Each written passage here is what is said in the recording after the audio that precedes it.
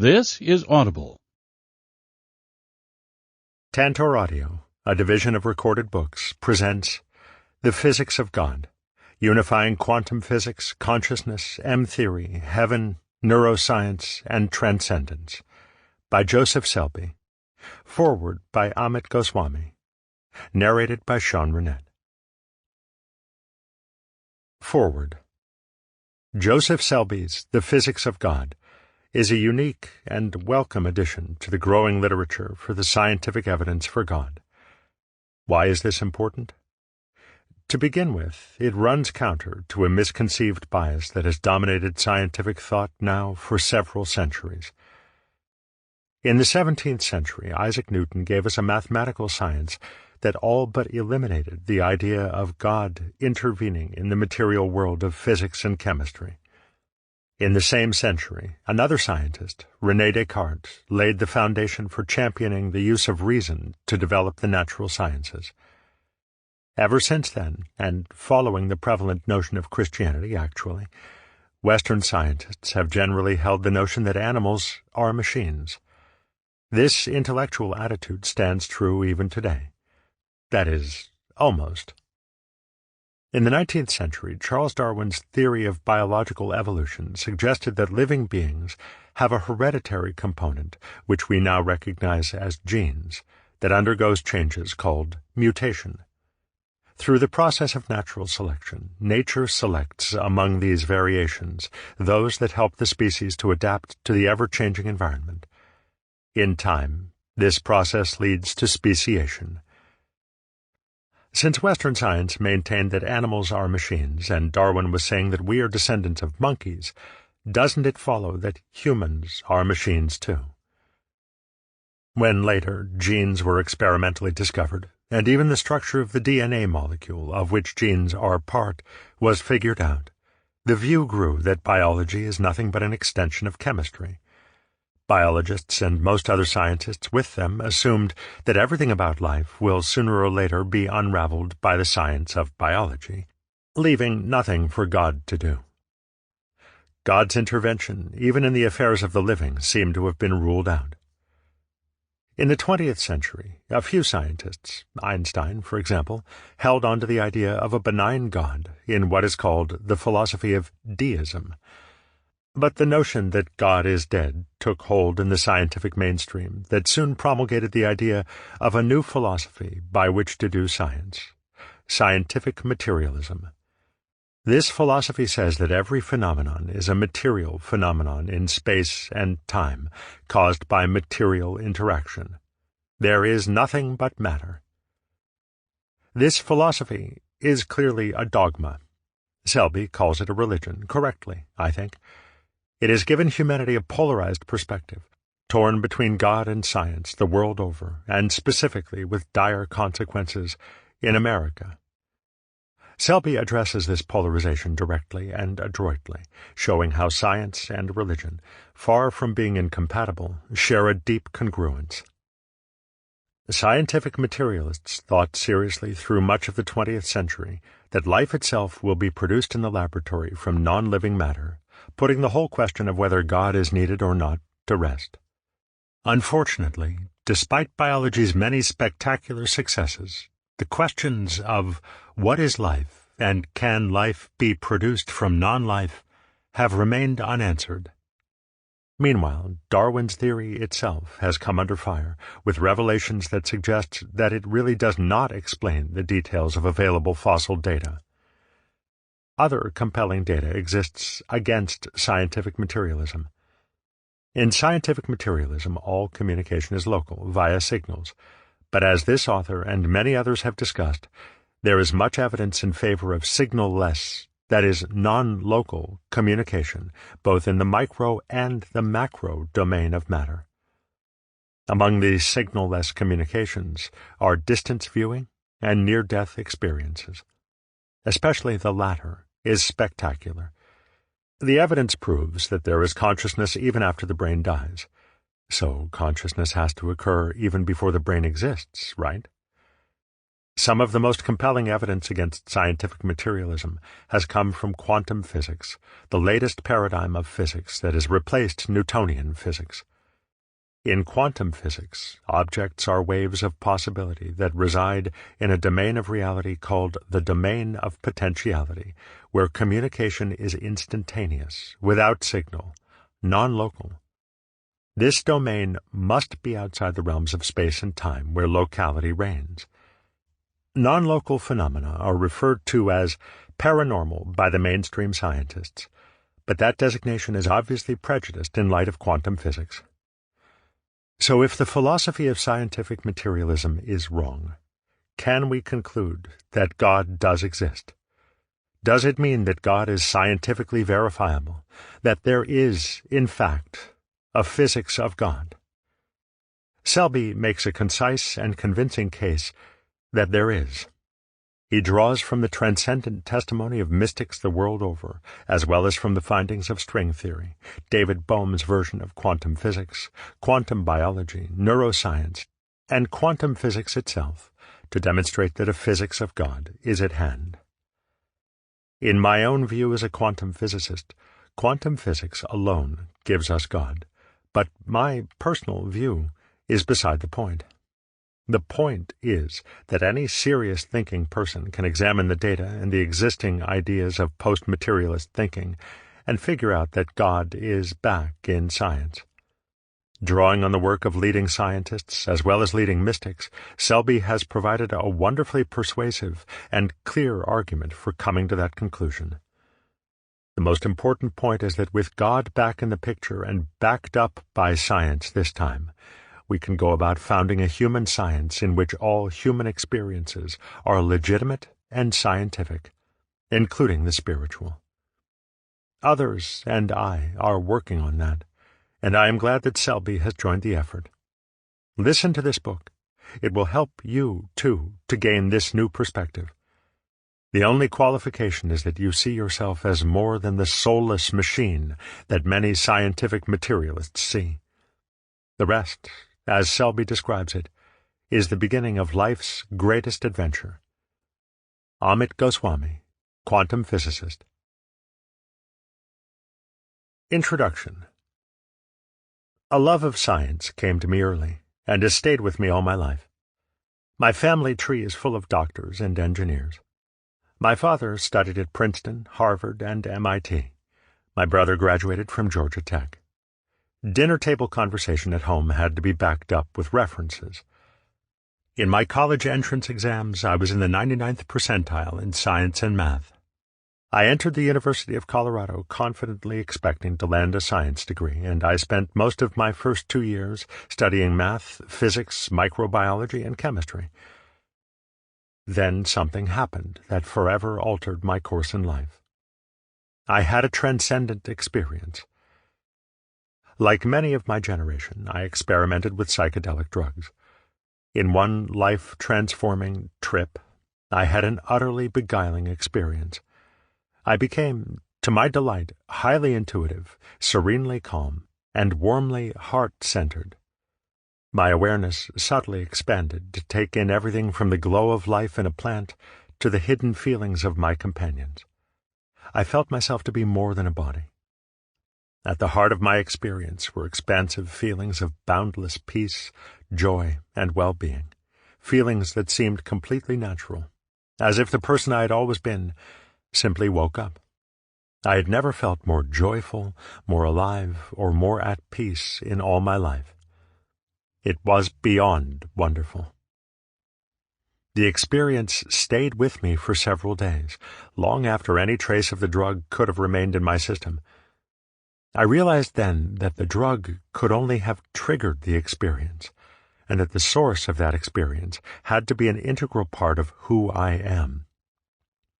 The realization that my experience was not simply an ephemeral hallucination set me on a personal quest to find out how to live in that amazing, transcendent state all the time. There was nothing I knew about science at that time that could explain what I had experienced. Abruptly changing my major from microbiology to philosophy, I took a deep dive into Western metaphysics. Eagerly, I immersed myself in Plato, Aristotle, Hume, Kierkegaard, Kant, Nietzsche, Sartre, and many Christian theologians, including Augustine and Aquinas. Though I found some inspiration in my several-year-long swim through Western philosophy, I did not find what I was hoping to find. Western philosophy tends to be dryly intellectual. I learned almost nothing to help me bridge the gap between the heady thoughts of these philosophers and my heartfelt transcendent experience. Not satisfied, I transferred to UC Berkeley, where I studied, with deepening interest, the philosophies of Buddhism, Jainism, Taoism, and Hinduism.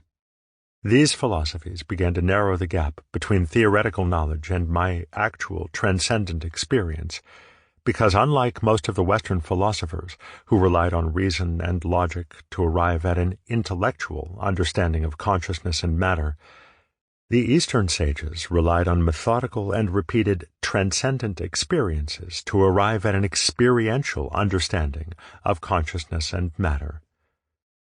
The difference between the Western and Eastern approaches is like the difference between talking about a meal and eating one. And I soon learned that the secret to eating the meal is meditation.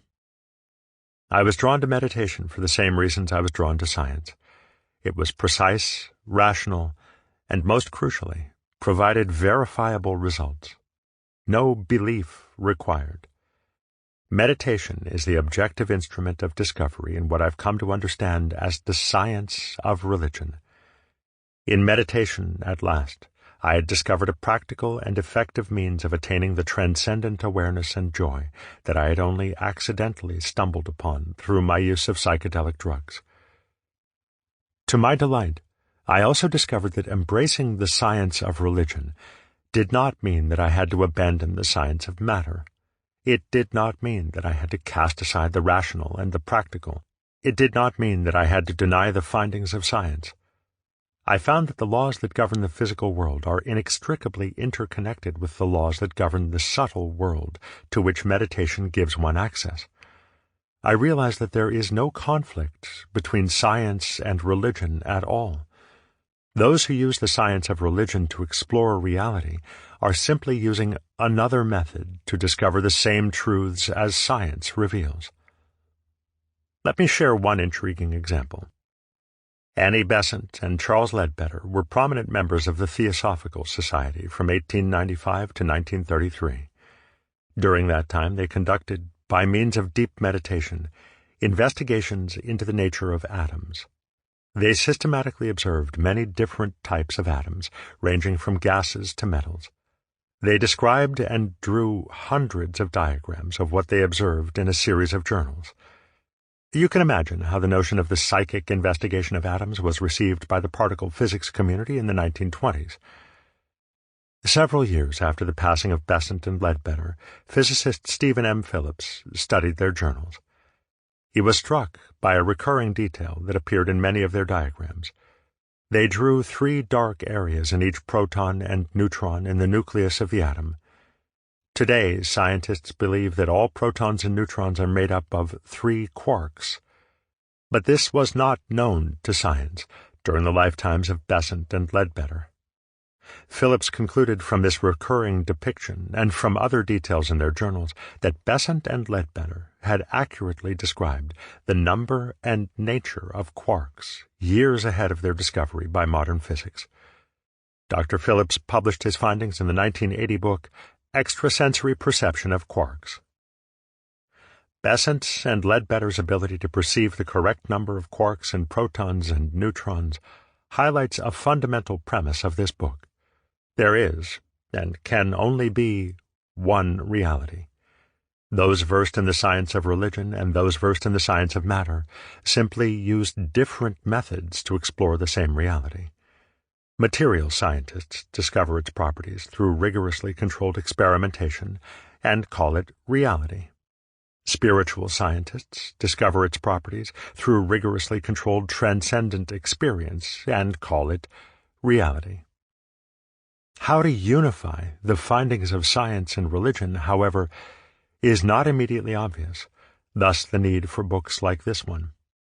The two approaches, material science and religious science, use very different languages.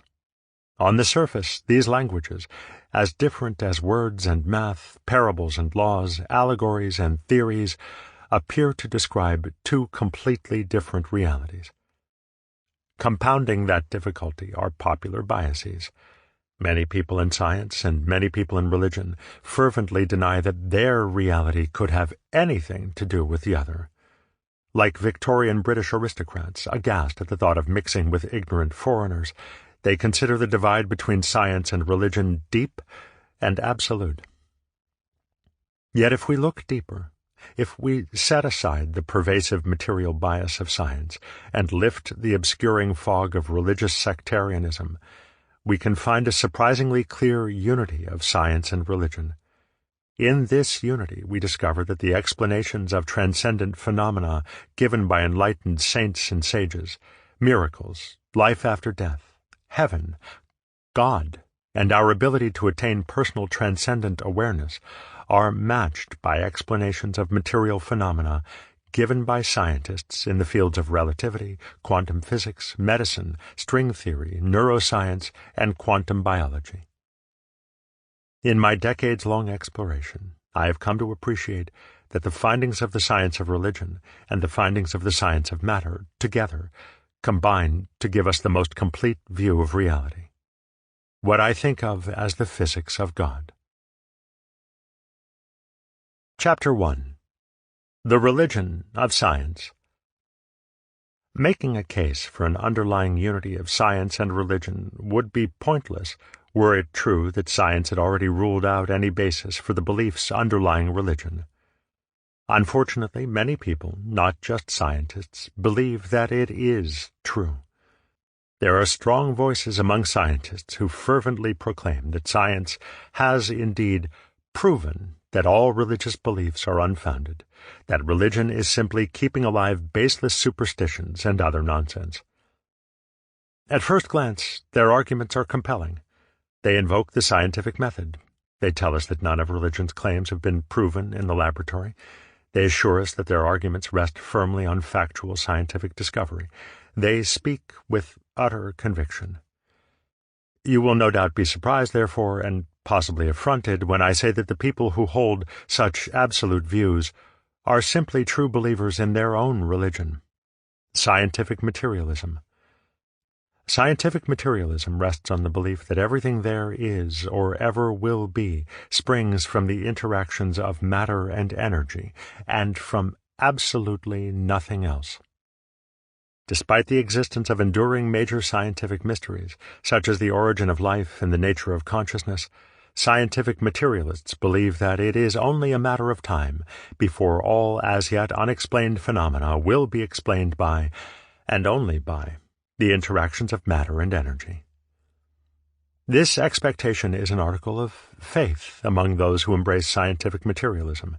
It is their credo. Given science's undeniable success over the last 3 centuries, scientific materialism's matter and energy only hypothesis is very convincing to a lot of people. Science's means of exploring reality, the scientific method, is the oracle of the age. Using the scientific method, scientists have uncovered myriad laws governing the operation of the physical world. It is no exaggeration to say that the application of those laws over the last 2 centuries has transformed civilization. Unfortunately for other religions, the religion of scientific materialism is in the ascendant and very influential. Not just many scientists, but also a huge percentage of people in the world are unknowingly members of the Church of Scientific Materialism, because they have embraced the credo, everything that is or ever will be is the result of matter-energy interactions and nothing else. But make no mistake, the idea that everything that is and ever will be springs from the interactions of matter and energy and nothing else is a belief, not a proven fact. Despite the efficacy of the scientific method, it is not the case, as scientific materialists would have us think, that science has applied the scientific method to all possibilities for non-material realities and proven them all false. Rather, science, as an official body, has become so convinced of the truth of scientific materialism that it simply doesn't explore alternative possibilities. The bias toward material explanations for all phenomena is so strong that it nearly eliminates the possibility of funding for any scientific inquiry that attempts to explore realities other than the material. A vocal portion of scientists dismisses out of hand, or worse yet, holds in disdain, even the suggestion that there may be non-material solutions to unexplained phenomena. Embracing such a suggestion is not, to put it mildly, a path to a successful career in science. I recently read an article by Sebastian Anthony in the online magazine Extreme Tech. I picked it almost at random from many similar articles from which I could make the same point. He cites a recent scientific paper published by Max Tegmark of MIT. In his paper, Tegmark suggests that consciousness might be a quantum state of matter. What I found most interesting in the article was not the explanation of Tegmark's quantum state approach to consciousness, but a comment by the article's author. Consciousness has always been a tricky topic to broach scientifically. In most serious scientific circles, merely mentioning consciousness might result in the rescinding of your credentials and immediate exile to the land of quacks and occultists. Another article, appearing this time in Slate magazine, also recently caught my eye. Quantum and Consciousness Often Mean Nonsense, by Matthew Francis. The title itself speaks volumes. The author's patronizing tone in the article adds more volumes. It sounds good at first. We don't know exactly how some things in quantum physics work. We don't know exactly how to go from the brain to consciousness, so maybe consciousness is quantum. The problem with this idea? It's almost certainly wrong. My favorite sentence, after Francis magnanimously but ingenuously admits that science may not know everything, is his emphatic declaration. It's almost certainly wrong. Why? The answer to why isn't found in the current facts known to science, but in Francis's belief that all phenomena will eventually be explained by scientific materialism. Such belief engenders the attitude that hypotheses of any other kind are simply a waste of time. If you read the article, you can feel his impatience with people who don't try to find non-material solutions to still unexplained phenomena. Don't they get it, he seems to ask. Don't they know all this non-material stuff is ridiculous? Even rigorously conducted scientific studies that experiment with non-material notions such as consciousness, those few that do somehow manage to get funded, are granted no credibility by science's high priesthood. The scientists who perform peer reviews, the approvers or rejectors of papers submitted to prestigious scientific journals such as the Physical Review Letters, the New England Journal of Medicine, or Proceedings of the National Academy of Sciences. You would be hard-pressed to find in these journals any papers that stray from the orthodox view of scientific materialism. A case in point is the fate of several scientific papers that emerged from the Princeton Engineering Anomalies Research, PAIR, program. PAIR was founded in 1979 by Robert G. John, then Dean of the Princeton School of Engineering and Applied Science. Despite the pedigree of Princeton University and of Professor John, and despite the overwhelmingly high quality of the science conducted, not one paper based on PAIR's successful proof of telekinesis was ever accepted by a respected scientific journal.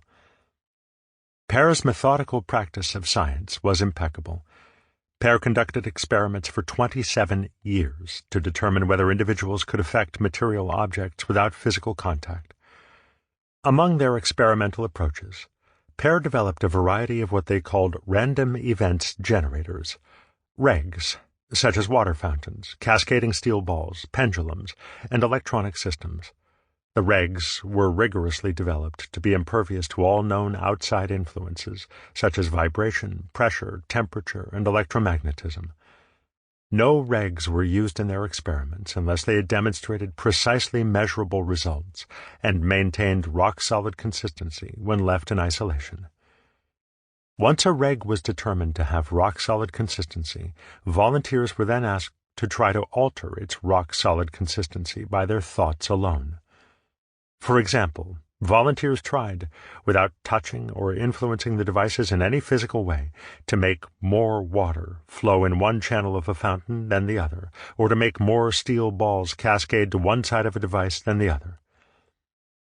Pear conducted these experiments for almost 3 decades, using hundreds of volunteers, in thousands of experiments, accumulating billions of data points. The results of these experiments revealed that nearly every volunteer had successfully altered the baseline distribution of the reg. The change from the baseline was often minuscule, but consistent to an overwhelmingly statistical meaningful degree. The odds against the possibility that Pear's experimental findings are merely the result of random events are several trillion to 1. In other words, practically speaking, there's no chance at all that their findings could be wrong.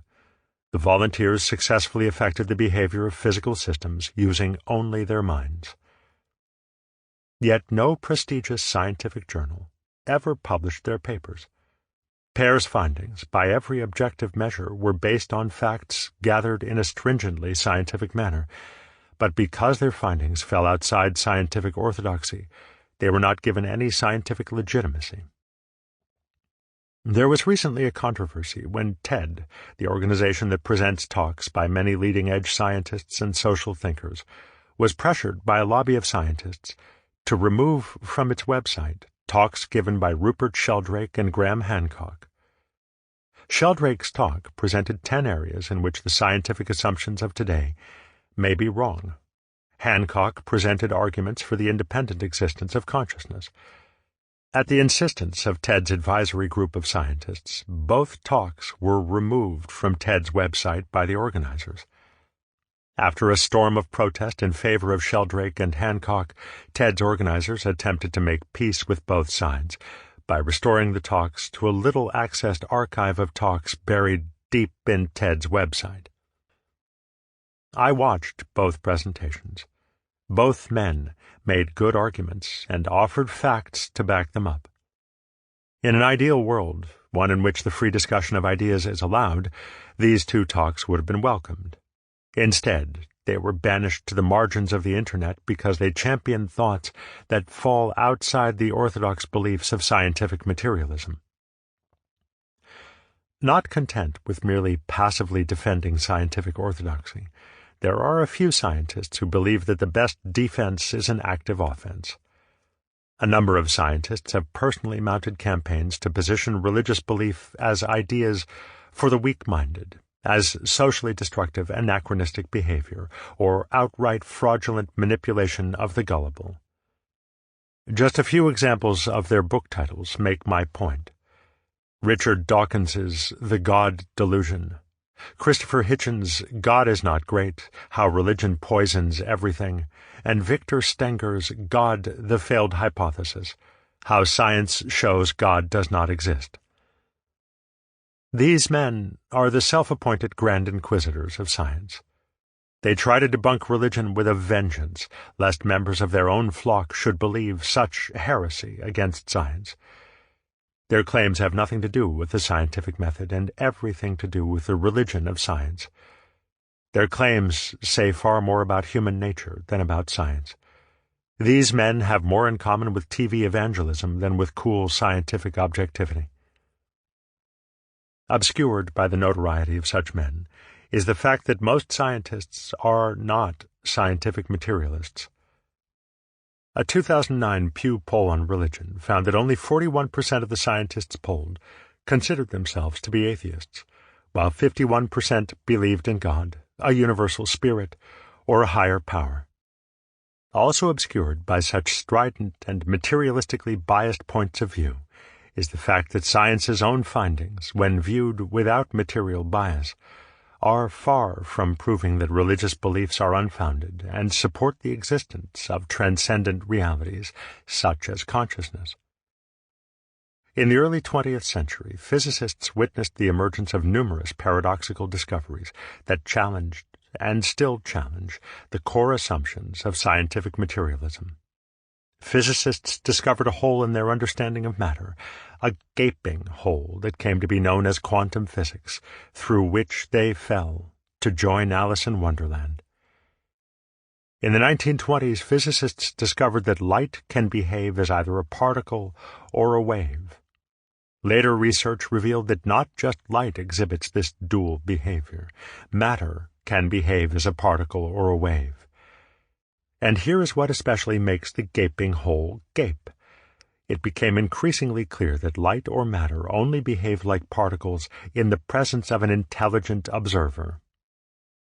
If you are unfamiliar with quantum physics, what I just stated probably makes no sense to you at all, nor did it to the physicists of the 1920s.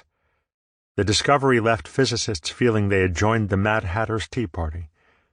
The best way I know how to explain the discovery is to walk you through an oft-repeated series of experiments. The counterintuitive results of these experiments never fail to leave people bemusedly shaking their heads, the experimental equivalent of talking to the Cheshire Cat. These experiments are commonly known as double-slit experiments. Light's wave-like nature can be demonstrated by shining a single beam of light through two side-by-side vertical slits in a barrier, thus creating two new side-by-side beams of light. The two new beams of light will then fan out and interfere with each other like water waves in a pond. When water waves' troughs meet, they form a deeper trough. When water wave crests meet, they form a higher crest. When troughs meet crests, they cancel each other out in proportion to their respective depths and heights. Physicists, trying to understand the nature of light more fully, devised another double-slit experiment. Instead of shining a light continuously through the two slits, they developed a way to send one photon of light at a time through the slits. Since photons are the particle form of light, physicists expected to see a pattern form on the detector like the pattern bullets would make when fired from a gun into a target. Imagine the experimenters' astonishment when, even though only one photon was released at a time, each photon still behaved as if it were part of a wave interfering with another wave. Such behavior doesn't seem possible, yet it has been confirmed in experiments again and again. Begin playing Twilight Zone theme. Collectively scratching their heads, physicists tried to understand how this paradoxical result could occur. Eventually, they conducted another experiment. A measuring device was placed by the slits to detect which slit an individual photon actually traveled through. The measuring device does not interfere in any way with the passage of the photons through the slits. Now try to imagine the experimenters' even deeper astonishment. Once the measuring device was added to the experiment, the photons passed through the slits and hit the detector like bullets fired from a gun. Why? Why did the photons behave differently? Nothing had changed. The only difference in the two experimental setups was that the passage of the photons through the slits had been measured by an intelligent observer. Feel free to shake your heads some more, and you can turn off the Twilight Zone music if it's bothering you.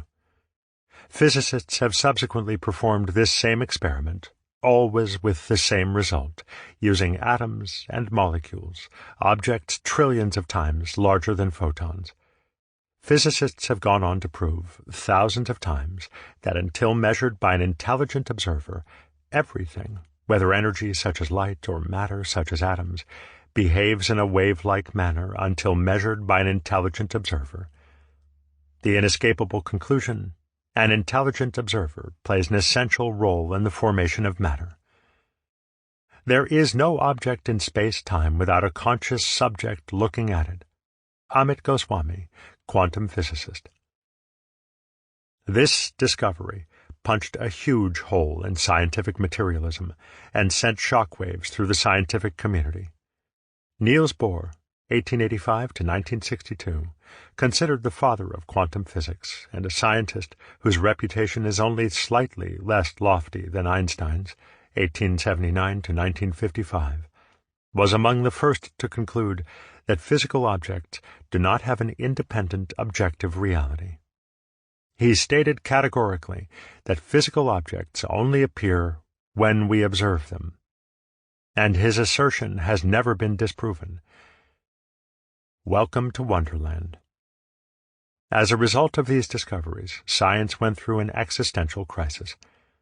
If matter has no fixed form until observed, if it exists in some insubstantial state until observed, then where does that leave science? As Albert Einstein said, likely speaking for most scientists, I like to believe that the moon is there, even if I am not looking at it. But according to the double-slit experiments, the moon isn't there unless one is looking at it. The old puzzler, if a tree falls in the forest and no one is there, does it make a sound, had a new answer. If no one is there, there is no sound. There is no tree. There is no forest. There is no earth. There is no thing. Science was saved from its existential crisis by the mathematics of probability. In the late 1920s and early 1930s, many brilliant physicists working across the world managed to build a mathematical bridge over the gaping hole created by the intelligent observer paradox and other quantum weirdness, a bridge that allowed them, for all practical purposes, to get a free pass out of Wonderland and ignore the intelligent observer conundrum. They built the mathematical bridge by adding the mathematics of probability to a nascent mathematical system known as quantum mechanics, founded in 1900 by Max Planck, 1858 to 1957. Despite its blending with the inexact-sounding world of probability theory, quantum mechanics is extremely accurate. It became, and remains, one of the most important scientific tools of the 20th and 21st centuries. It has been essential to the development of many marvels, including the advanced communications and computer science that enables so much of our civilization. But don't misunderstand. Despite its undeniable success, the development of the equations of quantum mechanics only made it unnecessary to answer the deeper questions about the nature of reality raised by quantum physics. It didn't answer them. The vast majority of physicists, with a sigh of relief, moved on to the business of inventing things and quite happily left behind the mysteries surrounding the nature of reality raised by quantum physics. But deep mysteries regarding the ultimate nature of reality remain unsolved. As Berkeley physicist Nick Herbert Riley sums it up, one of the best-kept secrets of science is that physicists have lost their grip on reality. In 1997, a poll was conducted among quantum physicists regarding what quantum physics actually means. The findings were written up in an article titled "A Snapshot of Foundational Attitudes Toward Quantum Mechanics." The authors conclude quantum physics is based on a clear mathematical apparatus, has enormous significance for the natural sciences, enjoys phenomenal predictive success. Yet nearly 90 years after the theory's development, there is still no consensus in the scientific community regarding the interpretation of the theory's foundational building blocks. The need for an intelligent observer is not the only hole in the argument for scientific materialism. When we look to the findings of the disciplines that deal most directly with life and consciousness, such as medicine and neurobiology, we find many more such holes. In 1976, a randomized controlled study of a potential chemotherapy treatment for gastric cancer was conducted by the British Stomach Cancer Group.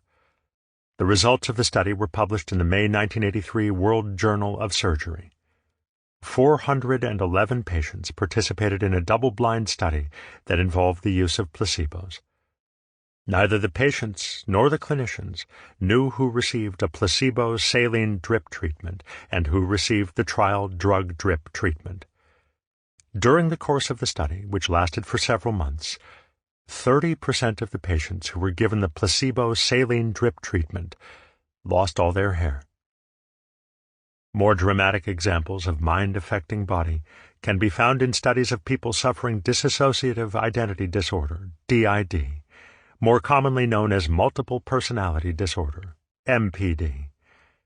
Sufferers of multiple personalities have been closely studied. These individuals can change from one personality to another in minutes, even in seconds. They may change personalities as many as 10 times in a single hour.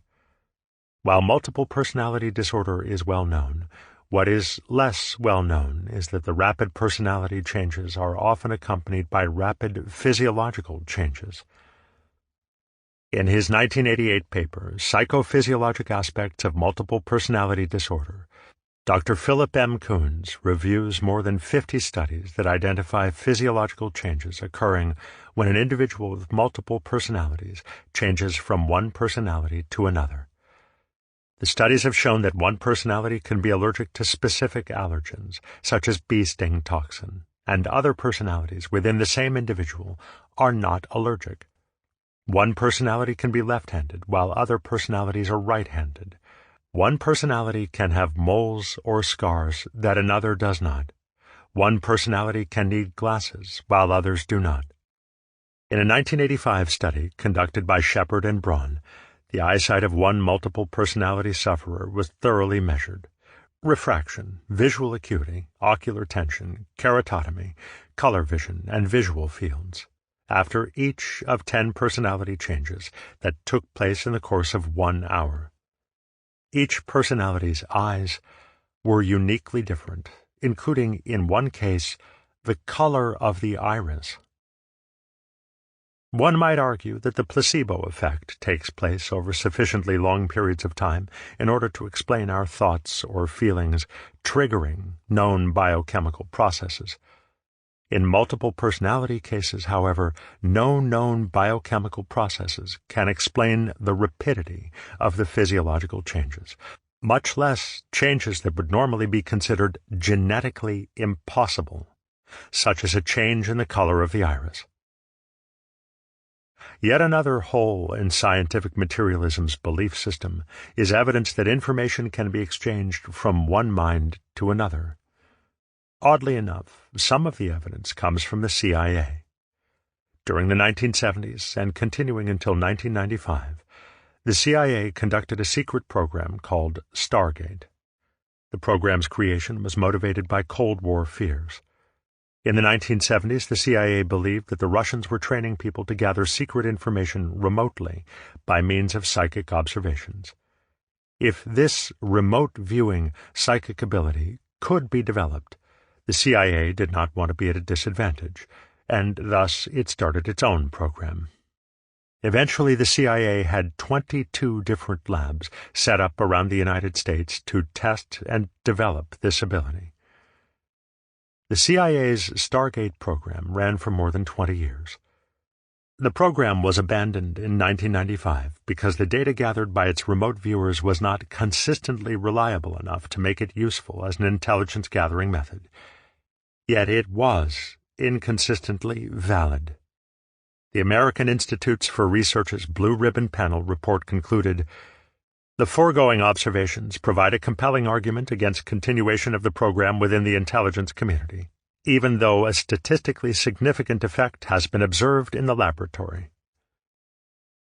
Many people have interpreted the program's closure as proof that such psychic abilities do not exist at all, when in fact the program established that some remote viewers could properly identify images with a significant degree of accuracy. The problem for the CIA was that the degree of accuracy wasn't close enough to 100% to be trustworthy or useful. But the results were accurate to a degree that was far, far beyond chance, thus plausibly indicating that in some scientifically unexplained way, the mind can directly receive information from outside the body. Numerous other discoveries, the role of the intelligent observer in the formation of matter, instantaneous physiological changes among multiple personality sufferers, Pear's proof of telekinetic effects, the CIA's remote viewing successes, collectively cast significant doubt on scientific materialism's belief that everything there is and ever will be is the result of matter-energy interactions, and have led many scientists to hold more thoughtful views as to the potential truth behind non-material religious belief. There are many highly regarded scientists who do not share the narrow view of scientific materialism's true believers. Nobel Prize winner Werner Heisenberg, 1901 to 1976, a titan of early 20th century physics, suggested that underlying all matter is an indivisible and unseen realm, for which he coined the term potentia, and from which objects spring into existence when observed by an intelligent observer.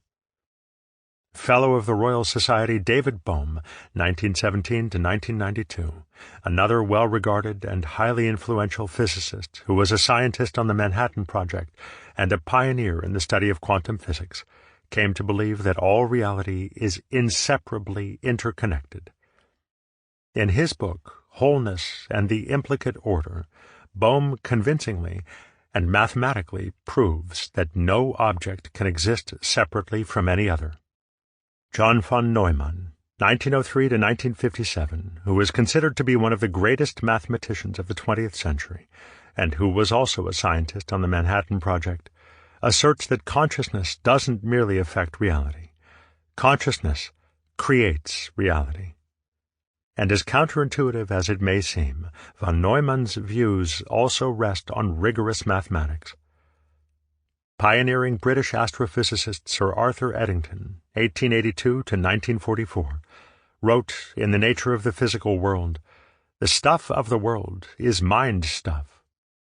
He goes on, "It is necessary to keep reminding ourselves that all knowledge of our environment, from which the world of physics is constructed, has entered in the form of messages transmitted along the nerves to the seat of consciousness. It is difficult for the matter-of-fact physicist to accept the view that the substratum of everything is of mental character. But no one can deny that mind is the first and most direct thing in our experience, and all else is remote inference." Professors of physics Fritjof Capra, author of The Tao of Physics, and Amit Goswami, author of The Self-Aware Universe, represent some of the thinking of the newer generation of physicists who have been exposed to Eastern spiritual philosophies. An increasing number of scientists are aware that mystical thought provides a consistent and relevant philosophical background to the theories of contemporary science, a conception of the world in which the scientific discoveries of men and women can be in perfect harmony with their spiritual aims and religious beliefs. Fritjof Capra. Instead of positing that everything, including consciousness, is made of matter, this philosophy posits that everything, including matter, exists in and is manipulated from consciousness. Amit Goswami, quantum physicist. You will hardly find one among the profounder sort of scientific minds without a peculiar religious feeling of his own. But it is different from the religion of the naive man. His religious feeling takes the form of a rapturous amazement at the harmony of natural law, which reveals an intelligence of such superiority that, compared with it, all the systematic thinking and acting of human beings is an utterly insignificant reflection. Albert Einstein. These scientists are hardly quacks and occultists. Among them are Nobel Prize winners and luminaries of physics, whose numerous discoveries and mathematical formulations remain fundamental to modern science. For these scientists to even attempt to answer the deeper questions raised by their discoveries required them to grapple with concepts dealing with consciousness, thought, and perception, the traditional realm of philosophy and religion. Although their speculations are grounded in scientific logic and were arrived at methodically, rationally, and even mathematically, the concepts that emerge, interconnectedness, consciousness, higher intelligence, are decidedly non-material. Unlike true believers in scientific materialism, such as Dawkins and Stenger, other, more open-minded and expansive scientists go wherever the facts of science lead them. If the facts of science suggest there is more to reality than matter-energy interactions alone can explain, then so be it. The material bias of science that leads many non-scientists especially to conclude that the beliefs underlying religion have been disproven is just that, a bias extolled by a minority of scientists who believe in the religion of scientific materialism. But the fact is, not one of religion's core beliefs, miracles, life after death, heaven, God, or the possibility of personal transcendent experience, has been ruled out by science. Rather, it is the widespread acceptance of scientific materialism's unproven beliefs that has made many people think so. Chapter 2. The Science of Religion. Although it is true that science has by no means disproven the fundamental beliefs of religion, failure to disprove does not automatically make religion's beliefs true. How then can we decide whether or not there is any truth to religion's claims? One way we can evaluate such claims is by comparing the testimony of those who have had profound transcendent experiences. When we look beyond the superficial variations of language, culture, and vocabulary such people use to describe their transcendent experiences, we find a compelling consistency. Another way to evaluate the veracity of religion's claims is to study the remarkably similar ways in which the saints and sages attained such transcendent states. At the heart of all religions you will find men and women who practiced a universally effective science of religion. The science of religion is a collection of disciplines usable by anyone, which when performed with determined focus and intention inevitably result in personal transcendent experience. From personal transcendent experience come the revelations that give meaning to all religions. The disciplines that bring personal transcendent experience deserve to be considered scientific because they provide consistent and repeatable results when practiced to perfection. I'll be the first to admit that it is difficult to see anything that looks remotely like science when one first examines the welter of precepts and tenets held by the orthodox believers of the myriad world religions. I have come to appreciate, however, that the bewildering and often contradictory mix of practices and beliefs surrounding religions reveals far more about human nature than it does about the transcendent nature of religion. It has been said that Christ was crucified once, but his teachings have been crucified every day since. Through the centuries, Christ's words of unconditional love have been turned into rationales for prejudice, oppression, brutality, and war. The words of Buddha, Krishna, Muhammad, Lao Tzu, Moses, and countless other spiritual teachers have suffered similar fates. The original and universal message of all true spiritual teachers is easily lost, or worse, twisted out of all recognition by the unfortunate tendency of people who want to have the corner on truth. This same unfortunate tendency is equally apparent in politics, sports fandom, and, as we've just explored, science. But in religion it is particularly intense and fervent. Orthodox religionists are much more concerned about proclaiming the differences of their religion, which to them are clearly superior, from all other religions than they are concerned in emphasizing shared truths. Worse yet, most Orthodox religionists are unassailable in their belief that their religion, and their religion alone, is true.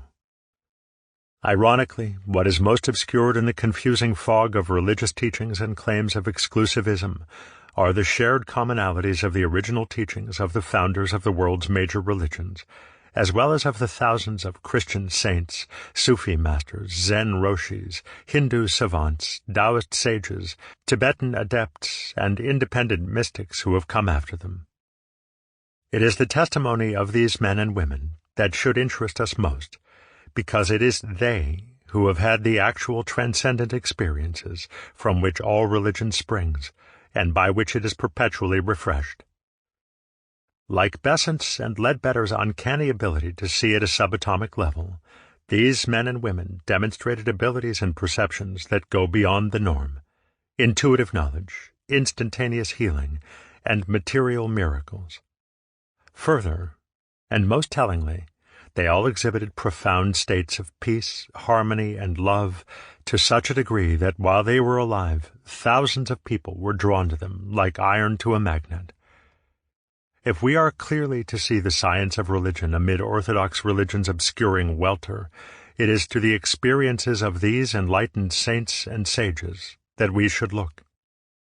Theologians may quarrel, but the mystics of the world speak the same language, and the practices they follow lead to the same goal. Eknath Easwaran, creator of Passage Meditation.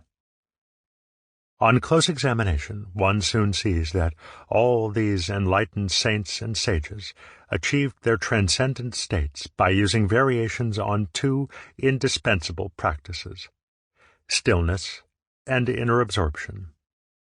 Stillness and inner absorption are the core disciplines of the science of religion.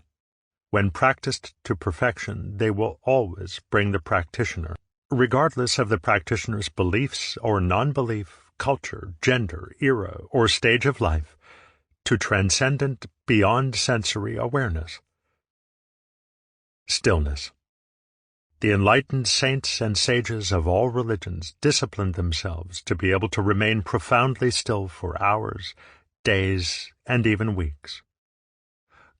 Gautama Buddha is said to have sat beneath the Bodhi tree in determined meditation for 49 days. Jesus Christ spent 40 days in the desert in fasting and intense prayer. Accounts abound of Himalayan yogis, Zen masters, and Christian monks and nuns remaining locked in stillness for lengthy periods. Sit quietly and listen for a voice that will say, "Be more silent. Die and be quiet." Rumi, Sufi mystic. Stillness is the altar of spirit. Paramahansa Yogananda, yoga master and author of Autobiography of a Yogi. We need to be alone with God in silence to be renewed and transformed. In it we are filled with the energy of God Himself that makes us do all things with joy. Mother Teresa of Calcutta. Be still and know that I am God. Psalm 46, verse 10. Why the need for stillness? Spiritual teachers from all traditions say the purpose of such profound stillness is to withdraw from bodily awareness, to withdraw from the continuous flood of information coming through our senses, because it is the sensory flood that drowns out our ability to perceive other, more subtle, but always present realities. Imagine you are attending a lively outdoor party in the countryside.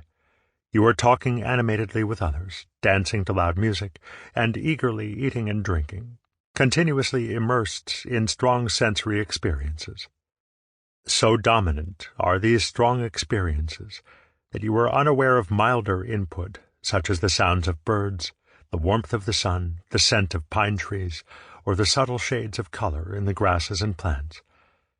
Although these more subtle inputs are just as present, you are simply unaware of them because of the overwhelming effect of your more pronounced sensory experiences. My lively party analogy contrasts two different intensities of sensory inputs, pronounced and subtle. Teachers of the science of religion contrast two different types of input, sensory and transcendent. They tell us that in profound stillness, as sensory input recedes from our awareness, we naturally become aware of transcendent realities that have always been present. There is a simple equation in the science of religion. The more still one becomes, the more aware one becomes of transcendent realities. Scientific studies confirm that deep states of stillness result in a pronounced shift in awareness away from sensory input and bodily awareness. In the late 1990s, leading neuroscientists Andrew Newberg, M.D., and his now-deceased colleague Eugene DeQuilly, M.D., studied the brains of Buddhist monks during meditation and of Christian nuns during intense prayer sessions. They injected their subjects with a radioactive substance and then monitored their brain activity with single-photon emission-computed tomography, or SPECT. They discovered that during their subjects' meditation or intense prayer sessions, there was significantly decreased activity in all regions of the brain that process sensory information. Of particular interest, they saw a significantly decreased level of activity in the Orientation Association Area, OAA, located near the top of the brain. In our normal waking state, nerves constantly send information to the OAA, from which our brain provides us a continuously updated mental picture of our body's current position, orientation, sensations of temperature, points of contact with other objects, and so on. While in deep stillness, these nerves, normally stimulated by movement, stop sending new information to the OAA. This happens naturally when we fall asleep. When it occurs during the conscious practice of disciplined stillness, test subjects say that they became increasingly less aware of their bodies until many feel entirely bodiless. Physical stillness also slows the metabolic processes of the body. Anyone who sits still for any reason will experience a decrease in heart and breath rate. Stillness reduces the body's need to take in oxygen and to expel carbon dioxide. Disciplined stillness can slow the heart and breath rate below normally achievable levels. Many studies, such as heart rate dynamics during 3 forms of meditation, published in the International Journal of Cardiology, confirm the efficacy of such techniques to significantly slow breath and heart rate. The practice of stillness can become so pronounced that the heart and breath can actually stop. Yogis in India have demonstrated the ability to remain breathless and without heartbeat for extreme periods. In 1973, a study was conducted at the Rabindranath Tagore Medical College and Hospital in Udaipur, India. An experienced yoga practitioner, Yogi Satramurti, volunteered to be tested. While connected to a 12-lead electrocardiograph, ECG, he remained in continuous meditation for 8 days. Soon after the experiment began, Yogi Satramurti's heartbeat stopped altogether and did not resume until nearly the end of the 8th day. Such experiences are not found only in the East.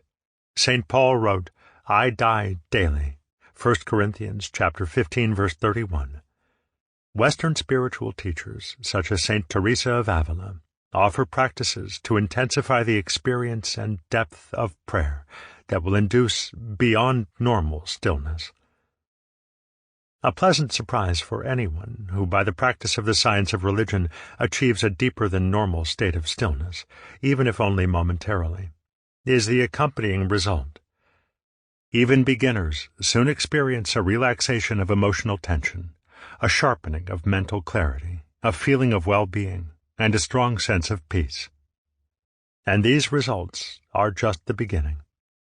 Deep stillness allows the practitioner to experience feelings and states of awareness far beyond what most people can imagine. Inner absorption. Practitioners of the science of religion soon discover that one cannot achieve perfect physical stillness without achieving perfect mental and emotional stillness, and vice versa. The two are inextricably linked. Not till your thoughts cease all their branching here and there, not till you abandon all thoughts of seeking for someone, not till your mind is motionless as wood or stone, will you be on the right road to the gate. Wang Po, Zen Master. Still the bubbling mind, herein lies freedom and bliss eternal. Swami Sivananda, Yoga Master. To the mind that is still, the whole universe surrenders. Lao Tzu, Tao Te Ching. Anyone who has tried to meditate can attest to how readily the mind flits from thought to thought, even when the body is relatively calm. Yogis wryly compare the experience to that of a drunken elephant randomly and unstoppably careening through the landscape of one's mind. Fortunately, enlightened saints and sages have passed on successful techniques and practices for subduing the drunken elephant. They fall into two broad categories: devotion and concentration. focusing the heart and focusing the mind. Devotion can be described as the heartfelt determination to become absorbed in feeling. Mind and feeling are holistically linked. Thought tends to follow feeling, as anyone who has had a strong desire can attest. The mind keeps returning to focus on strong feelings regardless of what else one might be trying to think about. The primary tools of devotion are heartfelt prayer, devotional singing, and chanting. Such practices vary across religious traditions, but the common purpose is to awaken deep, determined yearning for God, in whatever form one holds dear. A Christian may focus on Jesus or Mary, a Hindu on Krishna, or a goddess such as Lakshmi, a Buddhist on Buddha, a Muslim on the formless Allah. Those who have a natural attunement to the heart find themselves able to forget themselves in their devotions. The small and random thoughts of the mind are eclipsed by powerful and sublime feelings. Caught up in devotion, all else is forgotten, including the body and all sensory input. In addition to such devotional practices, the enlightened saints and sages, particularly of the East, offer techniques for concentrating the mind. These techniques often involve the mental repetition of phrases or mantras. Some techniques involve watching the breath or breathing in deliberate patterns. Many require a steady focus of one's attention at the point between the eyebrows. Generally, we can say that all of these are techniques of meditation. Those who employ such techniques regularly can become so mentally focused that in the practice of devotion, the practitioner loses awareness of the body. Many scientific studies have been conducted to measure the effects of meditation and prayer. Subjects from all religions and mystical traditions, from Catholic nuns to Zen monks, have participated in such studies. The subjects' brain activities have been measured using, among other devices, EEGs, electroencephalography, fMRIs, functional magnetic resonance imaging, and SPECT, single photon emission computed tomography. These measuring devices detect increases or decreases in brain activity in specific parts of the brain, fMRI and SPECT, or in the case of the EEG, detect changes in overall brain activity. Brain activity, as measured by an EEG, is typically categorized into alpha, beta, delta, and theta brainwave rhythms. Broadly speaking, our everyday, physically active state of consciousness tends to produce a beta wave rhythm. Restful, deep thinking tends to produce an alpha wave rhythm. Deep sleep produces a delta wave rhythm. Meditation, too, produces an alpha wave rhythm, which, as mentioned, is generated when people concentrate or think deeply. However, meditators often pass through the alpha wave rhythm like a stage in a process to arrive at theta wave rhythms. Theta waves have been detected when people are dreaming deeply, REM sleep, learning, visualizing, or creating. Theta wave rhythms, also detected in deep meditation, are thus associated with what we might call motionless but highly focused activity, revealing that meditation is far more than a pleasant wander through one's thoughts. Deep meditation is profoundly engaging, creative, and focused. The electroencephalogram is only able, however, to measure the overall electrical activity in the brain. Other techniques, particularly functional magnetic resonance imaging, fMRI, allow scientists to measure activity taking place in specific areas of the brain, and thereby provide us a deeper view of the effects of meditation. Activated areas of the brain, areas with increased blood flow, appear to light up on the fMRI's computer screen.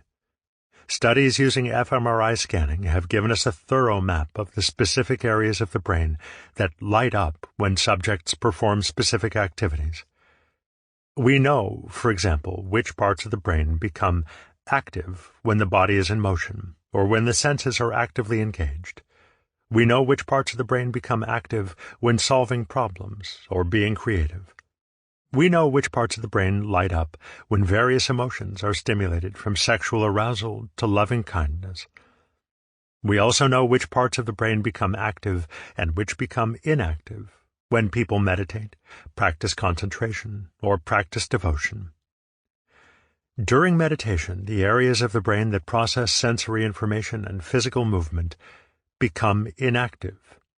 These areas include those which receive sensory input from specific body parts, and those involved in motor control, spatial sense, speech, and primal emotions, such as fear and anxiety.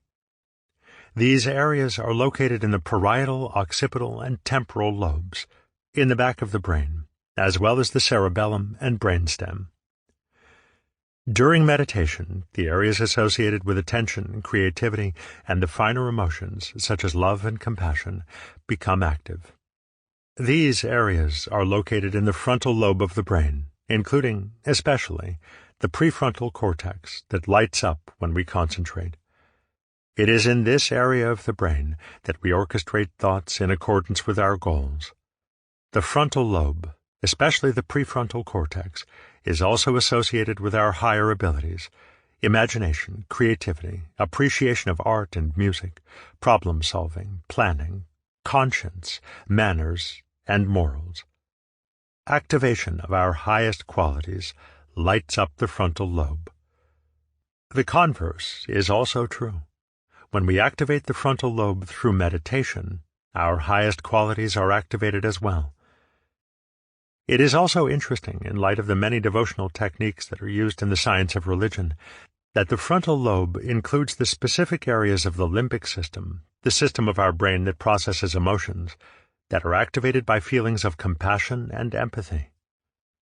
Parts of the limbic system are activated during the formation and processing of any emotion. The limbic system activates during emotional responses of the most primal, fear, aggression, hatred, as well as when we experience finer feelings, peace, compassion, love. However, primal feelings activate the lowermost areas of the limbic system, known as the brainstem, while finer feelings activate higher areas of the limbic system, close to the frontal lobe, which include the cingulate cortex, hippocampus, and thalamus. The anterior cingulate cortex especially, that part of the cingulate cortex that is in closest contact to the frontal lobe, has been associated in numerous studies with empathy and compassion. While science can quantitatively measure brain waves and detect what parts of the brain are activated during states of concentration and devotion, we must rely on the testimony of meditators and practitioners of devotion to describe the experience qualitatively.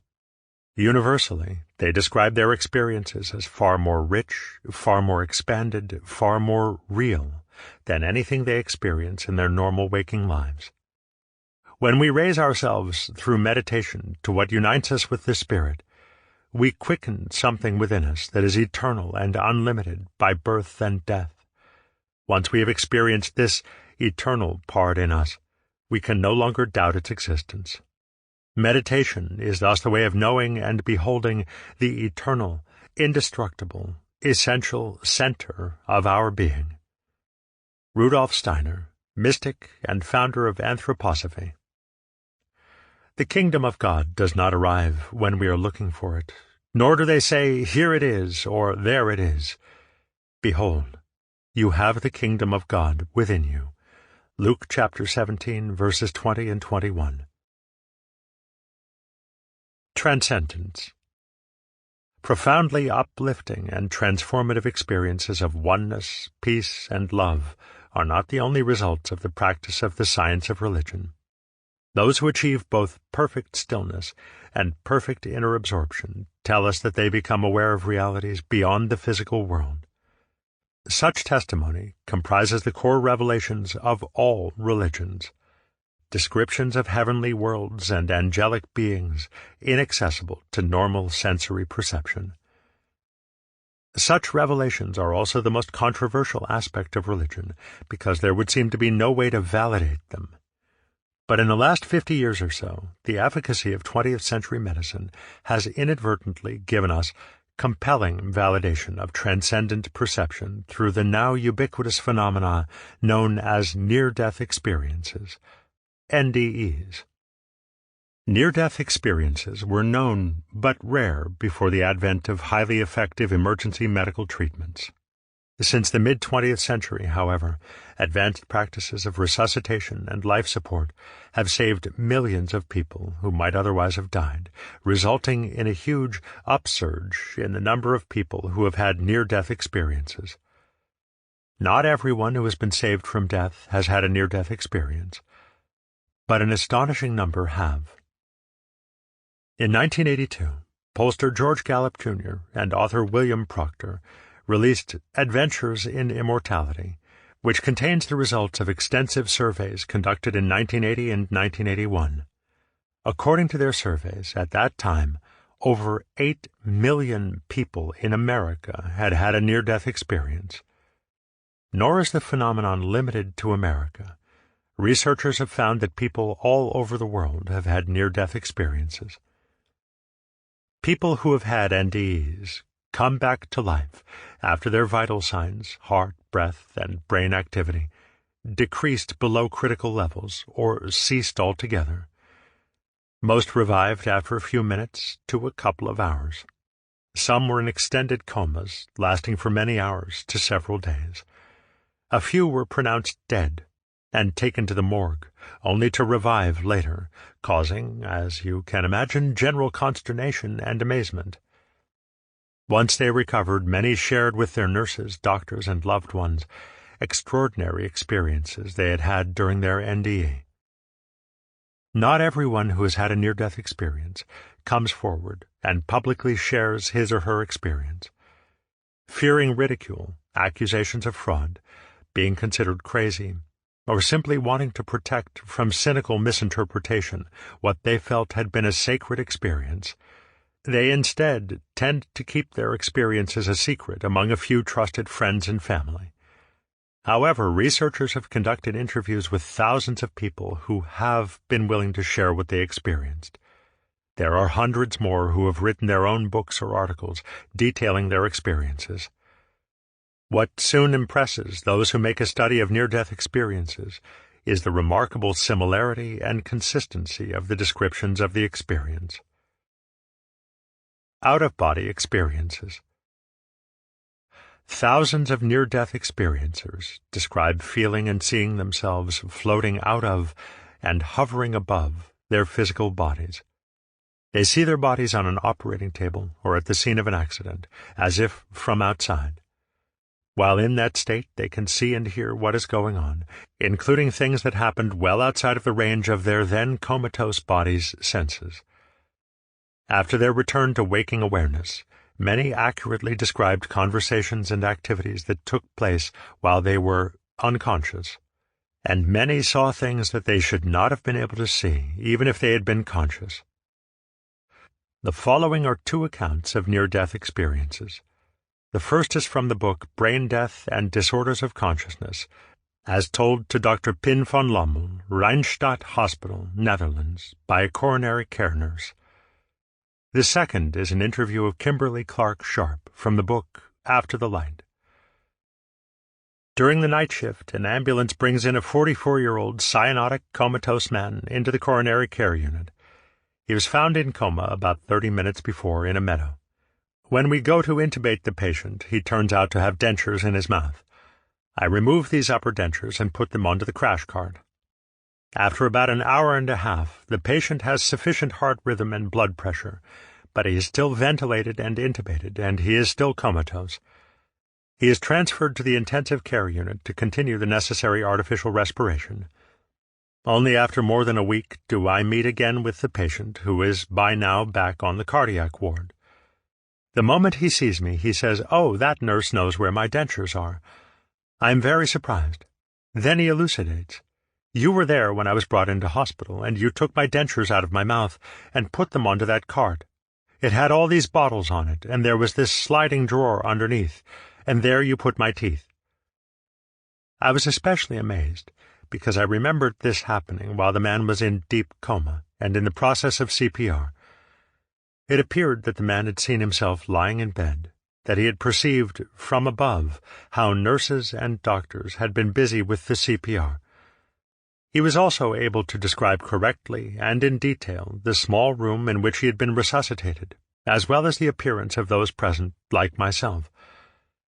He is deeply impressed by his experience, and says he is no longer afraid of death. Maria was a migrant worker who, while visiting friends in Seattle, had a severe heart attack. She was rushed to Harborview Hospital and placed in the coronary care unit. A few days later, she had a cardiac arrest and an unusual out-of-body experience. At one point in this experience, she found herself floating outside the hospital and spotted a single tennis shoe on the ledge of the north side of the third floor of the building. Maria was not only able to indicate the whereabouts of this oddly situated object, but she was able to provide precise details concerning its appearance, such as that its little toe area was worn and one of its laces was stuck underneath its heel. Upon hearing Maria's story, Clark, with some considerable degree of skepticism and metaphysical misgiving, went to the location described to see whether any such shoe could be found. Indeed it was, just where and precisely as Maria had described it, except that from the window through which Clark was able to see it, the details of its appearance that Maria had specified could not be discerned. Clark concluded the only way she could have had such a perspective was if she had been floating right outside and at very close range to the tennis shoe. I retrieved the shoe and brought it back to Maria. It was very concrete evidence for me. Profound peace and well-being. Near-death experiences are nearly always accompanied by feelings of peace and well-being so deep that the person's life is forever changed. Most say they will never fear death again. Many describe feeling the presence of an all-forgiving, all-encompassing love. Then I simply remember I became more blissful, more rapturous, more ecstatic. I was just filling and filling with this light and love that was in the light. Jane Smith, transcribed from A Moment of Truth. A sense of all-knowing enveloped me. Every part of my being was satisfied with an unconditional love beyond description. All questions were answered. An inner peace without striving or achievement was created and understood. Laurelyn Martin, author of Searching for Home. Passing into light. Near-death experiencers, after floating free of their bodies, frequently described being irresistibly drawn toward a light. Then, suddenly, I was in light, bright, white, shiny, and strong. A very bright light. It was like the flash of a camera, but not flickering. That bright. Constant brightness. At first I found the brilliance of the light painful. I couldn't look directly at it. But little by little I began to relax.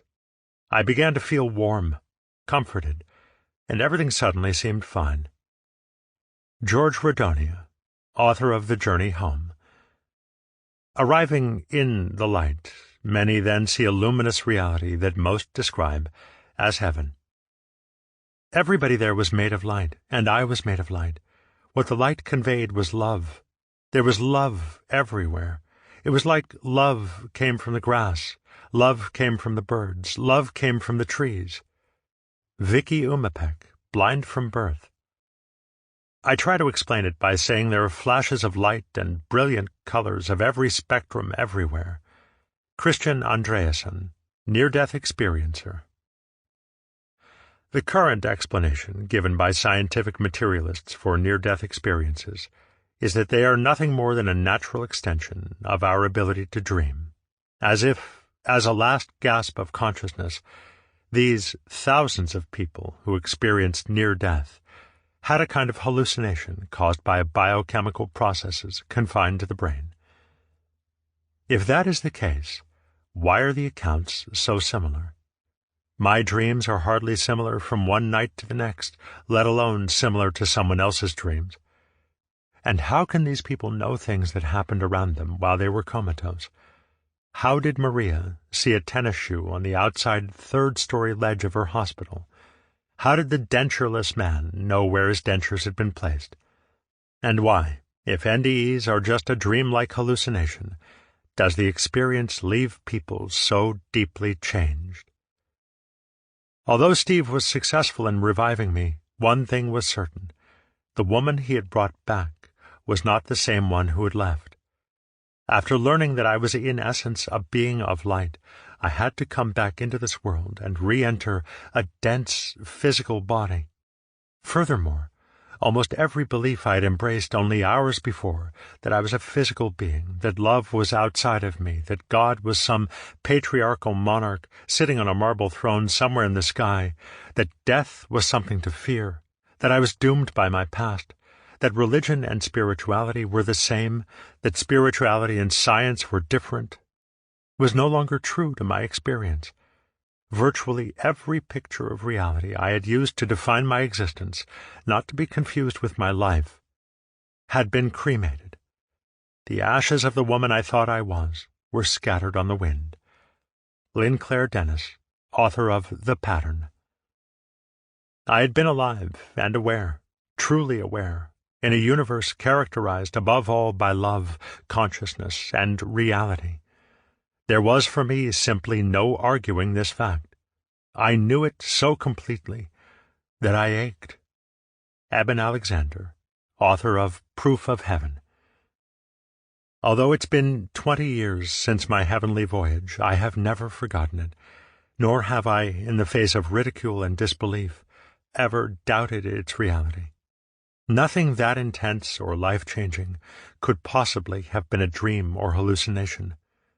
To the contrary, I consider the rest of my life to be a passing fantasy, a brief dream that will end when I again awaken in the permanent presence of that giver of life and bliss. Beverly Brodsky, author of Lessons from the Light. One cannot read the stories of such life-changing experiences without being moved to wonder. Open-minded researchers, including doctors and scientists, find the sincere testimony and profound life transformations of near-death experiencers impossible to dismiss as fraud or fantasy. A thorough study of near-death experiences leads any but the most determinedly skeptical to conclude that only something beyond a solely physical explanation can satisfy. These were not brain-centered, dream-like experiences drawn from an individual's random thoughts and impressions. All the near-death experiences were similar, regardless of prior beliefs. Many of those who experienced near-death were atheists. Most had no preconceived ideas about heaven or astral realms. Many who did have preconceptions about such transcendent realms found their actual experience to be quite different from their preconceptions. One of the foundations of the scientific method is the importance of empirical, repeatable results. An experiment conducted by one scientist is not considered valid unless the experiment can be repeated by another scientist with the same results. There are clear similarities between the experiences described by those having near-death experiences and the descriptions of transcendent experiences given by enlightened saints and sages.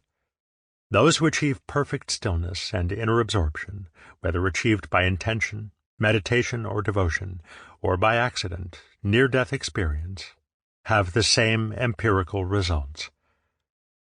Since my return from my near-death experience, I have experienced the light spontaneously, and I have learned how to get to that space almost any time in my meditation. Each one of you can do this. You do not have to die to do this. It is within your equipment.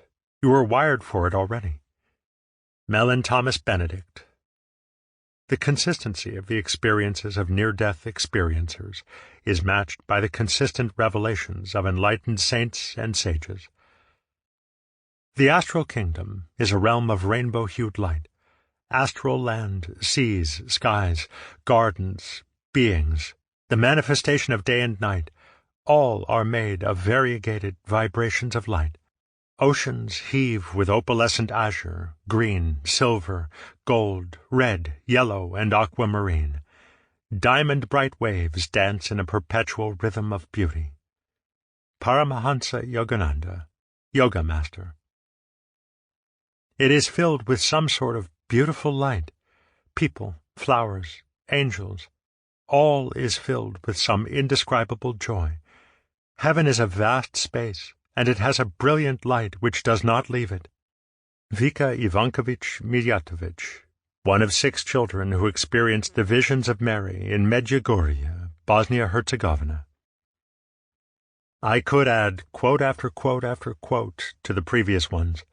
I have read hundreds of books containing stirring accounts of near-death experiences, as well as inspiring descriptions of transcendent realms given by monks, nuns, yogis, Sufis, adepts, roshis, saints, sages, and mystics from all religions and all eras. The more one reads, the more one finds the compelling consistency I mentioned at the beginning of this chapter. Many thousands have testified that once they have transcended the senses in perfect physical, emotional, and mental stillness, they have perceived beautifully luminous realms and angelic beings, and have experienced nearly indescribable and overwhelming feelings of well-being and oneness. This compelling consistency of the findings of saints and sages is the reason that I accord those findings as much credibility as I do the findings of science. In the chapters ahead, you will find as many quotes from saints as from scientists. You will find as many examples of religion's views as of science's views. The primary difference between the science of religion and the science of matter is in the discovery process. The science of matter's view of reality is based on the repeatable and consistent findings of physical experiments. The science of religion's view of reality is based on the repeatable and consistent findings of transcendent experience. As we continue our exploration, our most remarkable discovery will be that the perception of reality garnered from physical experiments and the one garnered from transcendent experience are remarkably and deeply congruent. Together, they give a more complete picture of the physics of God than either can provide separately. Chapter 3. The Light Show Illusion of Matter. One example of the remarkable similarity between the findings of science and the findings of religion is that both reveal that matter is not what it seems. Many religious traditions hold that matter is an illusion. Especially is this true in Hinduism, Buddhism, Jainism, and Sikhism, which embrace the concept of Maya, the veil of illusion cast over sensory perception. Yet the findings of science concur that matter is nothing like what our senses reveal. In fact, most of reality is hidden from our senses. Our senses appear to tell us unequivocally that we live in a solid and enduring reality of matter. Those senses, however, are extremely limited. Our eyes detect only visible light, a very tiny portion of the electromagnetic spectrum that also includes radio waves, microwaves, infrared, ultraviolet, X-ray, and gamma waves, none of which we can perceive through our sense of sight. If our sense of sight were not limited to seeing only a narrow band of the electromagnetic spectrum, if we could see the rest of the spectrum, we would perceive a world entirely made up of light. Imagine there being thousands of colors, not just the 7 colors of the visible light spectrum, in a completely luminous reality.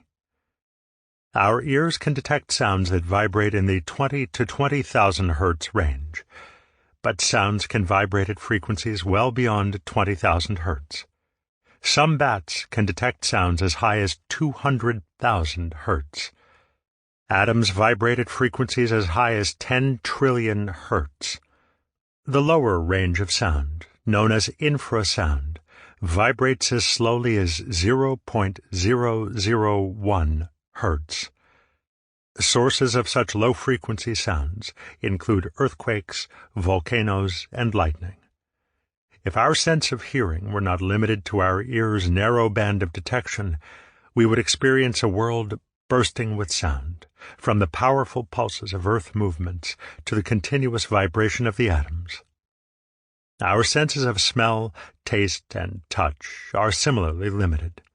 We can smell only very specific airborne compounds, and we can taste only very specific ingested substances. Our sense of touch tells us little about what we are touching, except for basic properties of texture, hardness, and temperature. The fact is that we are mostly insensible to the world around us.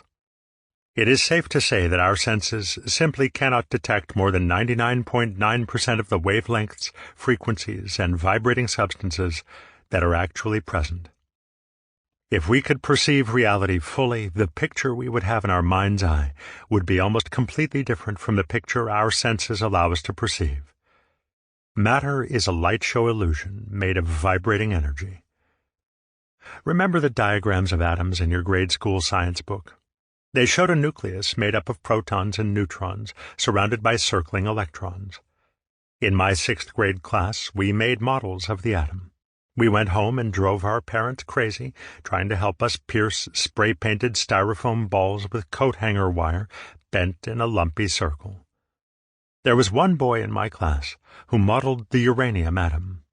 He created a massive tangle of hundreds of white styrofoam ball-pierced wire circles that almost completely obscured the red and blue styrofoam ball nucleus. You may have had a boy like that in your class, too. He's probably running a tech firm now and driving to work in a Lamborghini. Let's forget him. But do you remember the diagram? Yes? Well, forget that, too. You'll still find the diagram in modern school textbooks because it is still believed to be a useful teaching aid, but it is almost completely misleading. A truer picture of the atom, but far more difficult to visualize, has been known since the beginning of the 20th century. The first problem with the typical school textbook diagram is the scale. A diagram of the hydrogen atom is often shown because it is the simplest, one proton in the nucleus and one orbiting electron. But if the size of the hydrogen atom's one proton nucleus really were as big as it is depicted on the page, say 1 inch in diameter, to be in proper scale, the electron would have to be drawn several miles away. You've probably heard this old chestnut before, but it's worth repeating. If all the space between the nucleus of the atoms and their orbiting electrons were removed, our bodies would be reduced to less than the size of a pinhead. Our bodies consist nearly entirely of empty space, as in 99.9999% empty space. This raises an obvious question. Why don't our bodies mesh into other objects, merging into them like two insubstantial dandelion blossoms pushed together?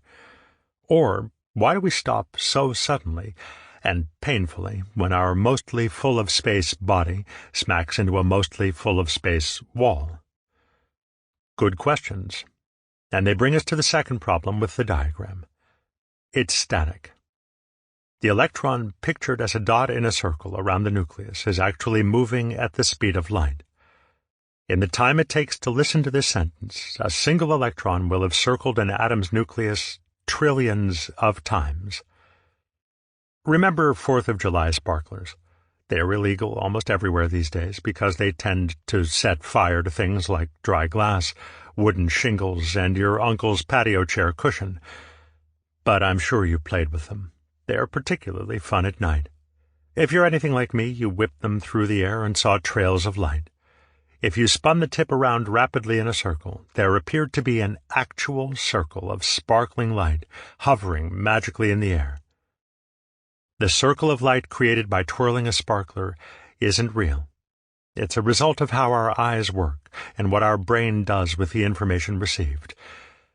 But the seeming reality of the circle of light is a good analogy for the effect of the electron racing around the nucleus. Moving at the speed of light, incomprehensibly faster than our twirling sparkler, the electron effectively creates a permanent shell of light energy around the nucleus. Larger atoms, with their greater number of protons and a correspondingly greater number of electrons, create what is often described as an electron cloud around the nucleus. The word cloud suggests something soft and yielding, but in this case, it is anything but. If we were inside a small spacecraft and somehow able to shrink down to the size of a neutron and then try to fly inside an atom, we would be unable to penetrate the force field of energy created by the cloud of electrons traveling around the nucleus. We'd be annihilated when our spacecraft took a direct hit from an electron, its impact being like a laser cannon blast from a science fiction spaceship. When an atom, surrounded by its whirling electron force field, comes in contact with another atom's whirling electron force field, a number of things can happen. They can bounce off each other and go their merry ways, or one atom can take electrons from or give electrons to the other atom, in a process that changes both atoms. Or they can share electrons, a sharing that effectively glues them together, thus allowing atoms to form stable arrangements of atoms known as molecules. Everything from pancakes to planets forms from the varying interactions between the electron shells of atoms. One thing, however, that electron shells don't do in ordinary conditions is collapse. The electron force field is immensely strong. The electron force field can be defeated by stripping electrons away from simple atoms, such as hydrogen, leaving the proton free. But unless carefully controlled, that proton will nearly instantaneously pick up an electron from some other obliging atom, and the force field will form once more. It is this force field-like electron cloud around every atom that keeps our mostly full-of-space body from meshing into other mostly full-of-space objects, or from sinking into the ground on which we stand. A helpful visual analogy is that a large cardboard box, tightly packed with ping-pong balls, all of which are hollow, would easily hold your weight if you stood on it. Similarly, the ground easily supports your weight, even though our solid-seeming Earth is 99.9999% space. Now for the last problem with our grade school diagram. That dot in the center of the diagram that represents the nucleus, it isn't matter either. Like the force field electron shell of constantly moving energy that surrounds the protons and neutrons of the nucleus, protons and neutrons are also composed of energy moving at the speed of light. Einstein was the first scientist to make the case mathematically that matter, as it had been understood, simply doesn't exist. In 1905, Einstein published a paper describing his special theory of relativity, in which he declared that the nucleus of the atom was actually a super-condensed, super-high-frequency form of energy. His famous equation, E equals mc squared, proved that there are no undividable, super-tiny little balls of solidity. The absence of solid matter at the core of the atom has since been proven over and over in particle accelerator experiments. In ordinary conditions, the electron cloud around the nucleus prevents other forms of light energy from penetrating to the nucleus, thus preventing scientists from seeing through to the nucleus. The situation is roughly analogous to not being able to see inside an egg because of the shell. Stymied by this opacity, pioneering physicists reasoned that if they couldn't see into the atom, they could smash the atom to bits and then examine the pieces, rather like smashing an egg and examining the contents. In 1929, Ernest O. Lawrence of the University of California, Berkeley, invented the first atom smasher, or particle accelerator, as it is known today. Lawrence's atom smasher is the many greats grandfather of the Large Hadron Collider, LHC, built at CERN in Switzerland. What has subsequently been revealed is nothing like our science book's simple diagram of the atom. I won't even begin to try to describe to you a complete picture of what has become known as the standard model of the atom. Most people are quickly snowed under by the blizzard of terms used in the standard model to describe the ever smaller and ever more exotic subatomic particles that have been created and identified in particle accelerator experiments. Quarks, bosons, hadrons, fermions, photons, gluons, mesons, baryons, leptons, muons, pions, kaons, and these are just a few flakes in the avalanche of standard model terms that will bury the unwary. Fortunately, stepping back from the model's avalanche of detail will not only save us from an icy burial, it will also provide us with the key insight into the Standard Model. The LHC is able to accelerate a stream of protons, atoms stripped of their electrons, up to very high speeds, and then collided with another stream of protons coming from the opposite direction, like two cars in a head-on smash. For an inconceivably tiny moment of time after the collision, we're talking trillionths of a second, stable particles, such as quarks, become unstable and then reform into multiple new particles, rather like a few drops of water, instantly superheated into gas inside a chamber and then, just as instantly, cooled back into droplets. However, unlike the superheated water droplets, the enormous amount of energy used to speed the proton streams to near light speeds is also converted into particles at the moment of collision. Because more energy has been added to the mix, the protons do not reform exactly into their original state. The additional energy upsets the intricate and stable balance of forces composing the original protons. One way to think of this process is that by adding more energy, scientists are creating new kinds of particles. What these particle accelerator experiments have revealed is that the nucleus of the atom is essentially a dynamic, vibrating balance of high-energy forces, which, when new forces are introduced, loses equilibrium and seeks a new balance.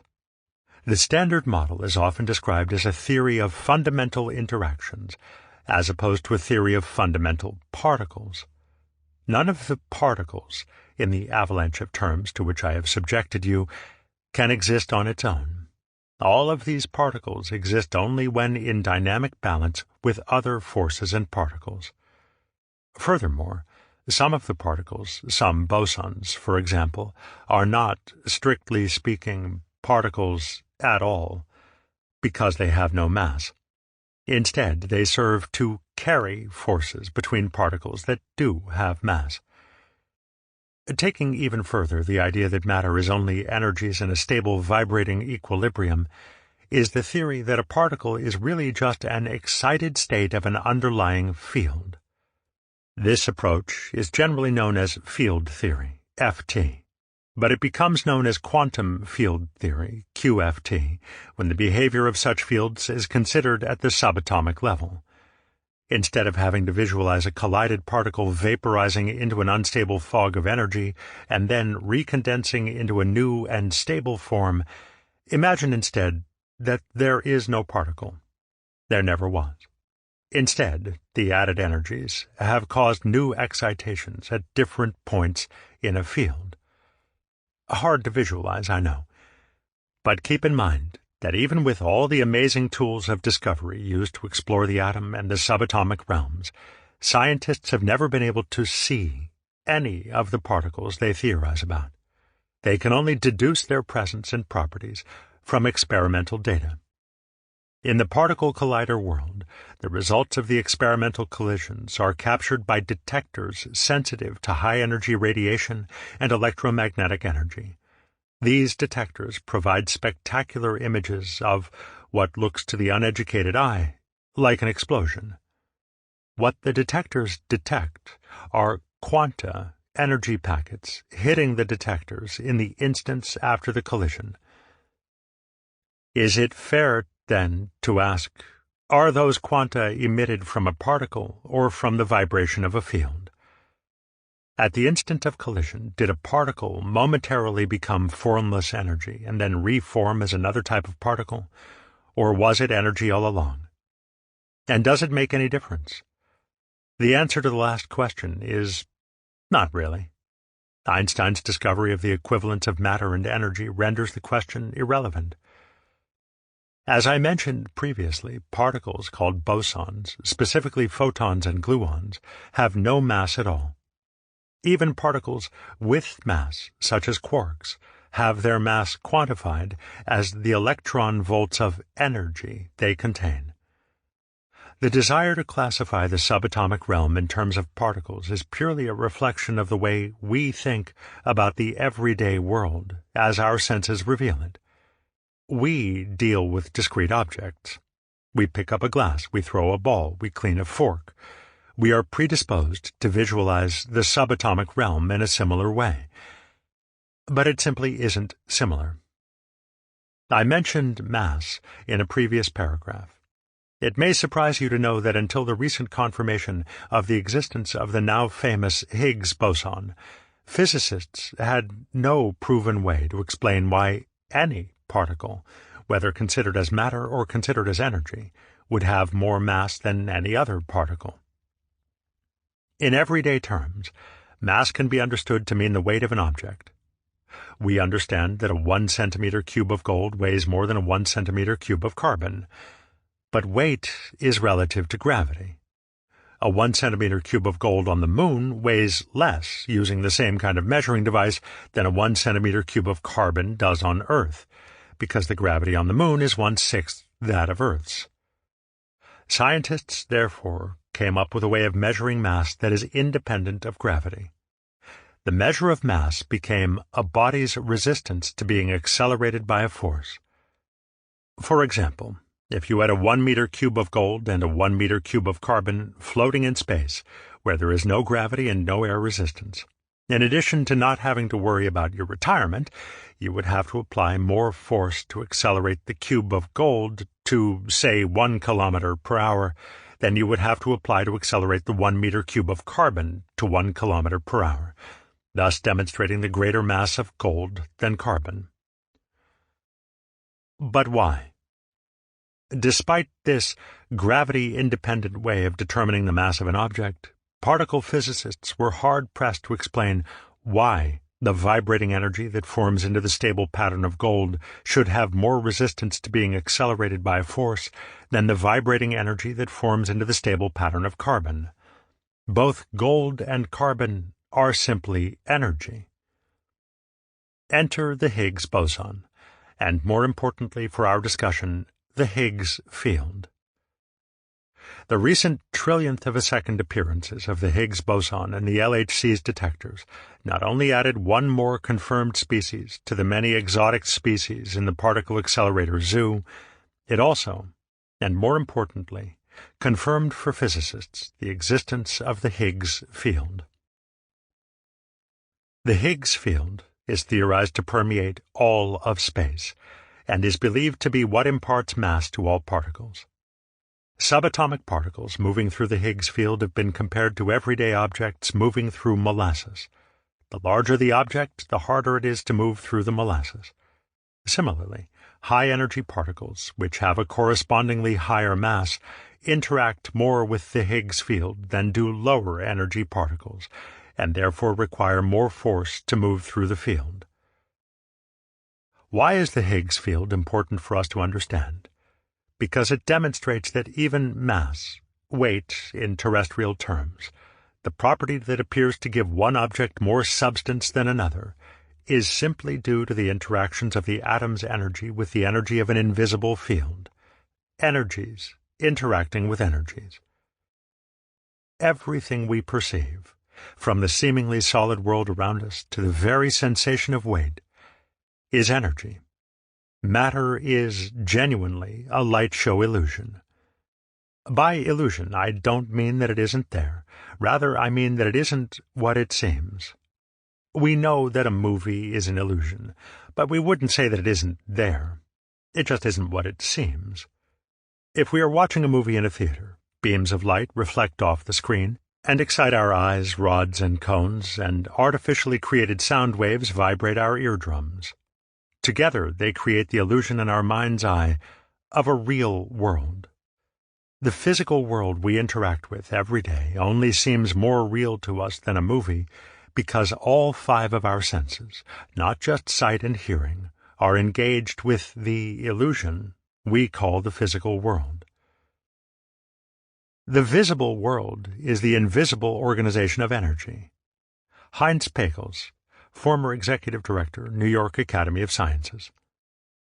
The seemingly solid and substantial physical world around us is an amazing, invisibly organized light show illusion, an intricate dance of vibrating energy, far different from what our senses reveal, far less substantial than we experience, far more evanescent than we believe.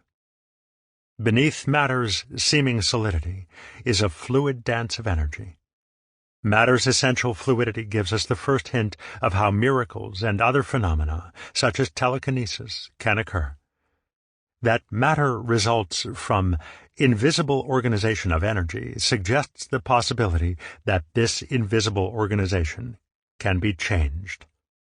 Matter is not fixed. It is not a permanently unchanging thing. There is much more on this subject ahead. Next, we'll explore another view of reality shared by religion and science. The physical universe, as astonishingly big as it is a relatively tiny part of the cosmos. There is much more to reality than the three-dimensional realm of matter familiar to us. Physicists have for decades theorized that there must exist a two-dimensional realm of pure energy that is inconceivably vaster than our physical universe. And this realm of pure energy has long been understood by saints and sages to be the true location of the heavens described by every religion. Chapter 4. The Energy Verse and the Heavens. Over the span of the 20th and now the 21st centuries, branches of physics have produced an astonishingly vast and predominantly non-material view of the cosmos, a cosmos of which our enormous physical universe is only a tiny part.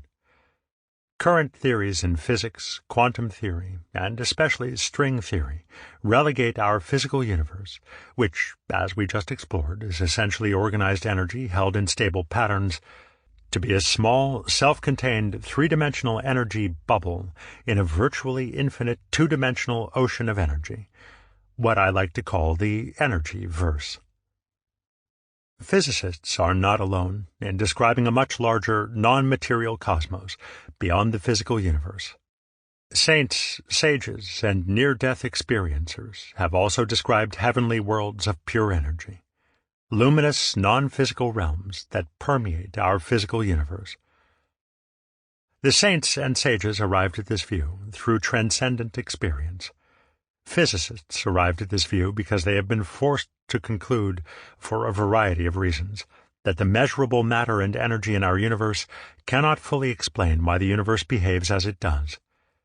Any mathematical model that includes only the universe's visible matter and measurable energy in its equations simply doesn't add up to the actual behavior of the universe. In the early part of the 20th century, while developing his theories of gravity, general relativity, Einstein struggled to explain why gravity's combined strength throughout the universe, as a result of the combined gravitational effect of all matter in the universe, isn't making the universe contract. Einstein's equations, which took into account only the gravitational effects of the observed matter in the universe, suggested that the universe should be contracting rapidly, and additionally that it never should have expanded to its present size in the first place, or even have formed at all.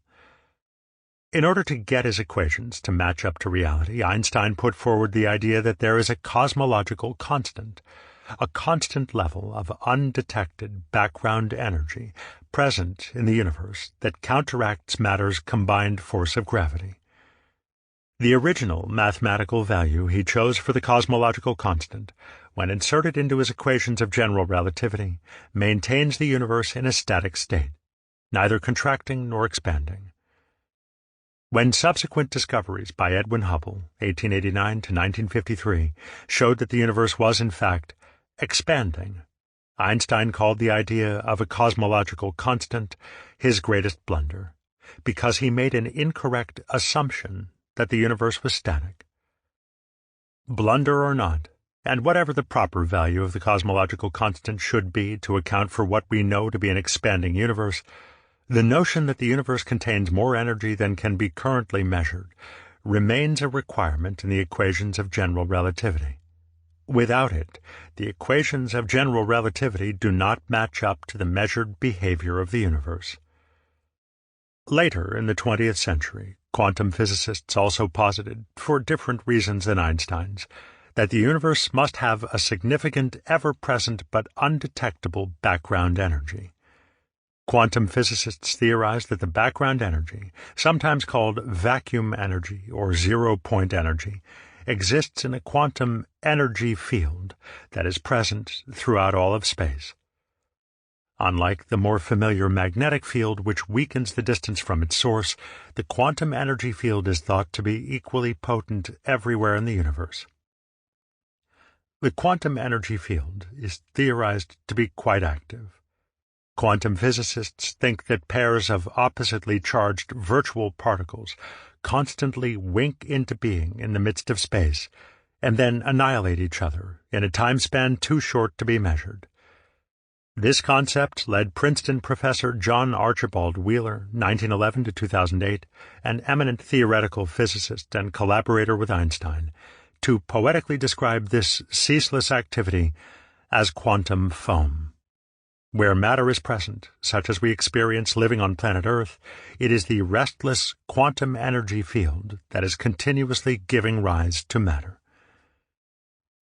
There is yet another argument for the presence of undetected energy in the universe. In addition to the cosmological constant and the notion of an omnipresent quantum field, in the 1990s, the need for dark energy was thrust upon physicists by the unexpected discovery that the universe is expanding at an accelerating rate. Previous values for the cosmological constant and the concepts of how the cosmological constant actually worked turned out to be significantly inadequate to explain how the universe's rate of expansion could be accelerating. Simply increasing the value of the cosmological constant could not get relativity's equations to match this newly measured reality. Deeper research into the accelerating expansion of the universe has led to the startling discovery that all of the detectable matter in the universe accounts for only 4.9% of the gravity.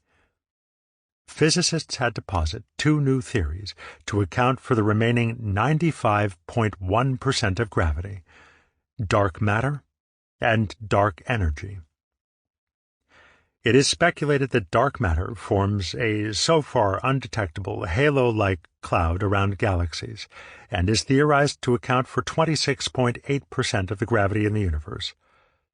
Dark energy, also so far undetected, is posited to be a type of energy with properties unlike any energy currently known, a type of energy that expands space and pushes matter apart, and accounts, in current estimations, for an astonishing 68.3% of the observed gravitational effect in the universe. Added to these other arguments for the presence of more energy in the universe than can be measured is string theory. String theory, which made its debut in the mid-20th century, posits that there is a vast, unseen, all-pervading realm that interpenetrates the physical universe at every point. This unseen realm is thought to be filled with tiny, vibrating two-dimensional rings and strings of pure energy that vibrate at wavelengths far, far smaller than those measurable with our physical instruments. These rings and strings are thought to be as much smaller than the nucleus of an atom as the nucleus of an atom is smaller than the human body. String theory posits that everything in the universe arises from this two-dimensional ocean of infinitesimally small rings and strings of vibrating energy, forming all matter, all measurable energy, all gravity, even space itself. All of these theories, relativity's cosmological constant, quantum physics, quantum foam, cosmological physics, dark energy, and string theory's vibrating rings and strings, suggest that the universe is suffused with energies that significantly influence how the universe works. As you can appreciate by dark energy's outsized role at 68.3% of the gravitational effect found in the universe, and string theory's assertion that everything is the result of unseen vibrating rings and strings of energy, these theories suggest that energy is far more significant in the creation and continuous presence of the universe than is matter. The physical universe, and all the matter it contains, is increasingly understood to be a small byproduct of the interactions of the far more vast energy-verse. String theory's conception of the energyverse is so vast that it has room for millions upon millions of more three-dimensional energy bubble universes. Our universe could be one of many others. Of all the branches of physics that posit the energyverse, the one that deals with it most centrally is string theory. What led to the advent of string theory is mathematics. More accurately put, problems with mathematics is what led to the advent of string theory. String theory is an attempt to solve an enduring and troubling mystery. Two of the most important mathematical systems in physics, general relativity and quantum theory, are, mathematically, deeply incompatible. This incompatibility is a big problem. To have the two most important branches of physics be mathematically incompatible is like having two major world languages, say Chinese and English, be untranslatable one to the other. Physics depends on mathematics for research, exploration, and theoretical confirmation. Mathematics is the universal language of physics.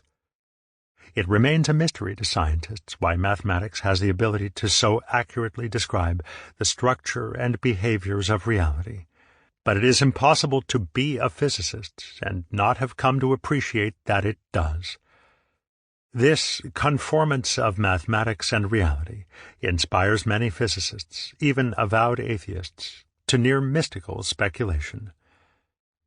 The miracle of the appropriateness of the language of mathematics for the formulation of the laws of physics is a wonderful gift which we neither understand nor deserve. Eugene Wigner, Nobel Prize-winning physicist. One cannot escape the feeling that these mathematical formulas have an independent existence and an intelligence of their own, that they are wiser than we are, wiser even than their discoverers. Heinrich Hertz, first to prove the existence of electromagnetic waves.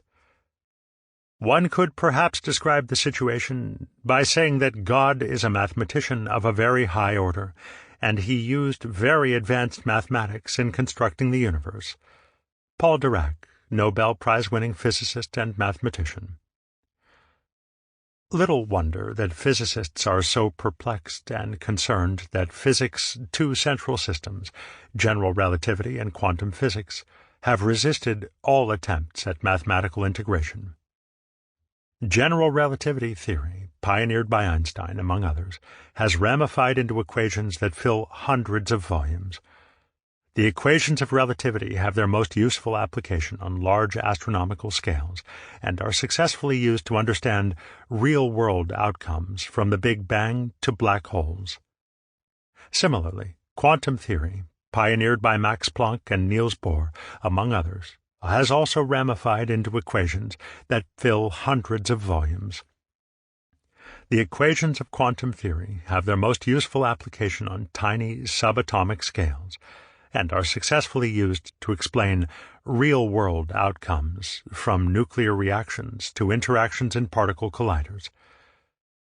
When quantum physicists try to use their system of equations to explain gravity, for example, their equations tell them that gravity should be many times stronger than the observed reality.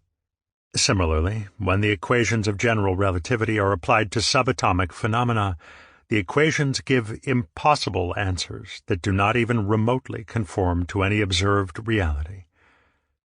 String theory seeks to solve the problem of integrating these two systems by developing a deeper math that underlies them both, somewhat analogous to finding a solution to my hypothetical language problem by creating a third language that can be translated into both Chinese and English, thus creating a bridge from one to the other. One of the many incompatibilities between the equations of general relativity and quantum theory, and the one that string theory solves, is the huge discrepancy in calculations to determine how much energy exists in space. Using relativity's equations, physicists have predicted that there are 10 to the minus 9th joules. A joule is a unit of energy in 1 cubic meter of space. Using quantum mechanics equations, physicists have predicted that there are 10 to the 113th joules of energy in 1 cubic meter of space. Quite a difference, The two predictions differ by an order of magnitude of 122. Not even government contractors can get away with that. If quantum physics' prediction of the higher amount of energy is correct, we should see the universe behave much differently than general relativity predicts. But, in fact, the universe behaves as if general relativity's prediction of the lower amount of energy in space is true. Yet if quantum theory's prediction that vastly more energy exists in the fabric of space than general relativity can account for is correct, and there really are very few doubters that it is correct, then that energy has to be somewhere. M theory, string theory's most accepted version, attempts to reconcile the difference between the two calculations by positing that the higher energy predicted by quantum theory does indeed exist somewhere else. It exists in extra dimensions, beyond the 4 dimensions with which general relativity concerns itself, 3 dimensions of space and 1 of time, and beyond our senses and our finest instruments' ability to detect. In this theory, the 3 dimensions of our already almost incomprehensibly large physical universe are the smallest dimensions in the cosmos. In M theory, all dimensions exist in what are called branes. Brane, B-R-A-N-E, is an odd word easily confused with brain, B-R-A-I-N. Physicists, however, have gotten used to it, and so must we. The word is a contraction of membrane, and is used to suggest a barrier or boundary that divides or encloses, keeping the content of one region separate from other regions. M theory posits that there are relatively small branes that are 3-dimensional, such as our universe, and other super-large regions that are 2-dimensional, all of which make up the brain world, what we would more familiarly call the cosmos. More on the nature of 2-dimensional branes in a moment. But first, let's explore what M theory has to say about the 3-dimensional brane we know as our universe. In M theory, there is a specialized class of 3-dimensional branes called D-branes. A D-brane's properties make it a self-contained 3-dimensional region.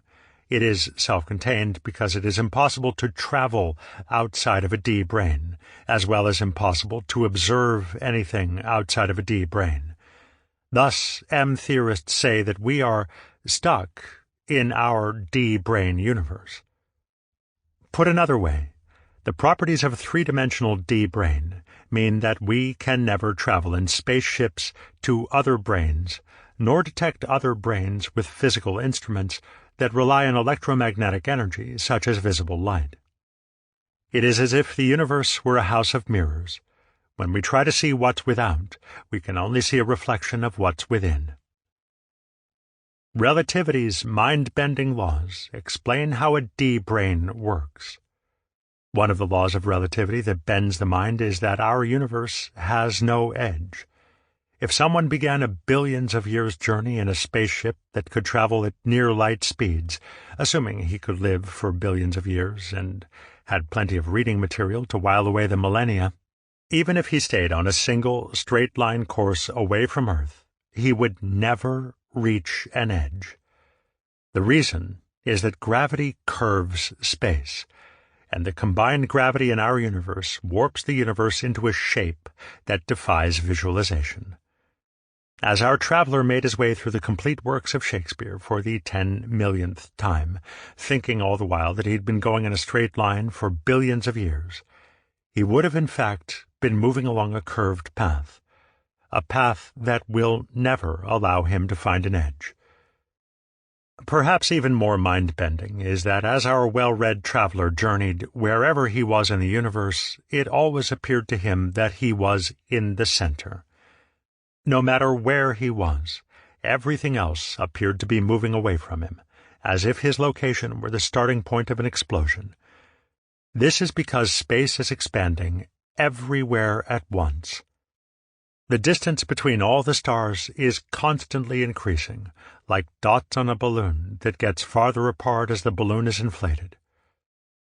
Although space inexorably expands, In one human lifetime, the distances to our nearby stars do not change significantly.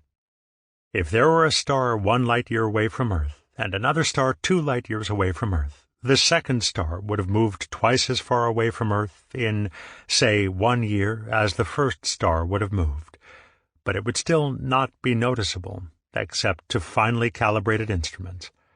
However, a star 1,000 light-years away from Earth would have moved 1,000 times farther away in the same amount of time. When you consider a star that is billions of light-years away from us, that star is effectively rocketing away from us billions of times faster than are our nearby stars. The uniform expansion of space, therefore, gives us the impression that no matter where we are in the universe, we are at the center, because all the stars, in every direction we observe, are moving away from us. The impression that you are in the center of the universe is further reinforced by the fact that the most distant objects you see, no matter where you are in the universe, will always appear to be the oldest. The most distant objects appear to be the oldest because the light coming from those stars left them the longest time ago. If, however, we could instantaneously travel from one of those oldest stars, our impression would be reversed. That is, the most distant objects, where we had instantaneously traveled from, would now appear to be the oldest. Space curves. The universe has no edge. No matter where one is in the universe, one will appear to be the center, and the most distant objects will always be moving away from one the fastest. Relativity's implications will make your head hurt if you try to visualize them. This is because our three-dimensional energy bubble D-brain universe is a light show illusion, profoundly and confoundingly shaped by the underlying two-dimensional energy-verse that creates and sustains it. The D-brain is derived from M-theory's mathematical model that incorporates the laws of relativity. Relativity's space-time continuum, with all its mind-bending qualities, is string theory's D-brain. But according to M-theory, in order for our self-contained three-dimensional D-brain energy bubble universe to exist, and to behave the way it does within the overall mathematics of string theory, there must be other, super-large, two-dimensional brains of pure energy, zillions of times larger than the physical universe. Depending on the mathematical assumptions being made, the number of super-large, two-dimensional brains posited by string theorists varies from brain-world scenario to brain-world scenario. In M-theory, the number of super-large brains is typically 7. Collectively, physicists call all these extra super-large dimensions the bulk, as in the bulk of the cosmos. M-theory's term bulk corresponds to my term energy-verse. Bulk is an awkward word that conveys little about its actual qualities, especially that it is made up of energy. Given the pace of change in physics, as theories are refined or new discoveries are made, names such as bulk may come and go. Energy-verse is a more general term, but consistent with the direction of the discoveries made in the 20th and now 21st centuries. Although imperceptible to our senses, or even to our most sensitive scientific instruments, the energy-verse's high-frequency energies interpenetrate our D-brain universe at every point. Although our D-brain bubble universe's three-dimensionality is self-contained, we can't travel out of it or see out of it, the two-dimensional energies of the energy-verse suffuse it like water in a sponge. Although we cannot measure the high-frequency energies of the energy-verse because their wavelengths are too small for us to detect, quantum physicists and string theorists are certain that, if these high-frequency energies were not present, the universe would simply vanish. Every atom in the universe, even space itself, depends on the high-frequency energy-verse to exist. The part of the energy-verse that interpenetrates our universe is Heisenberg's mysterious realm of potentia, the source of Wigner's quantum foam, out of which matter winks into being, and string theory's ocean of rings and strings, from which all matter and space are formed. One can also readily make the connection that the high-frequency energy of the energyverse is the source of the background energy of Einstein's cosmological constant, and provides dark energy's 68% contribution to the gravitational effect in the universe. The energyverse is also, I believe, the location of the heavens of all religious traditions, where we live after death, where angelic beings dwell.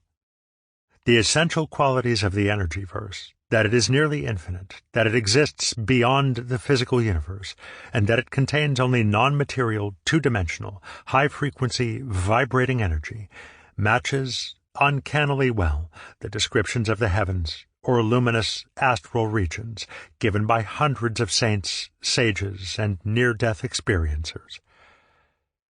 Your first reaction to the possibility of life in a two-dimensional world might be puzzled disbelief that life in a two-dimensional world would be even remotely desirable, let alone heavenly. It's easy to picture oneself squashed flat and unable to move, like a deuce in a deck of cards. Our familiarity with space's three-dimensionality instinctively makes us feel that a two-dimensional existence would not only be undesirable, but downright impossible. However, the key point to remember is that life in a two-dimensional brain would be composed of pure energy. The descriptions of heaven shared by saints, sages, and near-death experiencers suggest that heaven is like our physical world, but finer, non-material, and unconstrained by the limitations of space, time, and matter. Just as persons on the cinema screen appear to move and act through a series of light pictures, and do not actually breathe, so the astral beings walk and work as intelligently guided and coordinated images of light. Sri Yukteswar, Yoga Master. Heaven is a world much like our own, except there is no time and space as we think of them here. Heaven exists in a higher dimension of energy. The higher realms are a world of inexpressible beauty. Nora Spurgeon, near-death experiencer and researcher.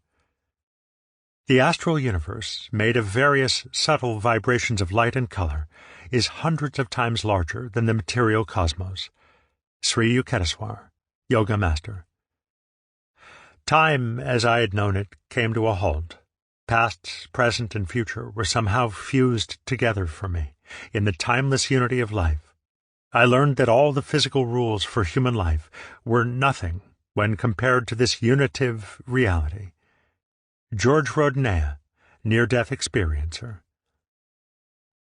C.G. Jung, 1875 to 1961, wrote in his autobiographical Memories, Dreams, Reflections, descriptions of a near-death experience he had in 1944 while in a hospital as the result of a heart attack. During his near-death, he experienced profound freedom and ecstasy. For several weeks after his initial experience, while still in hospital convalescence, he had blissfully transcendent visions during the night, and difficulty reintegrating with his physical body during the day. It is impossible to convey the beauty and intensity of emotion during those visions. They were the most tremendous things I have ever experienced. And what a contrast the day was! I was tormented and on edge. Everything irritated me. Everything was too material, too crude and clumsy, terribly limited, both spatially and spiritually.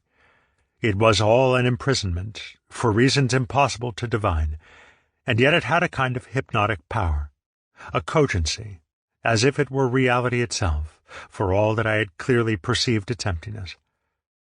Although my belief in the world returned to me, I have never since entirely freed myself of the impression that this life is a segment of existence which is enacted in a three-dimensional box-like universe, especially set up for it.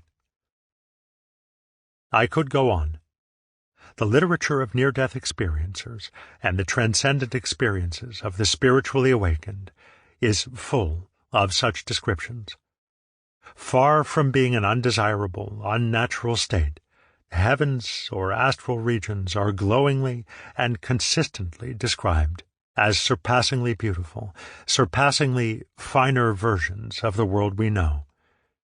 Time does not flow as we experience it. Movement is not governed by Newton's laws of motion or by Einstein's speed of light. The reality of heaven is far more subtle, flexible, and mutable than our physical existence, yet it feels unquestionably real. Most witnesses say it feels much more real than our physical world.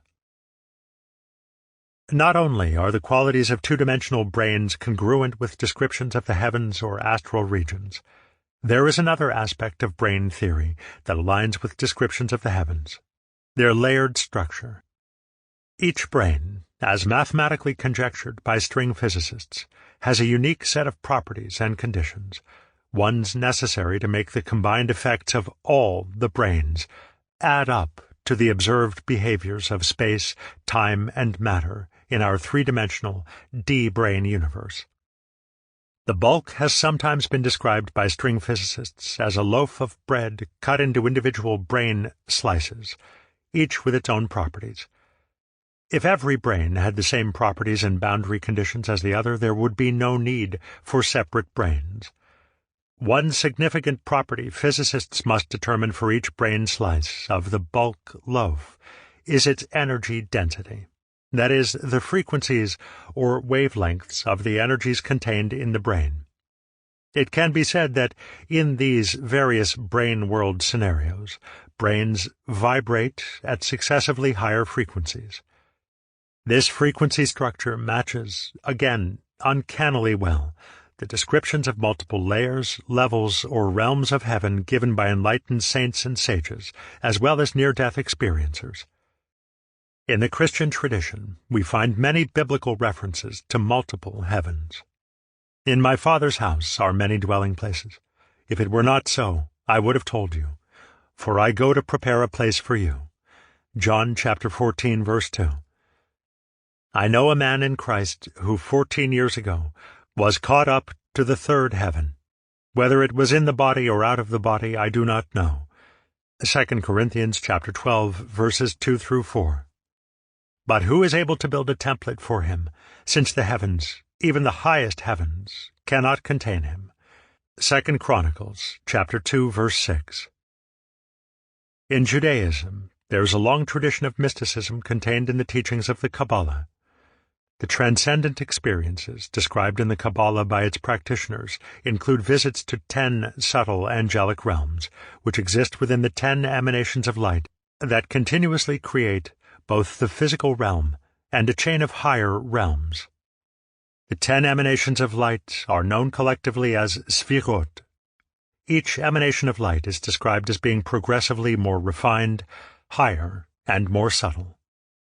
One of the highest holy days of the Muslim calendar, Laylat ul-Miraj, celebrates Muhammad's journey through 7 heavens, as described in the Hadith.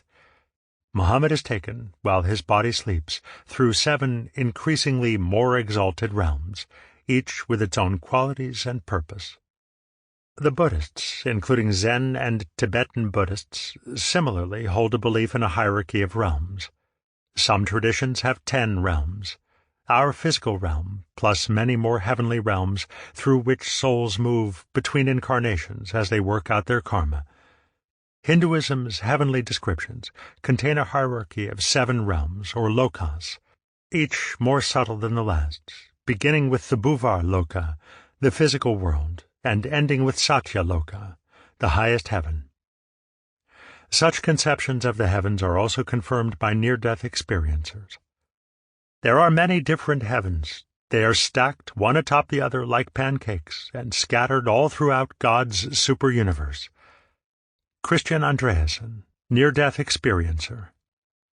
These various descriptions of heaven are consistent with string theory's various brain world scenarios, in which we find the bulk sliced into two-dimensional brains with differing properties and varying frequencies of energy.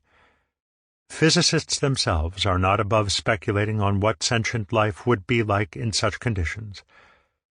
For the 2014 movie Interstellar, Prominent string theorist Kip Thorne helped shape the idea of bulk beings living in higher dimensional realms. Most people, understandably, equate life with having physical bodies, and equate reality with what the physical body's senses can reveal. But if, as the enlightened saints and sages of all religions agree, a more subtle essence of ourselves lives on after death, then it suggests not only that we will live in another realm, but that we will live in it without a physical body. But if prophets down the millenniums spake with truth, man is essentially of incorporeal nature. Man is only temporarily allied with sense perception. Paramahansa Yogananda, Yoga Master. Even though the energy versus high-frequency energies are undetectable to physical instruments, the mathematics of M-theory tells us that they permeate the physical universe. The interpenetrating energy verse is the realm of potentia, from which all matter springs, the cause of quantum foam, and the source of dark energy, and the vibrating rings and strings that make up all matter, as well as space itself. The mathematics of string theory tells us that the energy verse sustains the three-dimensional physical universe.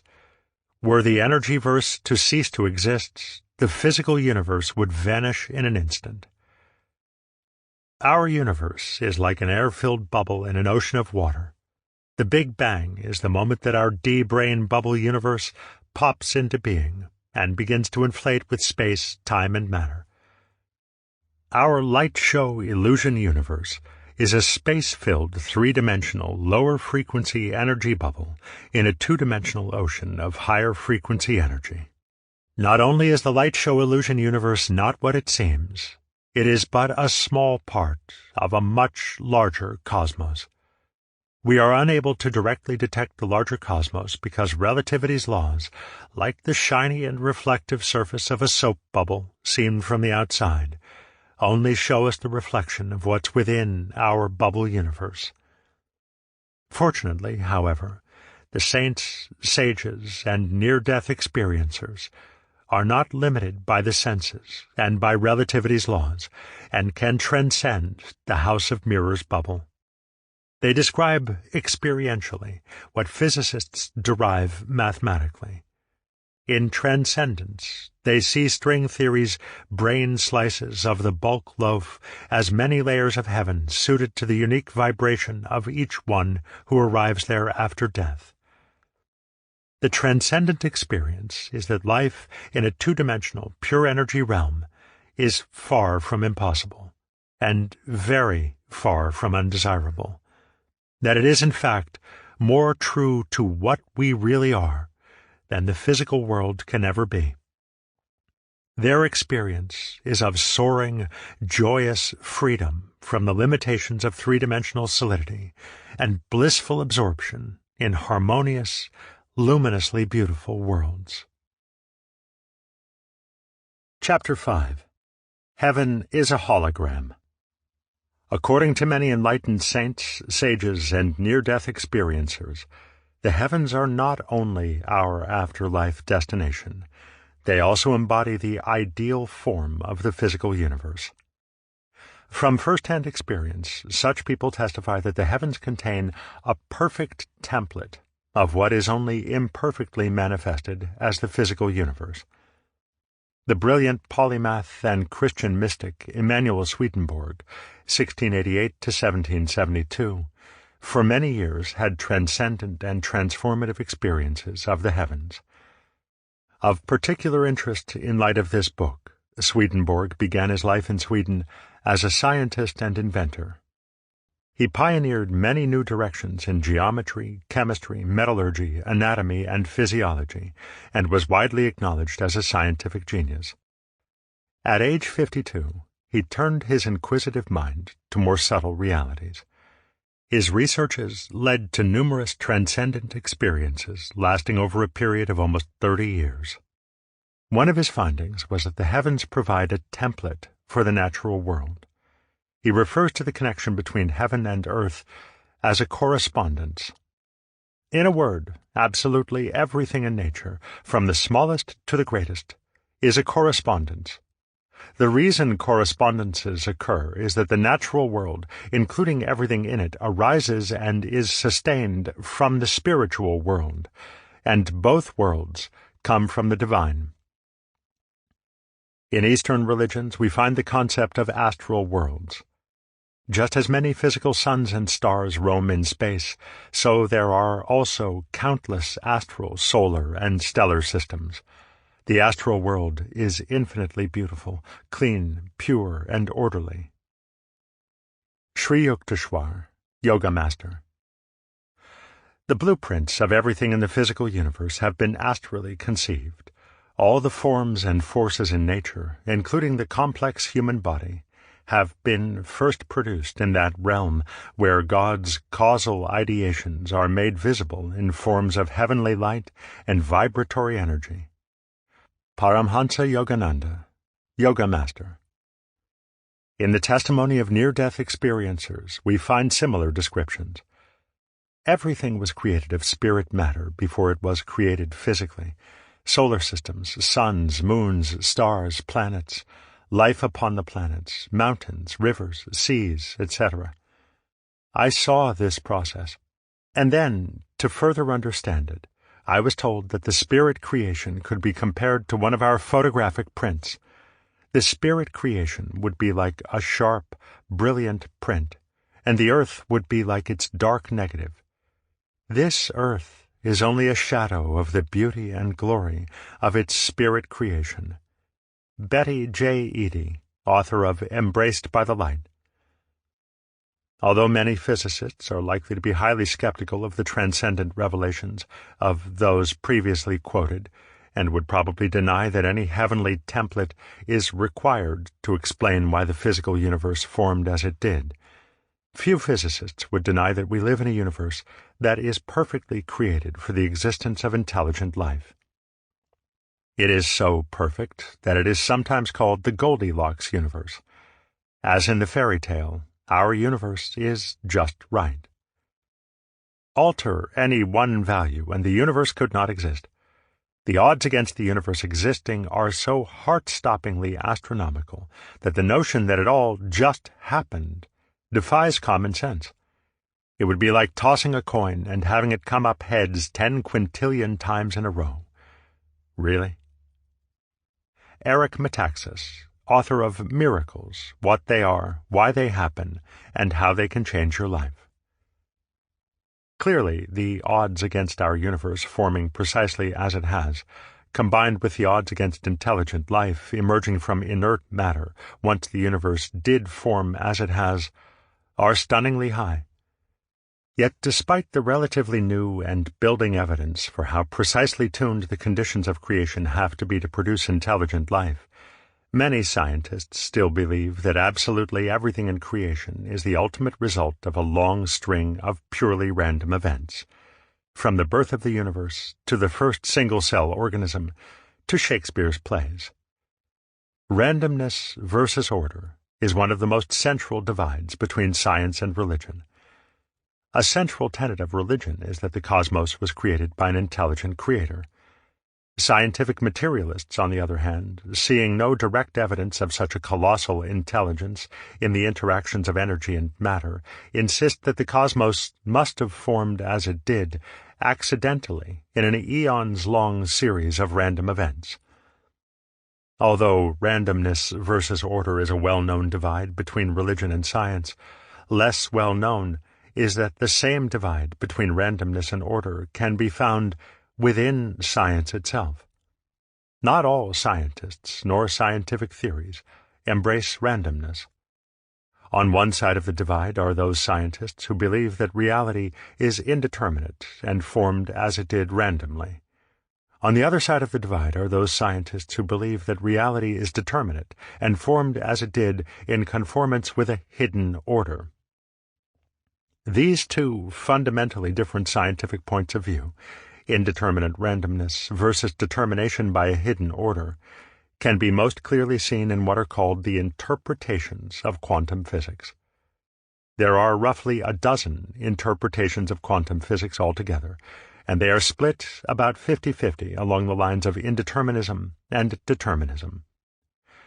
In general, each interpretation of quantum physics offers a different explanation for the various counterintuitive findings of quantum physics, popularly known as quantum weirdness.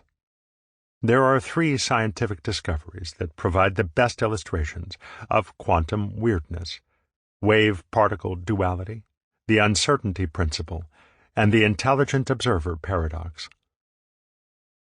Wave-particle duality. Quantum physics' first counterintuitive discovery was nature's Jekyll and Hyde behavior. Energy can behave like matter, and matter can behave like energy. Light can behave like waves or like particles. Atoms can behave like particles or like waves. In recognition of wave-particle duality, as it came to be called, physicists began using the term matter-wave to describe both energy and atoms, rather than specifying whether something is a particle or a wave. The uncertainty principle. Soon after Dr. Jekyll and Mr. Hyde left physicists scratching their heads, another disconcerting discovery was made. We can't accurately measure all the properties of atomic-scale objects at the same time. Physicists found that a measurement of an atom could successfully reveal only one of 2 complementary properties with certainty. For example, you could know with certainty where an atom was, position, or you could learn where it was going and how fast it was going there, momentum, but you could never accurately know both position and momentum at the same moment. The more you know one, the less you know the other. This dilemma is referred to as the Heisenberg uncertainty principle. The intelligent observer paradox.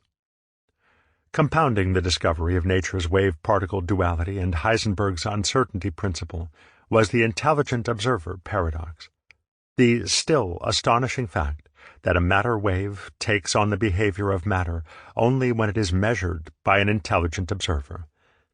As we observed in Chapter 1, this mystifies most physicists, as well as most of the rest of us, to this day. The best-known interpretation of these 3 counterintuitive discoveries is the Copenhagen interpretation, named after the home city of Niels Bohr, the father of quantum physics and the interpretation's primary exponent.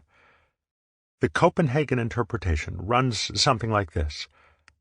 Get used to it. This is just the way it is. There's no point in asking why. Intelligent observers are needed in the formation of matter. Just accept that reality is weird. The only thing we can know are the end results of observations and the accuracy of the math. There's nothing behind the curtain. There is no deeper reality. Reality is fundamentally weird, indeterminate, and random. Do not keep saying to yourself, if you can possibly avoid it, but how can it be like that? Because you will get down the drain into a blind alley from which nobody has yet escaped. Nobody knows how it can be like that. Richard Feynman, Nobel Prize-winning physicist. I think of the Copenhagen and similarly oriented interpretations as the pragmatic interpretations. You can sum them up by the popular physics catchphrase, "Shut up and calculate."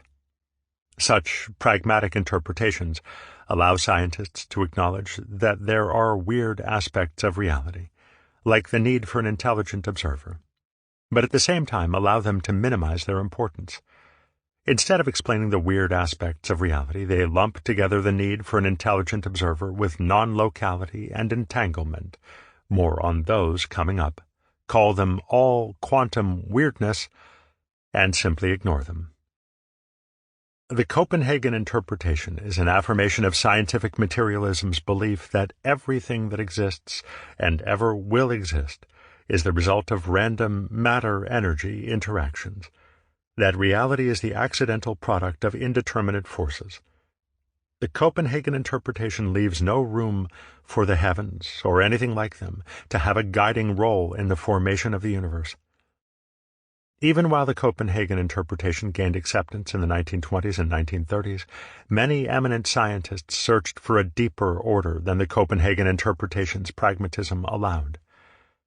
Einstein famously spoke against the random indeterminism of the Copenhagen interpretation. In a 1926 letter to Nobel Prize-winning physicist Max Born, 1882 to 1970, he wrote, "Quantum mechanics is certainly imposing, but an inner voice tells me that it is not yet the real thing. The theory says a lot, but does not really bring us any closer to the secret of the old one. I, at any rate, am convinced that he does not throw dice." Einstein was convinced that the Copenhagen interpretation was flawed, an incomplete interpretation that told only part of the story. He was a proponent of alternative approaches, including what have come to be known as hidden variables approaches, what we can also think of as hidden properties approaches. According to the Copenhagen interpretation, the matter wave, while still in the wave state, has no fixed properties. It takes on fixed properties only when measured by an intelligent observer. Before measurement, the matter wave is completely indeterminate, neutral energy, able to take on any form. Einstein felt that the matter wave only appeared to be indeterminate, because even though we cannot know all the properties of an atom at the same moment in time, these properties must nonetheless exist. They are simply hidden from us by the limitations of our understanding. He believed that the properties of all objects are, in fact, fixed or determinate, whether in the wave state or in the matter state. Einstein was convinced that Heisenberg's uncertainty principle and the measurement problem don't really exist, but are simply mathematical phantoms of our incomplete knowledge. Unfortunately for Einstein, during his lifetime, his expectation of a hidden properties solution not only did not emerge, but in fact appeared to be completely ruled out by several mathematical proofs. These proofs prompted Bohr, the champion of the Copenhagen interpretation, to observe wryly that Einstein should stop telling God what to do with his dice. These mathematical proofs against hidden properties gave the upper hand to the Copenhagen interpretation's theory of fundamental indeterminate randomness. Despite this setback, still convinced that God does not play dice, Einstein was not ready to give up on his belief in a determinate and ordered universe. He tried a different approach. He set out to show that quantum mechanics, along with its apparently mathematically proven indeterminate randomness, had to be flawed or incomplete because it led to impossible conclusions. Using quantum physics' own equations, in 1935 Einstein and his colleagues, Podolsky and Rosen, wrote a paper showing that one could come to the mathematically inescapable conclusion that two particles could be entangled and could instantaneously communicate with each other over vast differences, faster than the speed of light. "Impossible," cried Einstein. Relativity theory insists that nothing can go faster than the speed of light, not even something as formless as information. "Take that, quantum mechanics," politely crowed Einstein. Einstein's satisfaction with the findings of his paper was short-lived. Although Einstein was confident that the impossibility of breaking the speed of light would show that the equations of quantum mechanics were significantly flawed, quantum physicists went on to prove that entangled particles can communicate information at speeds faster than light. Einstein had to go from crowing to eating crow. To prove entanglement, physicists figured out how to split one high-energy photon into two lower-energy photon twins. Once such twins are made, they remain permanently entangled. In the language of quantum physics, they share one quantum state. Unlike identical twins, entangled twins always have opposite properties. If, for example, one photon twin has right polarization, the other photon twin will always have left polarization.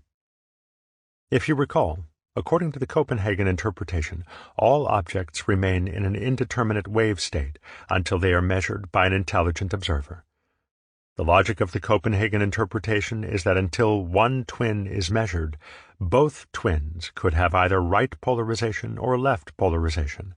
But once one twin is measured by an intelligent observer, when the other twin is subsequently measured, it will always have the opposite property. The second twin always knows the property the first twin takes on when measured. no matter how far apart the twins are when measured. Even if the twins were across the universe from each other, when one was measured, the other would instantly take on the opposite properties, apparently communicating information at a speed vastly greater than the speed of light. You can turn the Twilight Zone music back on. Recent experiments have definitively confirmed this counterintuitive effect of entanglement. Physicists measured entangled particles many miles apart in a time interval of less than 1 part in 10,000 of the travel time of light between them. Information would have to have traveled from one twin to the other at a minimum of 10,000 times the speed of light. The equations of quantum theory suggest, in fact, that the information is actually exchanged between the twin photons instantaneously, and that it is only the limitations of our measuring devices that make it appear as if any time at all is required, however infinitesimal, for the entangled twins to communicate.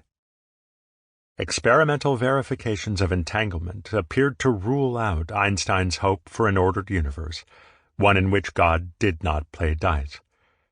Yet ironically, it was the very notion of entanglement that spurred on one physicist, David Bohm, to discover the hidden properties in the cosmos that Einstein had been sure must exist. Ever since Einstein and his colleagues put forward the idea of quantum entanglement, physicists have been trying to resolve its apparent violation of light's speed limit. There were 3 possibilities. 1. There are essential flaws with the experiments proving entanglement. But after many years and thousands of experiments, no essential flaws have been found. 2. Information can travel through the universe faster than the speed of light. If this were the case, physicists would have to say goodbye to the theory of relativity, whose very foundation is the speed of light. 3. The counterintuitive concept that the physical universe is interpenetrated by a non-local realm must be accepted. Non-local is an awkward term physicists use to describe a realm in which distance does not exist. An object or an event is considered to be local if it is subject to the effects of distance. Magnetic fields, for example, lose their strength over distance. It takes time for light to travel from the sun to the earth. These are local effects. On the other hand, and counterintuitively, objects or events in a non-local realm are unaffected by distance. Because the world we perceive around us through the senses always involves distance, we find it hard to imagine such a realm. At first, non-locality was regarded as an abstract but meaningless artifact of the mathematics of quantum mechanics. But in a 1964 paper on the Einstein-Podolsky-Rosen paradox, John Stuart Bell presented a theorem that proved that not only could non-locality be a property of reality, but that, according to the mathematical foundations of quantum physics itself, it must be.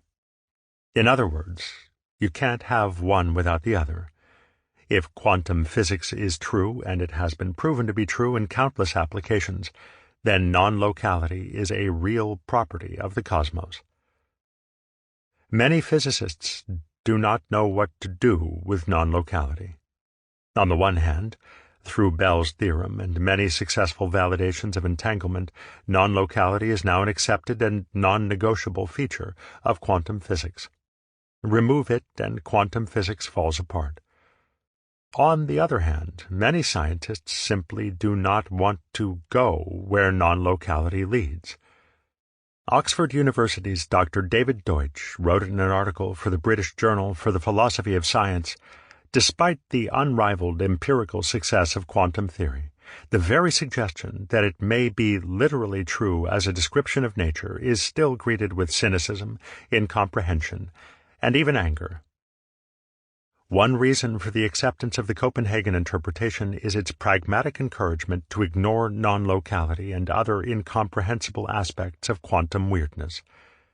Quantum mechanics is a hugely successful tool for accomplishing things in the real world, and if this is one's goal, then for all practical purposes, non-locality doesn't matter. You don't need to debate questions of randomness versus order, locality versus non-locality. Just shut up and calculate. But not everyone is willing to shut up and calculate. David Bohm embraced, rather than minimized, the implications of quantum weirdness. By embracing non-locality especially, he was able mathematically to discover the order in the universe that had eluded Einstein. Bohm's work was groundbreaking. He developed a new mathematical system, now called Bohmian mechanics, and an interpretation of quantum physics bears his name. David Bohm's long and fruitful career included being made a Fellow of England's prestigious Royal Society, one of the highest accolades a scientist can receive, on par with receiving a Nobel Prize. Both a physicist and mathematician of note, Bohm, as a young doctoral candidate at UC Berkeley's Department of Physics, made a significant contribution to the Manhattan Project. Later he made a number of discoveries in quantum and relativistic physics, including what has become known as Bohm diffusion. His book, Quantum Theory, published in 1951, remains a clear and concise explanation of basic quantum theory. As his career progressed, however, Bohm grew dissatisfied with the Copenhagen interpretation's approach of ignoring quantum weirdness. Bohm instead embraced the fact of non-locality, accepted its counterintuitive down-the-rabbit-hole implications, and set out to understand what it could mean. He came to the conclusion, startling but inescapable mathematically, that the entire cosmos is one continuous, interconnected whole. Appearances aside, he discovered mathematically that nothing can be separate from anything else, because the universe and everything in it is invisibly connected to a two-dimensional, non-local realm. We say that inseparable quantum interconnectedness of the whole universe is the fundamental reality, and that relatively independent behaving parts are merely particular and contingent forms within this whole. David Bohm. The universe is undivided wholeness in flowing movement. David Bohm. He called this non-local realm that connects everything pre-space. Pre-space, as the name implies, is spaceless. In non-local pre-space, there is no distance as we understand the concept. According to Bohm, entangled photon twins, when measured by an intelligent observer, instantaneously enter our space-full three-dimensional world from this spaceless pre-space. Bohm's work shows that were entangled photons instantaneously to appear in our physical universe billions of light-years apart, the moment before their appearance they would have still been in spaceless pre-space, and thus, at the instant before their appearance, there would have been no distance between them at all. Got it? I wouldn't be surprised if you don't, but hang in there. Understanding non-locality is essential to understanding the physics of God. Bohm's concept of non-local pre-space solves a number of nagging physics problems. It allows the speed of light in our local three-dimensional D-brane universe to remain unviolated, while at the same time explaining the phenomenon of entanglement. Light always travels through three-dimensional space at a fixed and inviolate speed, but until the entangled twins emerge into three-dimensional space with its fixed speed of light, they exist where there is no space and no distance, rendering the concept of speed meaningless. Another nagging problem non-local pre-space solves is how matter knows how to form. If you recall, in Einstein's day, mathematical proofs ruled out the possibility of hidden properties that would determine how matter formed, thus dashing Einstein's hope for the presence of hidden properties, and apparently leaving us in a world where matter took a specific form only because of the chance presence of a specific intelligent observer. However, Bohm discovered, mathematically, that while hidden properties cannot exist in our local three-dimensional universe, as Einstein had hoped, but math ruled out, hidden properties can exist in a non-local, two-dimensional pre-space without violating the mathematical proofs that ruled them out locally. Got that? The Copenhagen interpretation tells us that the formation of matter is random and indeterminate, and relies solely on the presence of an intelligent observer to determine its final form. Bohm's math, however, established that while form-determining hidden properties cannot exist in our three-dimensional universe, they could exist in non-local, two-dimensional pre-space. Bohm's work is highly significant. It offers a mathematically sound case that reality is determinate. Hidden properties, not random observations, determine the unfolding of the universe. Like many theories in physics, discoveries alternatively appear to rule in and then rule out Bohm's approach. A 1992 paper apparently ruled out Bohmian mechanics because it required a surreal motion for particles in double-slit experiments. Now a 2016 paper apparently rules Bohmian mechanics back in again, because the 1992 paper did not adequately account for non-locality when considering the motion surreal. Bohm showed mathematically that the universe and everything in it emerges into physical being in conformance with a hidden order that exists in pre-space. He called this hidden order the implicate order and compared matter's process of emergence into physical being to that of something initially folded, flat, so to speak, in just 2 dimensions, then unfolding into 3 dimensions, the explicate order. The implicate part of the order exists in non-local pre-space. It serves as the template for, it provides the missing hidden properties for, the explicate order, which unfolds in our local 3-dimensional universe according to the information in the enfolded order in pre-space, as Bohm describes here. In the enfolded or implicate order, space and time are no longer the dominant factors determining the relationships of dependence or independence of different elements. Rather, an entirely different sort of basic connection of elements is possible, from which our ordinary notions of space and time, along with those of separately existent material particles, are abstracted as forms derived from the deeper order.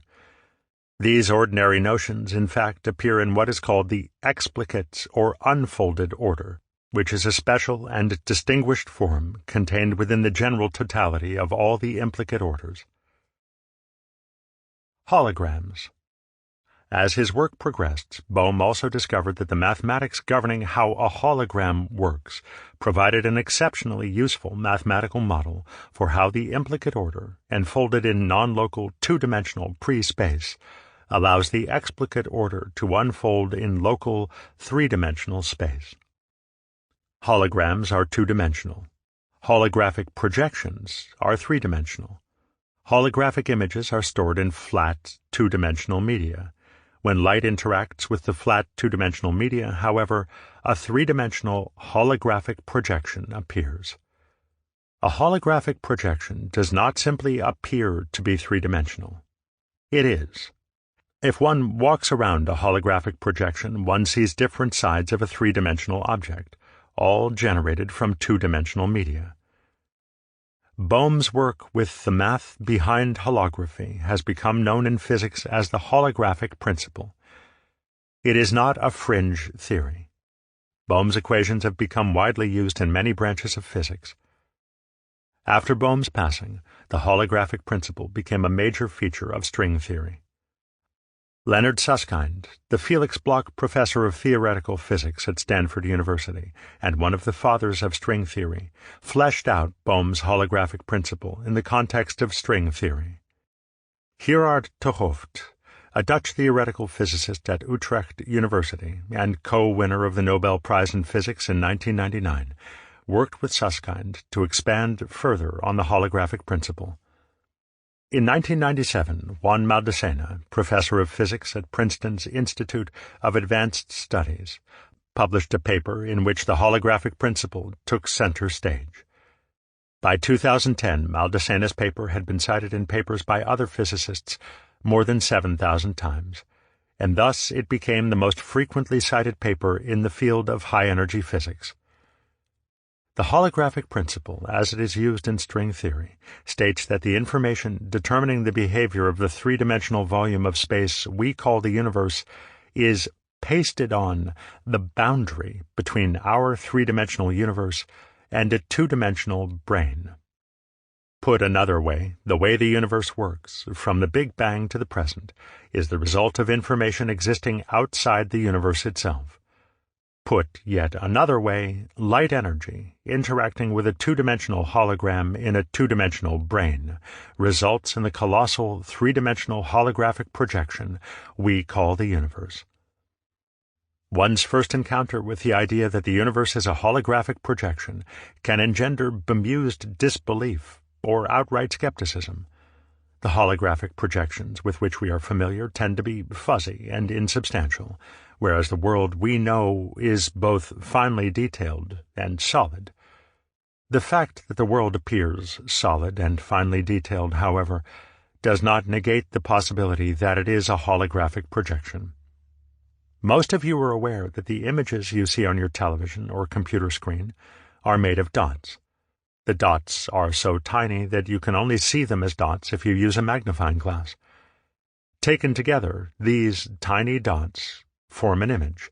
The tinier the dots, the sharper the image.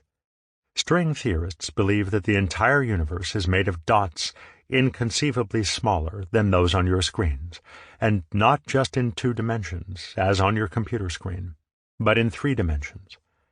Physicists tell us that the world we know appears solid and finely detailed because its dots are a billion times finer than the dots you see on a screen. Stanford physicist Leonard Susskind and Nobel Prize winner Gerard 't Hooft combined quantum and relativistic descriptions of time-space.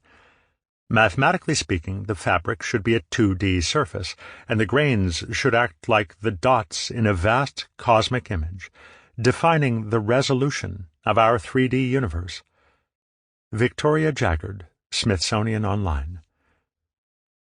According to holographic string theory, if we could use an imaginary magnifying glass with unlimited magnification, we would be able to see that even space is made of dots. The physical universe, in the language of quantum physics, is discontinuous. It is not a seamless, continuous whole.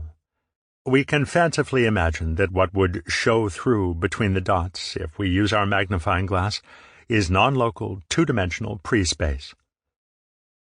Einstein had the conviction that God does not play dice, that reality is ordered and determinate. He hoped to find the laws for such deterministic behavior within the local physical universe, but quantum mechanics ruled out the possibility.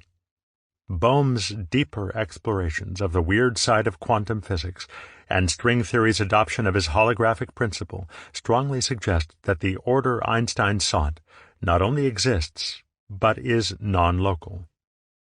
Ervin Laszlo, author of Cosmos, A Co-Creator's Guide to the Whole World, stated on the matter, "We are beginning to see the entire universe as a holographically interlinked network of energy and information, organically whole and self-referential at all scales of its existence. We, and all things in the universe, are non-locally connected with each other and with all other things, in ways that are unfettered by the hitherto known limitations of space and time." Bohm's mathematically sound interpretation of quantum physics, his implicate and explicate order, and string theory's use of his holographic principle all support the testimony of the saints, sages, and near-death experiencers. The heavens are the template for the universe. It doesn't take much of a leap to appreciate that Bohm's implicate order, hidden in pre-space, or string theory's 2-dimensional hologram hidden in a 2-dimensional brain, could be dry scientific descriptions of a heavenly order hidden in what I call the energy verse. Science is a long way from being able to make such a leap. Scientific progress is ponderous and slow, and requires exact proof every inch of the way. But the testimony of those who have witnessed the heavens directly is clear and consistent. I will take the liberty of repeating part of the quotations I used at the beginning of this chapter. In light of what science has already revealed about the holographic principle, these statements are even more telling. Where there is a holographic projection, there must be a hologram. In a word, absolutely everything in nature, from the smallest to the greatest, is a correspondence. The reason correspondences occur is that the natural world, including everything in it, arises and is sustained from the spiritual world. Emanuel Swedenborg, Christian mystic. Everything was created of spirit matter before it was created physically. Solar systems, suns, moons, stars, planets, life upon the planets, mountains, rivers, seas, etc. This earth is only a shadow of the beauty and glory of its spirit creation. Betty J. Eady, author of Embraced by the Light. The blueprints of everything in the physical universe have been astrally conceived.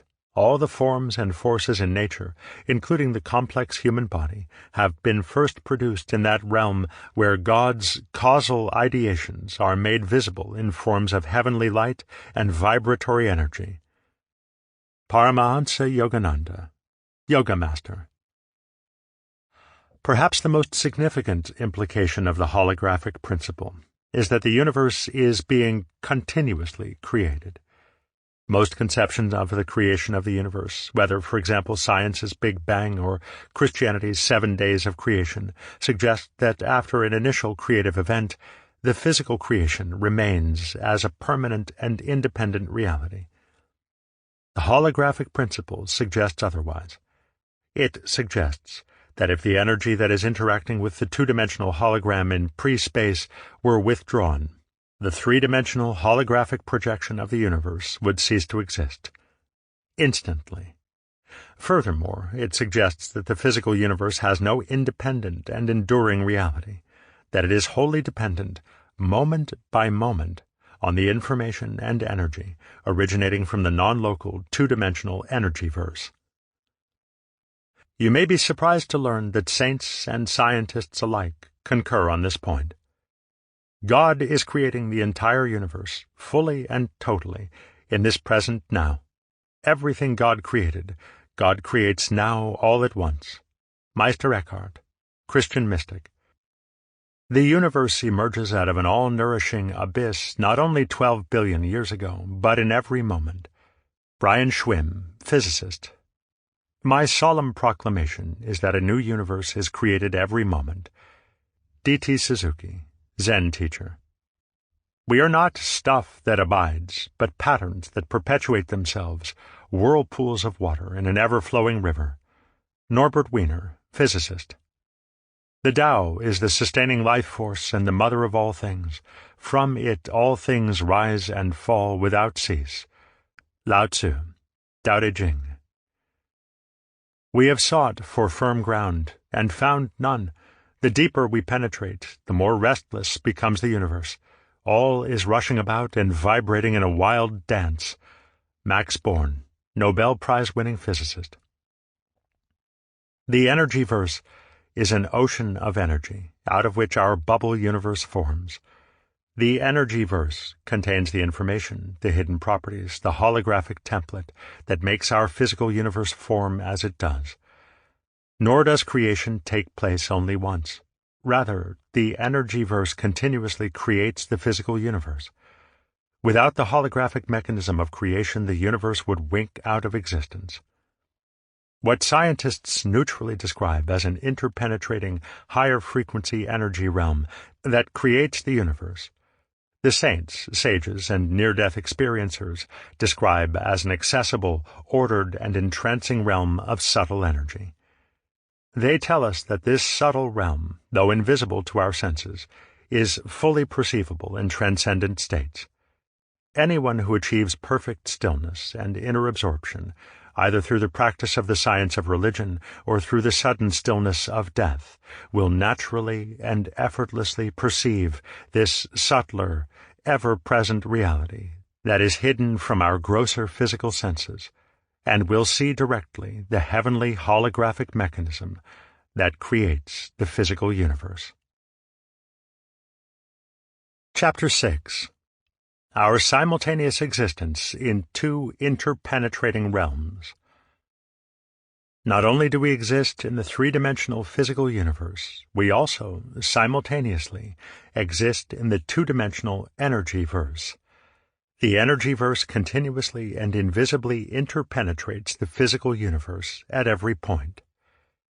These heavenly realms, vibratory and transcendent, are only figuratively above the gross vibrations of earth below.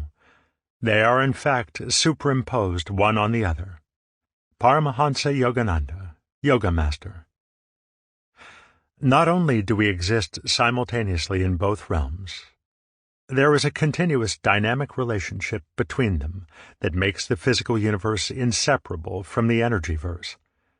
What this means for us as individuals is that not only do we simultaneously inhabit both realms, but also that our physical body is inseparable from our energy body.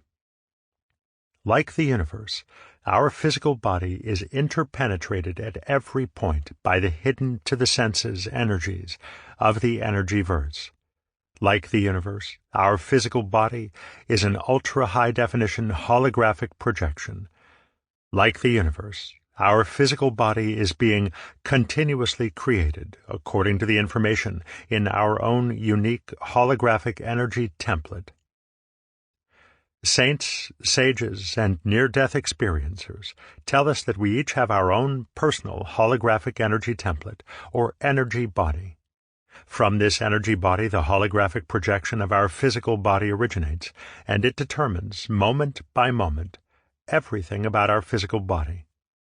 Our high-frequency energy body is variously called by the saints and sages the astral body, the subtle body, the spirit body, or sometimes the etheric body. Our holographic energy body is made of coordinated energies, vibrating at frequencies impossible for physical instruments to detect. Our physical body, on the other hand, is composed of detectable lower-frequency energy, masquerading as matter. This lower-frequency energy is held in organized patterns by the interpenetrating higher-frequency energy body. Despite not being able to perceive the interpenetrating subtle energy with our five senses, to one degree or another we are all aware of it. The experiential religious traditions of the world, from yoga to Sufism to charismatic Christianity to Tai Chi, call these subtle energies life force. An abundance of life force puts a bounce in our step and a smile on our face. It tingles through our body when we feel delight and knots our stomach when we're stressed. It warms our hearts when we feel love and tenses the body when we feel fear. It gives us an upward rush when we feel excited or inspired, and drags us down when we are fatigued or depressed. It keeps the heart pumping, the lungs breathing, the digestion working, and it animates the myriad processes taking place in our trillions of cells. Without knowing precisely how we know, we are all aware of the presence of life force within us.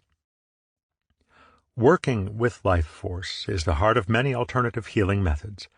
There are many well-known and commonly accepted practices, such as the West's chiropractic and the East's acupuncture, which explain their success at improving health as the result of freeing blocked or impeded life force.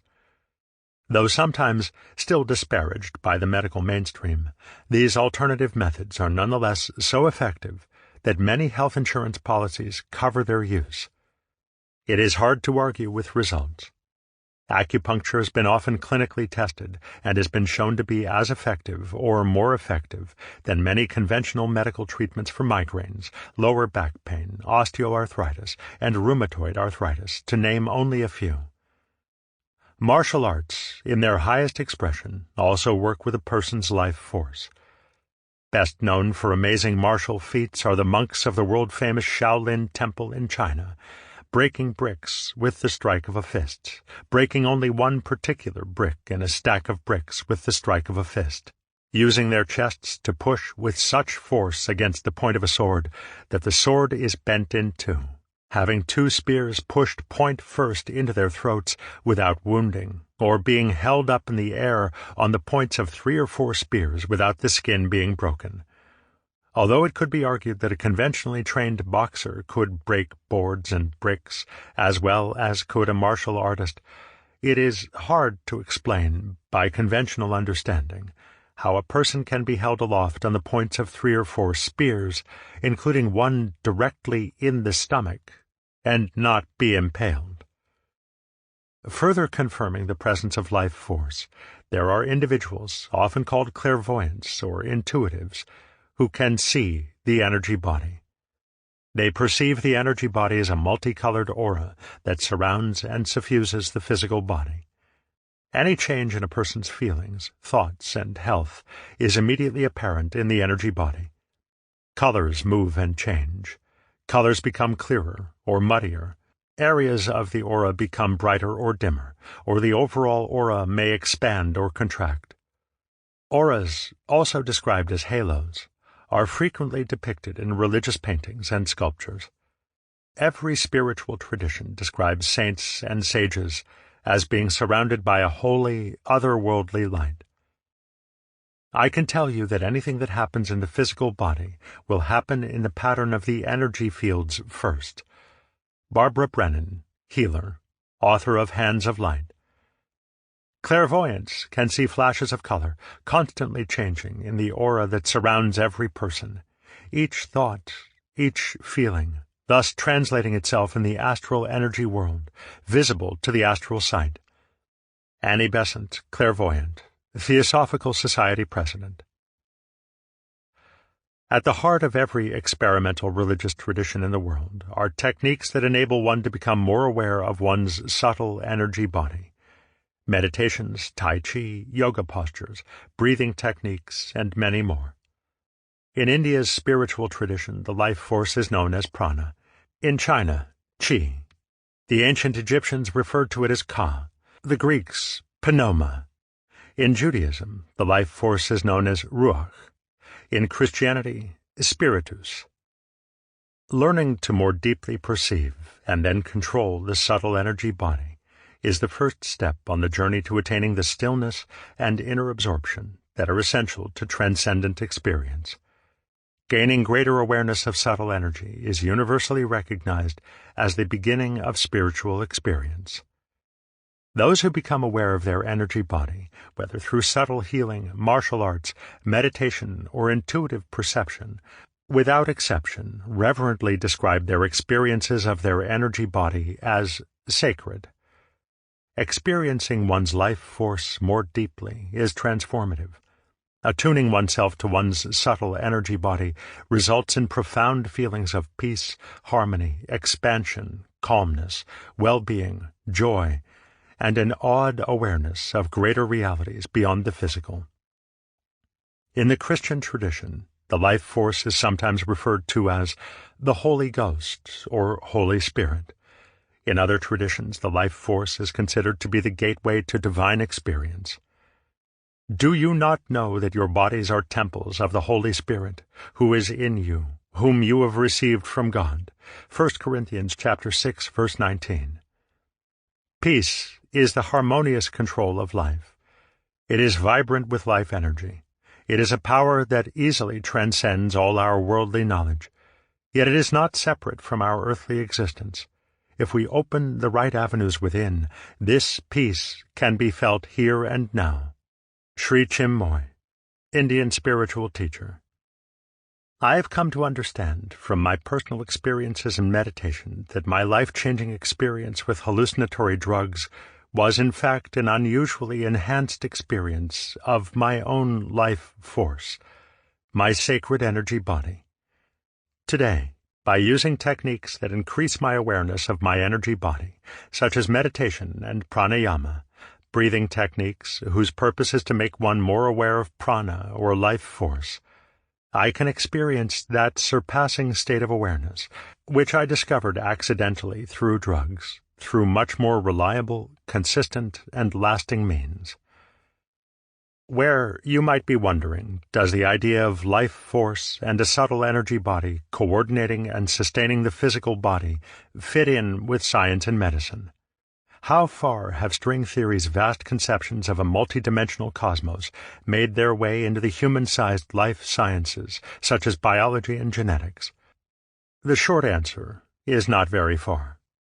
Geneticists, neurobiologists, and medical researchers who have embraced the new multidimensional paradigm still get a chilly reception from the mainstream and have so far made little impact on the conventional biochemical model of the body.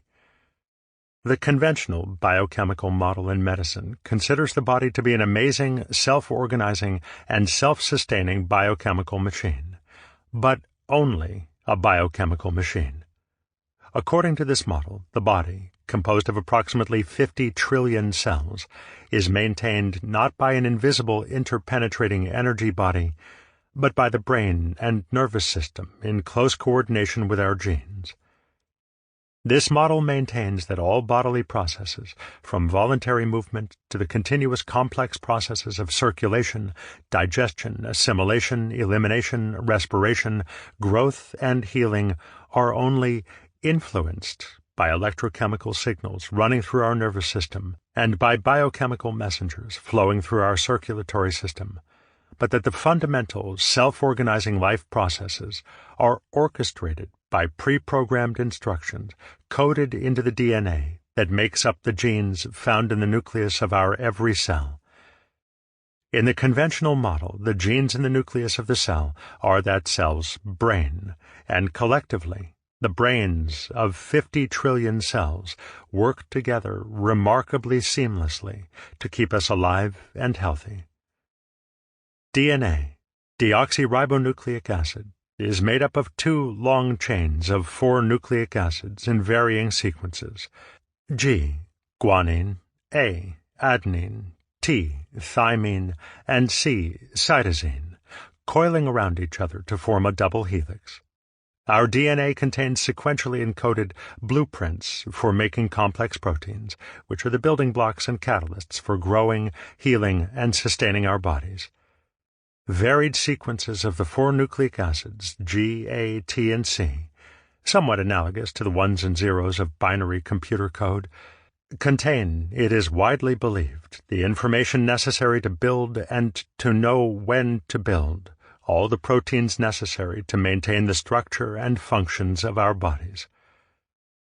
Our cells are, to a large extent, protein factories.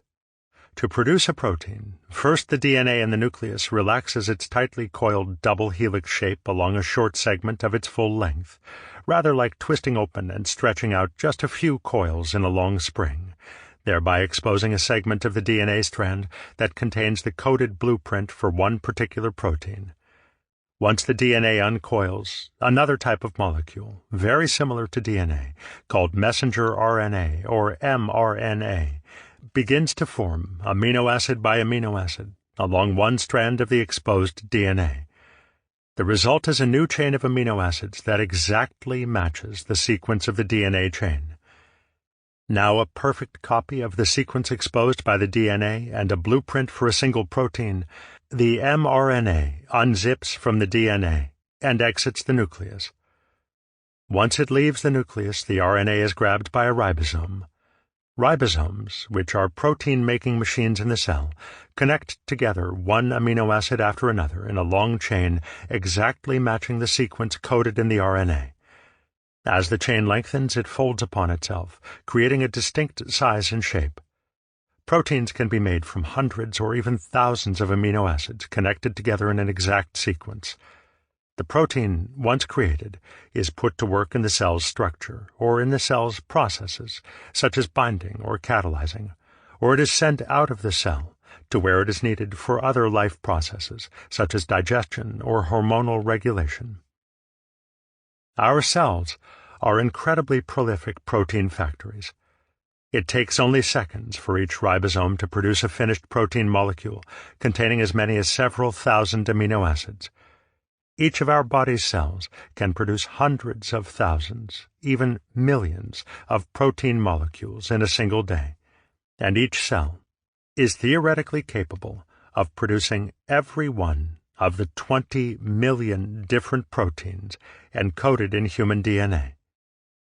Most microbiologists and geneticists share the opinion that not only are all the blueprints for all the proteins the body needs contained in our DNA, but that all the information an organism needs to grow and maintain itself, that is, all the information that determines when and in what combinations to build specific proteins, is also contained in our DNA.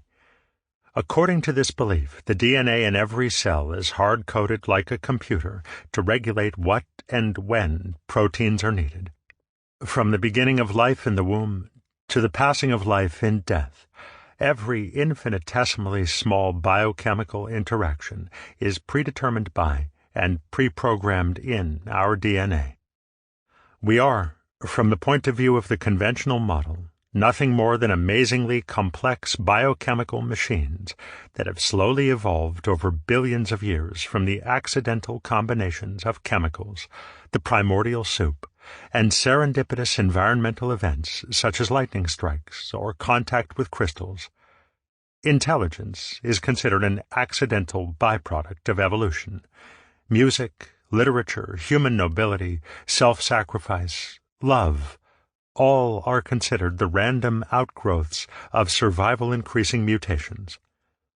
In this model, everything is neatly explained by scientific materialism. No weird holographic energy body template required, thank you very much. Life force? Who needs it?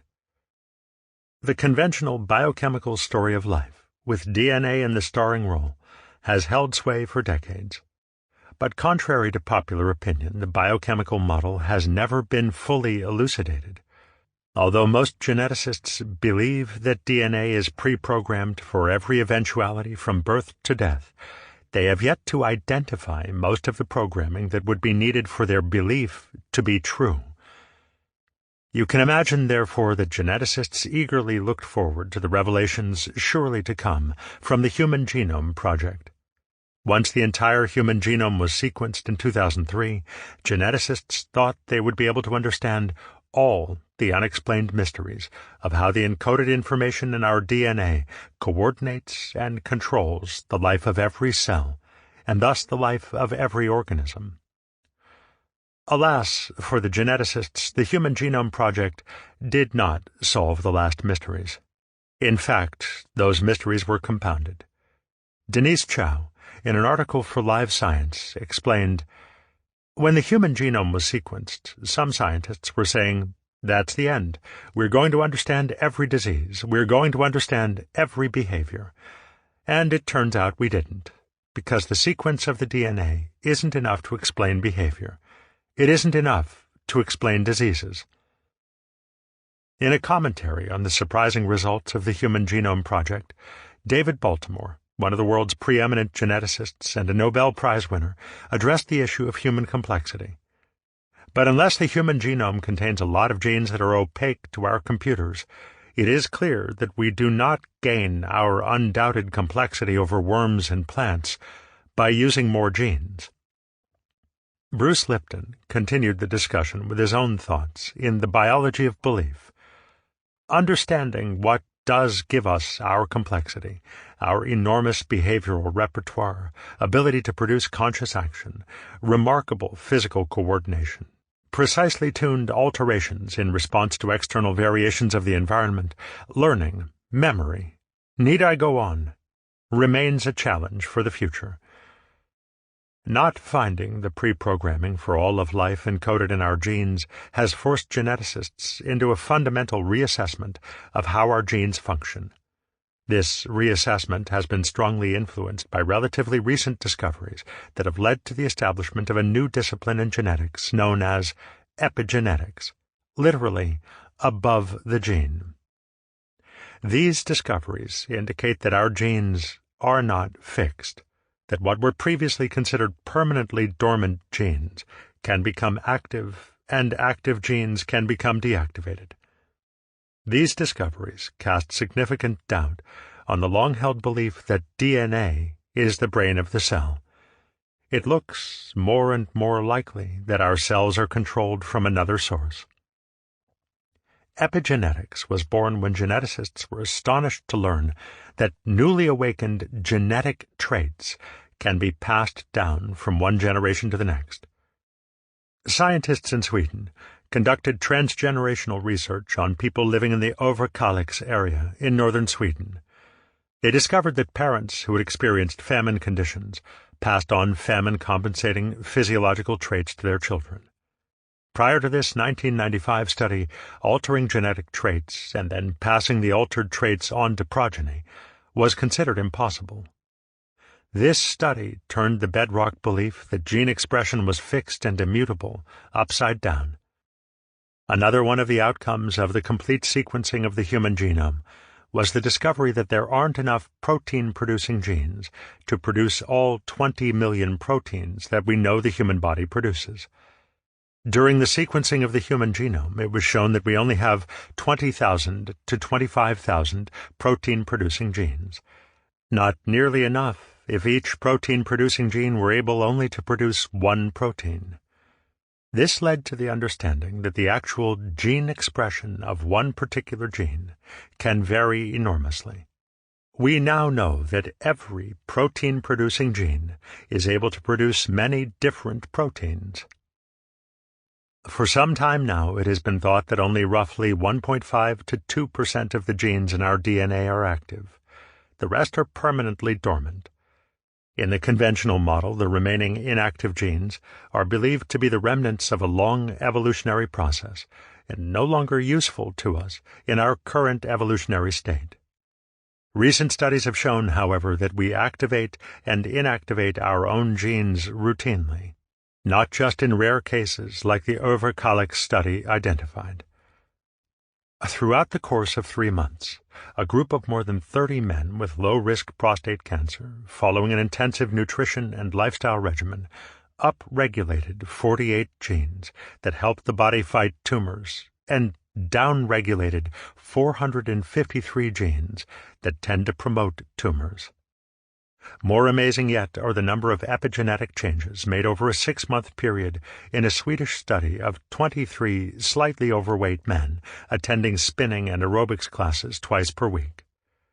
Researchers at Lund University discovered that the men had epigenetically altered 7,000 genes, almost 30% of all the genes in the entire human genome. From these and other studies, we now know that environmental, behavioral, mental, and emotional changes can turn on thousands of genes once considered permanently dormant, or turn off genes once considered to be permanently active. The new paradigm that is emerging from these various genetic and epigenetic studies is that one set of genetic blueprints can produce many different results. Twins who begin their lives with identical portions of their DNA activated can end their lives with very different portions of their DNA activated. There is no inevitable, pre-programmed, hard-coded destiny in our genes. Outside influences, such as behaviors, and even our thoughts and feelings, can substantially alter gene activation and gene expression. It is impossible to reconcile the new evidence of flexible gene expression with the idea that DNA is the pre-programmed brain of the cell. Our DNA turning on and turning off genes by itself would be rather like Escher's famous drawing hands, in which one hand is drawing another hand, while the other hand is drawing the first hand, or a computer that can independently decide what programs to run. How, then, can an outside influence turn genes on and off, or alter the gene expression of the same gene? Something that, according to the conventional model, is impossible. The key may be found in the emerging field of quantum biology.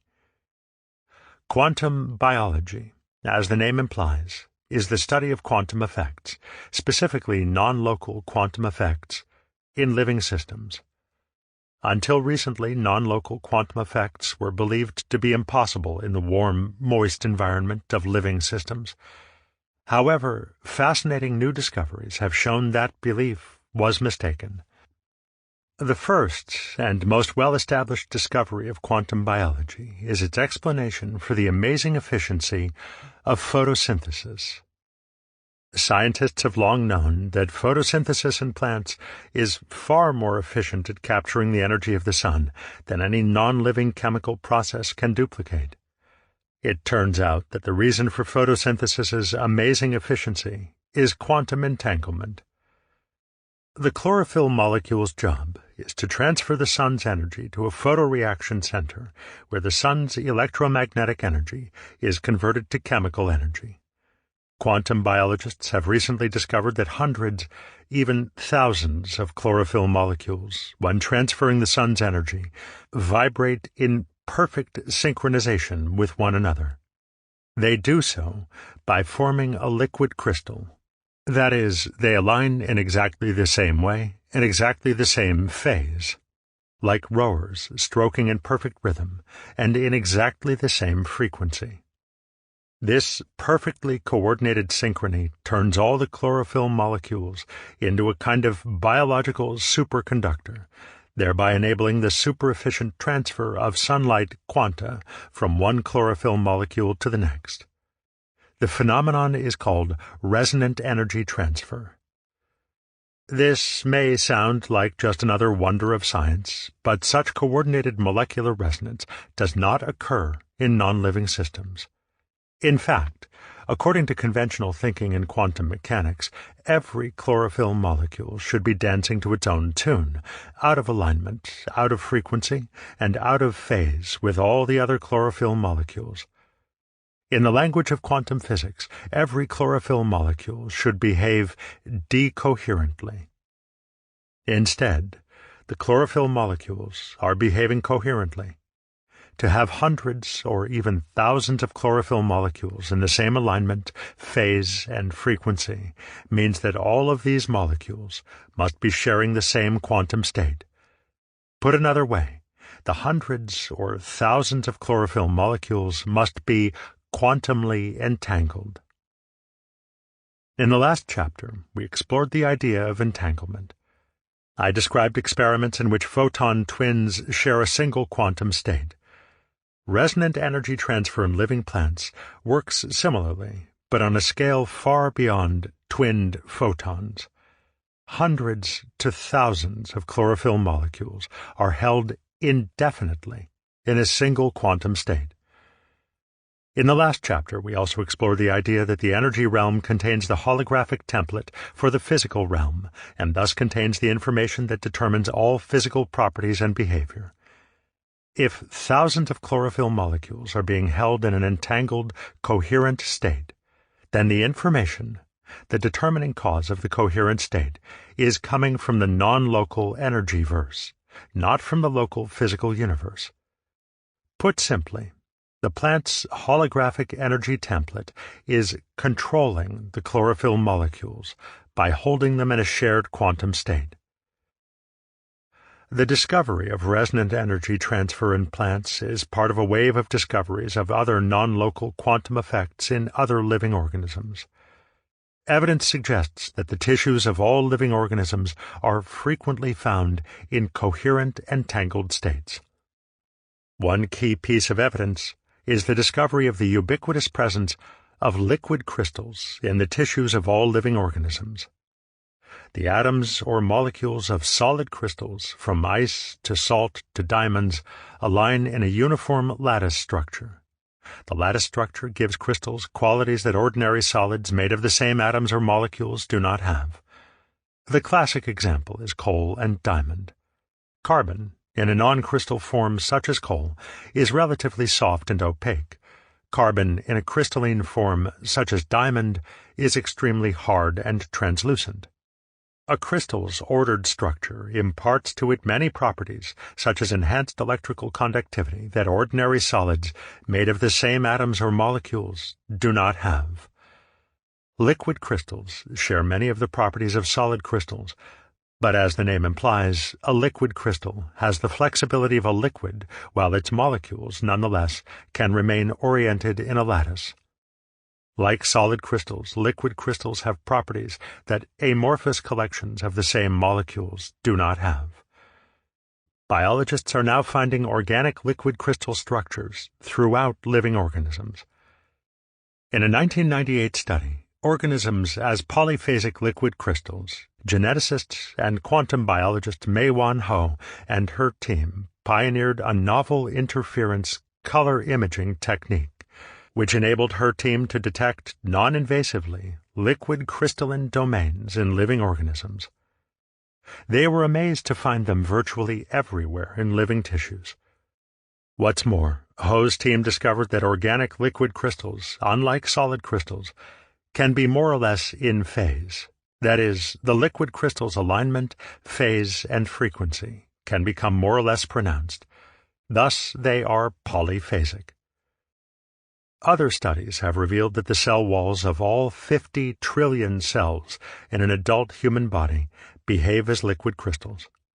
The molecules that form the cell walls are said to have the shape of lollipops. The head of the lollipop is oriented outward to form a barrier, and the handle of the lollipop is pointing inside toward the center of the cell. This coordinated crystalline alignment of the lollipops creates an impermeable barrier to atoms and molecules outside the cell. There is also an inner cell wall that forms in the same way, except that the heads of the lollipops are oriented toward the inside of the cell and the handles toward the outer wall, thus forming a perfect inner barrier just inside the outer barrier. The liquid crystalline cell wall controls independently one of the most important functions of the cell. By changing the crystalline lattice orientation of the lollipop-shaped molecules to create openings, the cell wall lets in only what it wants to let in and lets out only what it wants to let out. In The Biology of Belief, Bruce Lipton explains, cell biologists gained insight into the amazing abilities of the cell membrane by studying the most primitive organisms on this planet, the prokaryotes. Prokaryotes, which include bacteria and other microbes, consist only of a cell membrane that envelops a droplet of soupy cytoplasm. Though prokaryotes represent life in its most primitive form, they have a purpose. A bacterium does not bounce around in its world like a ball in a pinball machine.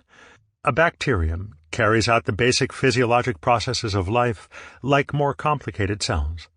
A bacterium eats, digests, breathes, excretes waste matter, and even exhibits neurological processing. They can sense where there is food and propel themselves to that spot. Similarly, they can recognize toxins and predators and purposely employ escape maneuvers to save their lives. In other words, prokaryotes display intelligence. So, what structure in the prokaryotic cell provides its intelligence? The prokaryote cytoplasm has no evident organelles, such as the nucleus and mitochondria, which are found in more advanced eukaryotic cells. The only organized cellular structure that can be considered a candidate for the prokaryote's brain is its cell membrane. Another confirmation of the ubiquitous presence of liquid crystals in the body is based on the 1920s discovery by the Russian embryologist Alexander Gurevich. He discovered that our bodies emit very weak photons, called biophotons. His discovery has long been known and is widely accepted. In the 1970s, Fritz Albert Popp and researchers at the University of Marburg in Germany, later at the Institute of Biophysical Cell Research in Germany, applied Gurevich's discovery to exploring the crystalline structures of the human body. What Popp's team expected to find, based on the conventional biochemical model, is that every biophoton emission would be emitted at random times and at random frequencies. Instead, they found that almost all biophoton emissions were emitted in phase, same timing, same frequency. Their findings suggest that just as chlorophyll molecules are aligned and synchronized during resonant energy transfer, most tissues in the human body are in continuously entangled, coherent quantum states.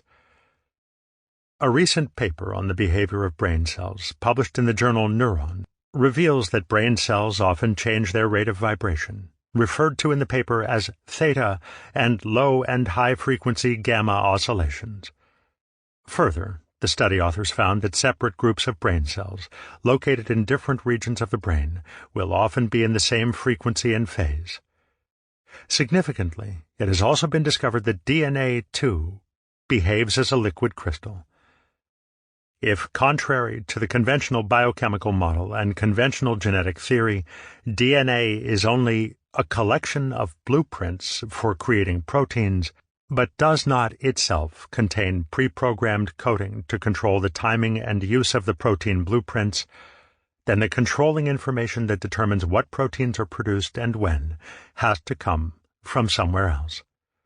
Quantum biology suggests that the controlling information is non-local. String theory's holographic principle suggests that the controlling information is contained in a non-local holographic energy template. Through the non-local to local information bridge, known as quantum entanglement or quantum coherence, a holographic energy template can control the liquid crystal DNA molecule and coordinate what proteins a cell makes and when. Informed by the discoveries of epigenetics and quantum biology explored previously, a new quantum biological model is emerging. Although known biochemical processes are unquestionably taking place continuously in living organisms, there is another, subtler process taking place as well. The liquid crystal structures within our tissues, including DNA, phase in and out of quantum coherence, thus allowing the information from our holographic energy template to initiate and coordinate the life processes taking place in our physical body. It is the failure to transcend the biochemical, mechanistic framework that makes people persist in inquiring which parts of the body are in control or issuing instructions or information. The challenge for us all is to rethink information processing in the context of the quantumly coherent organic whole. Mei-Wan Ho, geneticist and quantum biologist. A subtle spiritual mechanism is hidden just behind the bodily structure. Sri Yukteswar.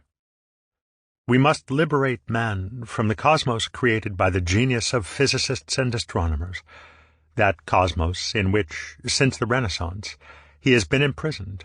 We now know that we extend outside the physical continuum. In time, as well as in space, the individual stretches out beyond the frontiers of his body.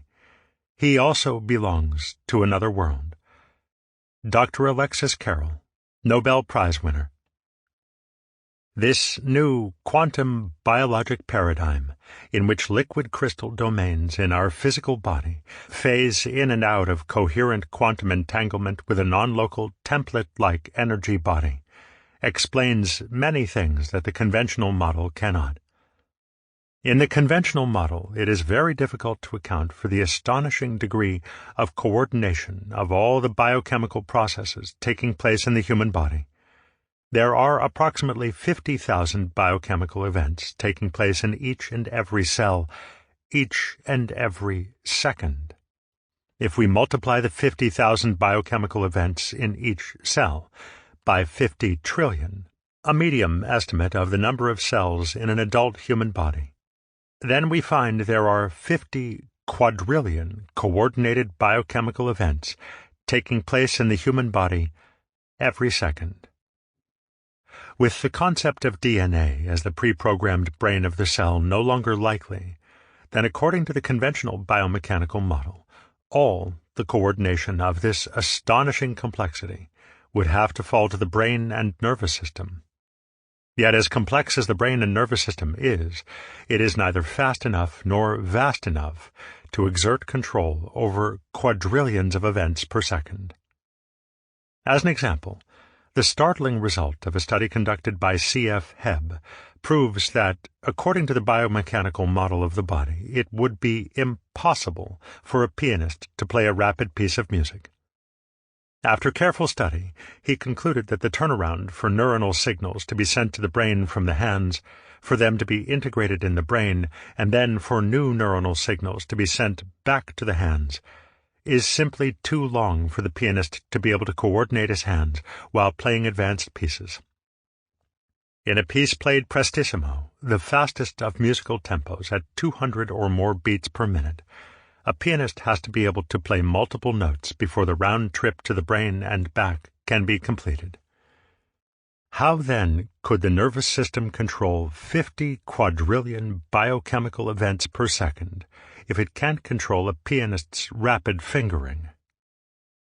If, instead, the coordination were conducted through our body's tissues, while in entangled coherent states, the signals would move instantaneously through the essentially distance-less, non-local energy realm that interpenetrates our body.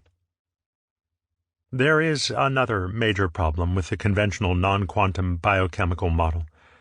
It cannot explain rapid, even instantaneous, physiological changes in the human body. Of all the supporting arguments for the presence of an entangled holographic energy body, instantaneous physiological change is perhaps the most compelling. And the most compelling source of evidence of instantaneous physiological change, as mentioned in Chapter 1, is the studies of those with multiple personality disorder, MPD. MPD sufferers have often been observed in controlled clinical conditions to manifest astonishingly rapid physiological changes. Multiple personality disorder, MPD, causes the sufferer to express many different personalities. Each personality is distinct. Each personality has particular characteristics and tendencies. Each personality has a unique set of memories.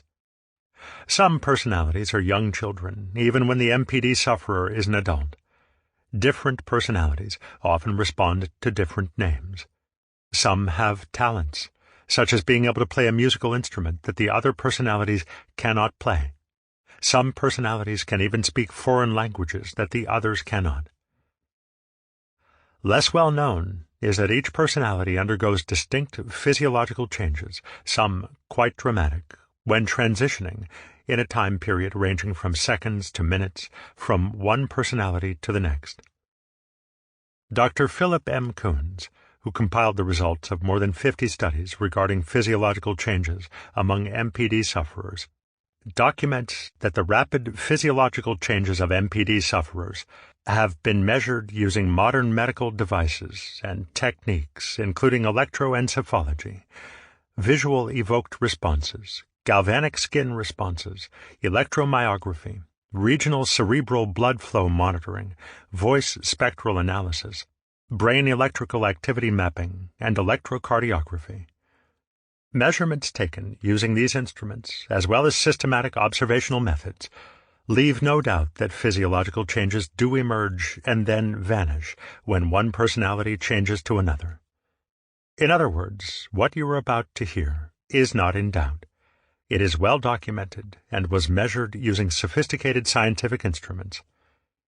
Voice spectral analysis reveals one's unique voice fingerprint, or voice print.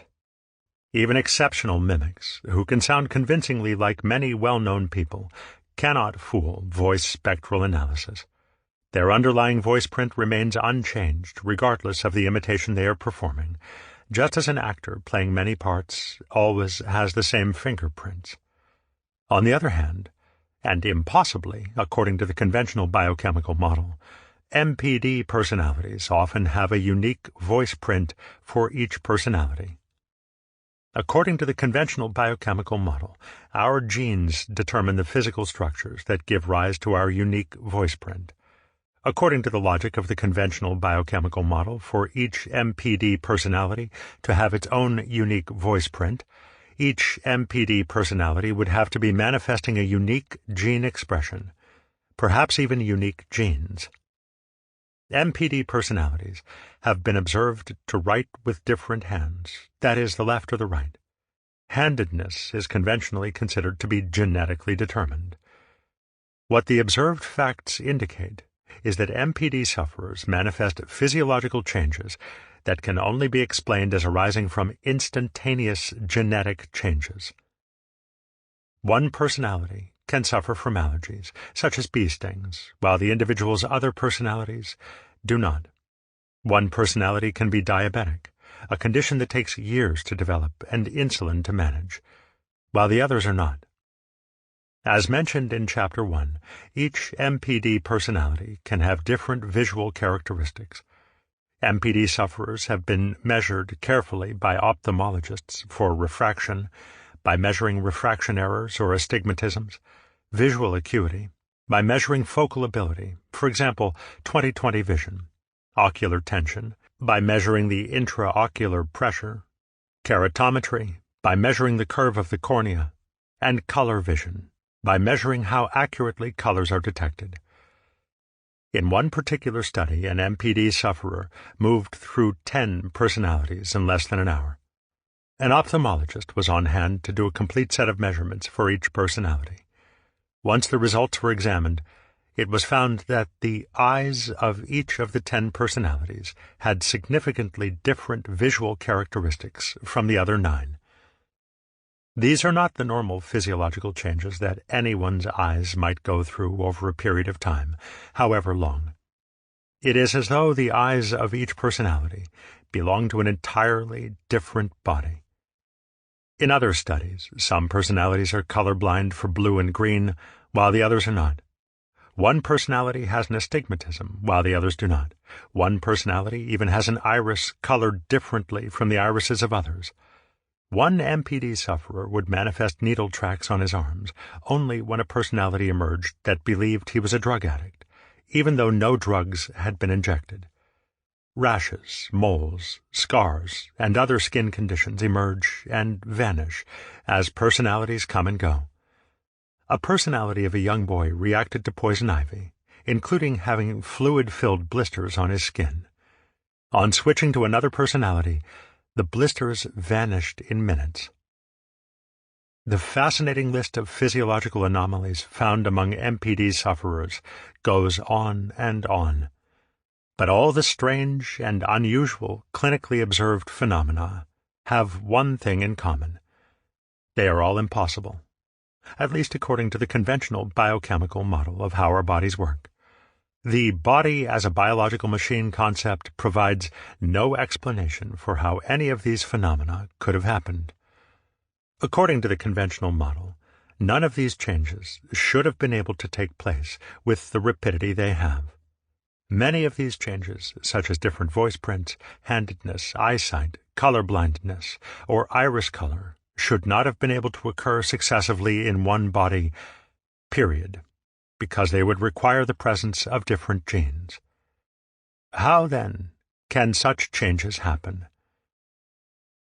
The visible world is the invisible organization of energy. Heinz Pagels, former executive director, New York Academy of Sciences. Our body, like the universe, is being continuously created from our template-like holographic energy body. The moment change occurs in our holographic energy body is the moment change occurs in the holographic projection we know as our physical body. Our physical bodies are not fixed. They are energy, masquerading as matter. Nor do they exist independently. Our physical bodies are the moment-by-moment result of non-local energies interacting with our non-local, two-dimensional holographic energy template, resulting in our local, holographically projected three-dimensional physical body. The conventional biochemical machine model of the body has no answer for how instantaneous changes can occur. The quantum biological paradigm, on the other hand, in which the physical body is inseparably entangled with an interpenetrating holographic energy body, does have an answer. Our physical body is the result of the invisible organization of energy. Change the organization of energy, no matter how fast, and you change the physical body just as fast. The scientifically grounded idea that we exist simultaneously in multiple realms goes far beyond providing a new model for living systems. The idea that we exist simultaneously in multiple realms also opens the door for science to understand how there can be life after death. From the point of view of the conventional biochemical model, with its premise that biochemical life is purely physical, life after death is impossible. From the point of view of the multidimensional quantum biological model, we already exist in the afterlife. Physical death is the withdrawal of the invisible organization of energy from the physical body. When the influence of the template-like holographic energy body is withdrawn, the physical body loses its coordinated entangled coherence with its holographic energy body. Coherence gone, the physical body begins to respond to the forces of entropy. Order goes to disorder, energy dissipates to equilibrium, and the physical body decays into lifeless atoms and molecules. Even when the physical body stops functioning, however, our energy body continues to exist. Think of your physical body as a sock puppet. When the hand is withdrawn from the sock puppet dies. But the hand that was inside the puppet continues to exist. Our non-local, interpenetrating energy body is the hand within the sock puppet. What the saints, sages, and near-death experiencers tell us is that when we die, we no longer perceive through the low-frequency detectors that we know as the physical senses. Instead, we immediately begin perceiving our higher-frequency energy body and the energy verse through subtler means. Using radio as an analogy, this speed-up is comparable to having lived all your life at a certain radio frequency, when all of a sudden someone or something comes along and flips the dial. That flip shifts you to different frequency. The original frequency where you once existed is still there. It did not change.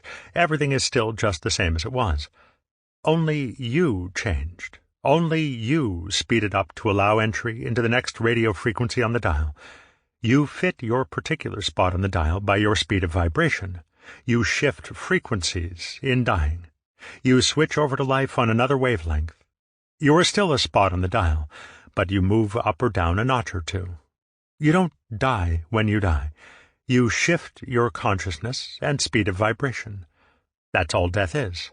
A shift. P.M.H. Atwater, near-death experiencer, NDE researcher, and author of Beyond the Light. There are many realms that take up the same space as the physical realm, much like boxes within boxes. The physical realm is but one of the boxes in the hierarchy of boxes. This means we are actually already in the so-called afterlife right now. Kevin Williams, near-death researcher and author of Nothing Better Than Death.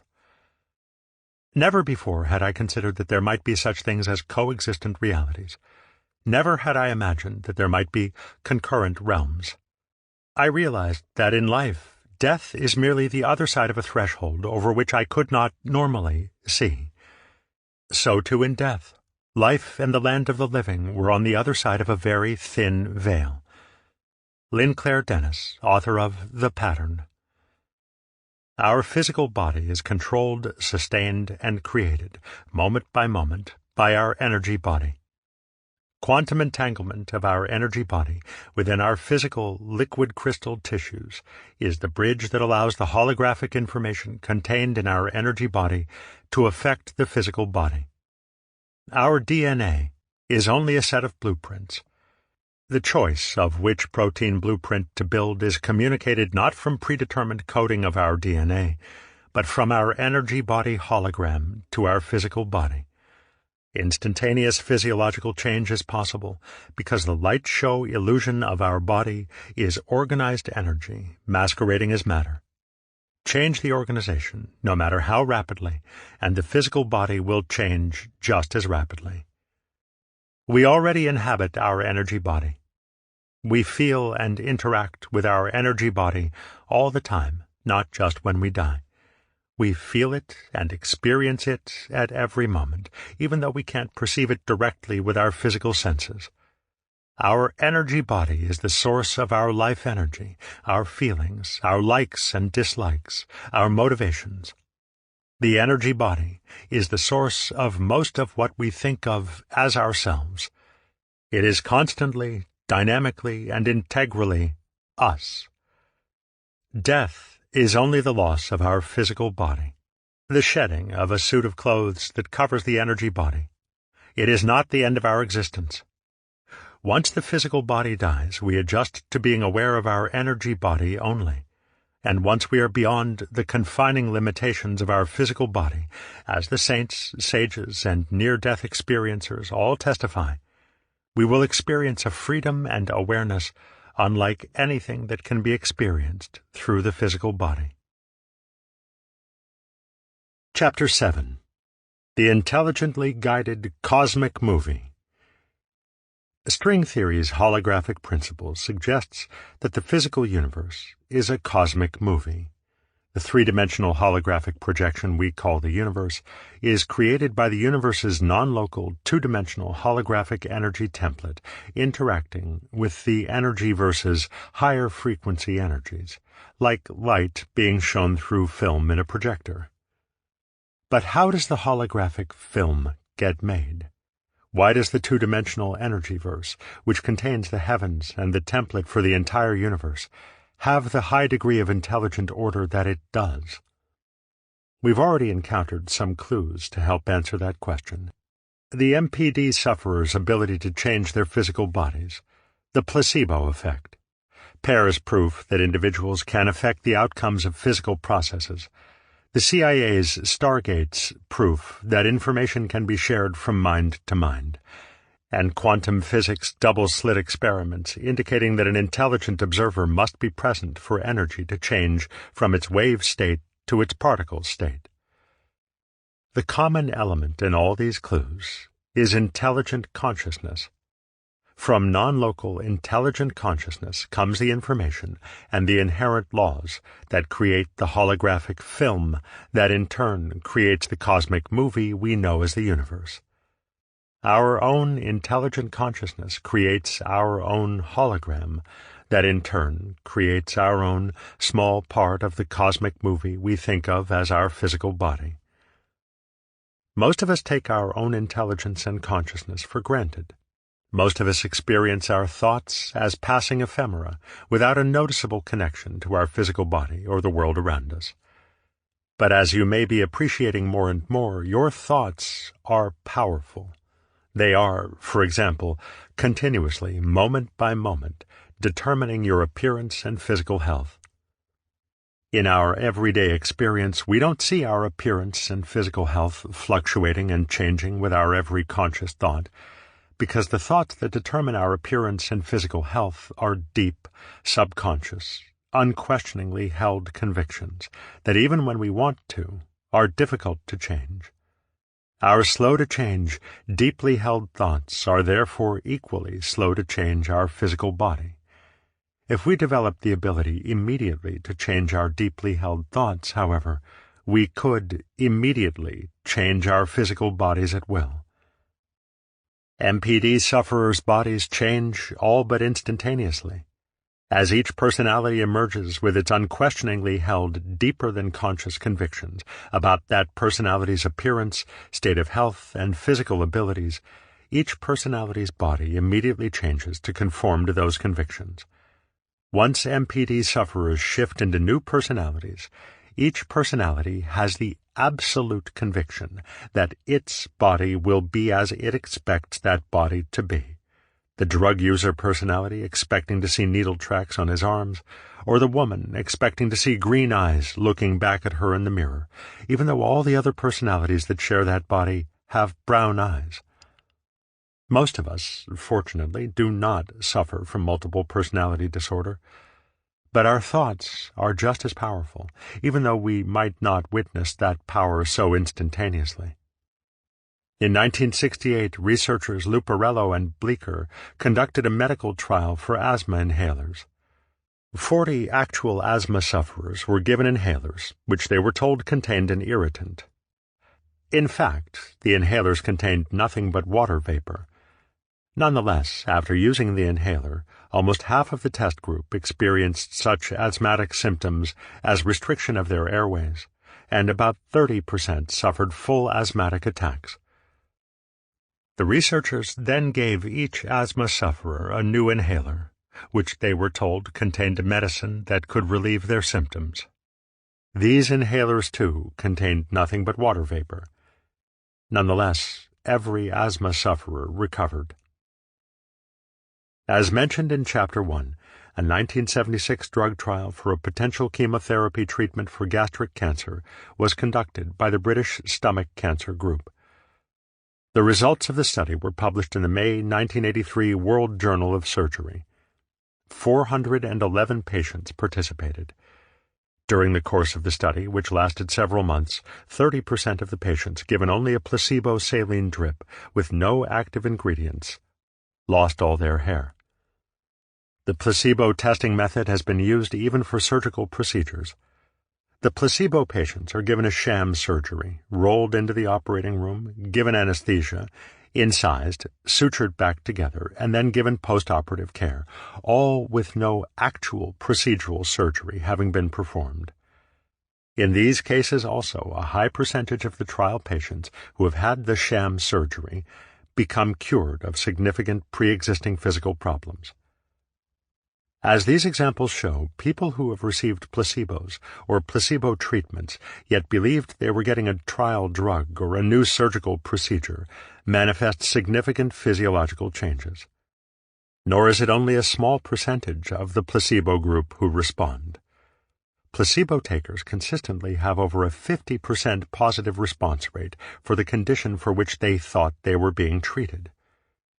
Simply the thought that one is receiving a potentially effective trial drug or trial surgery can change one's deeply held convictions about one's state of health.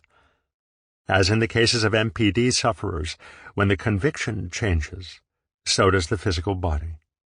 Placebo-induced change can sometimes happen immediately, as with the placebo inhalers, but it generally unfolds more slowly than do the dramatically rapid changes of MPD sufferers, because the speed of change occurs in accordance with the mental expectations, that is, the convictions of the placebo takers. If, for example, there is a deep conviction that they will gradually lose all their hair, then they do. Many in the medical field will argue that there is a purely biochemical explanation for the placebo effect.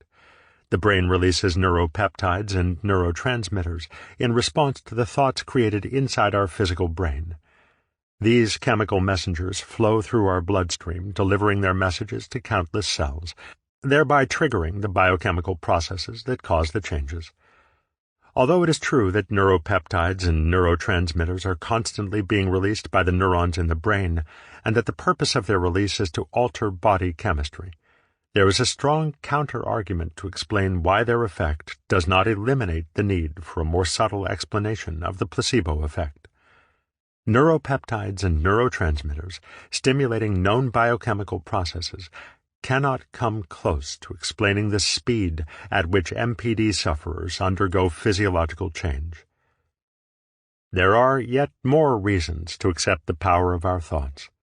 We have more than ample proof that our thoughts can affect the thoughts of other people, telepathy, and our thoughts can affect matter outside our physical body, telekinesis.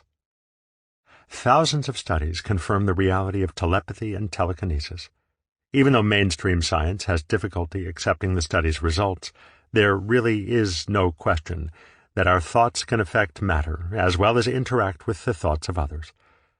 Various experiments conducted in hundreds of laboratories around the world, including those at Stanford University and the once-affiliated Stanford Research Institute, SRI, Duke University's Rhine Institute, Princeton's Pear, Cornell University, the Institute of Noetic Sciences, and the CIA's Stargate Labs, provide scientifically and meticulously gathered results that confirm the existence of such phenomena.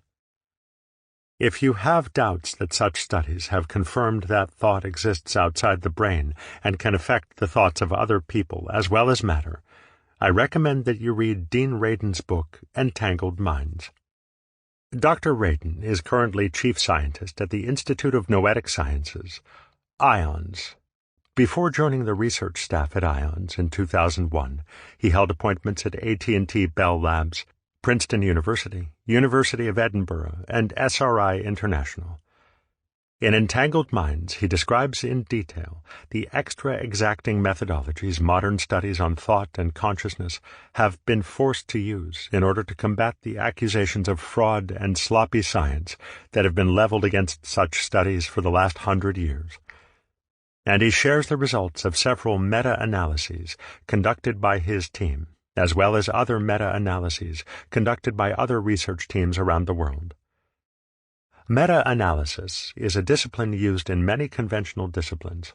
By combining the data from hundreds and, in many cases, thousands of tests, Meta-analysis can amplify very small effects that otherwise would not be possible to measure, and can methodically weed out statistical problems that skew results due to lack of scientific rigor, such as underreporting failed experiments. Here are the highlights from the meta-analysis of two simple but telling types of experiments. Dozens of experiments, performed in multiple labs by different teams over the course of many decades, have conducted thousands of trials to see whether people can tell if they are being stared at. That people can tell if they are being stared at is a widely held belief. To test this theory, researchers place subjects in a room shielded from all electromagnetic, sound, and vibrational influence. They cannot see, hear, feel, or communicate with anyone. There is no normal way they can directly sense the presence of a starer. The subjects are prompted at regular intervals to indicate whether they think someone has been staring at them. Sometimes someone is staring at them, and sometimes no one is staring at them. The actual staring occurs according to a randomly selected pattern.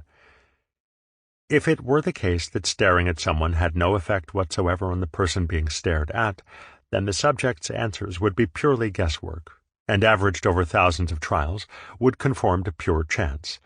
50% of the time they would be right, and 50% of the time they would be wrong, or very close to it. Instead, the subjects correctly indicated when they were being stared at, averaged over the course of 33,357 trials, 54.5% of the time. Although it may not seem like much, a deviation from a 50-50 distribution of 4.5% in more than 30,000 trials is immensely, gigantically significant. If a coin-flipping machine flips a fair coin 33,357 times, the trial tally would be very close to 50% heads and 50% tails, every single time the experiment is run. And every single time the experiment is run with more than 30,000 flips, even if you run 1,000,000 30,000 flip experiments, the result will always conform to results consistent with chance, with approximately 50% heads and 50% tails. If staring had no effect on the one being stared at, the outcome over 33,357 tests would, with statistical certainty, be a 50-50 distribution of correct, incorrect guesses. The astonishing odds against there being a 4.5% deviation from a 50-50 distribution in these experiments are 10 to the 46th power to 1. Another simple experiment has also been conducted thousands of times. Subjects are asked to influence the throw of dice. The meta-analysis cited in Entangled Minds examined the results of a combined total of 2,500 people trying to influence the outcome of more than 2.6 million throws of the dice. Again, if it is really impossible for people to influence the outcome of a throw, then the results would conform to pure chance. But they didn't.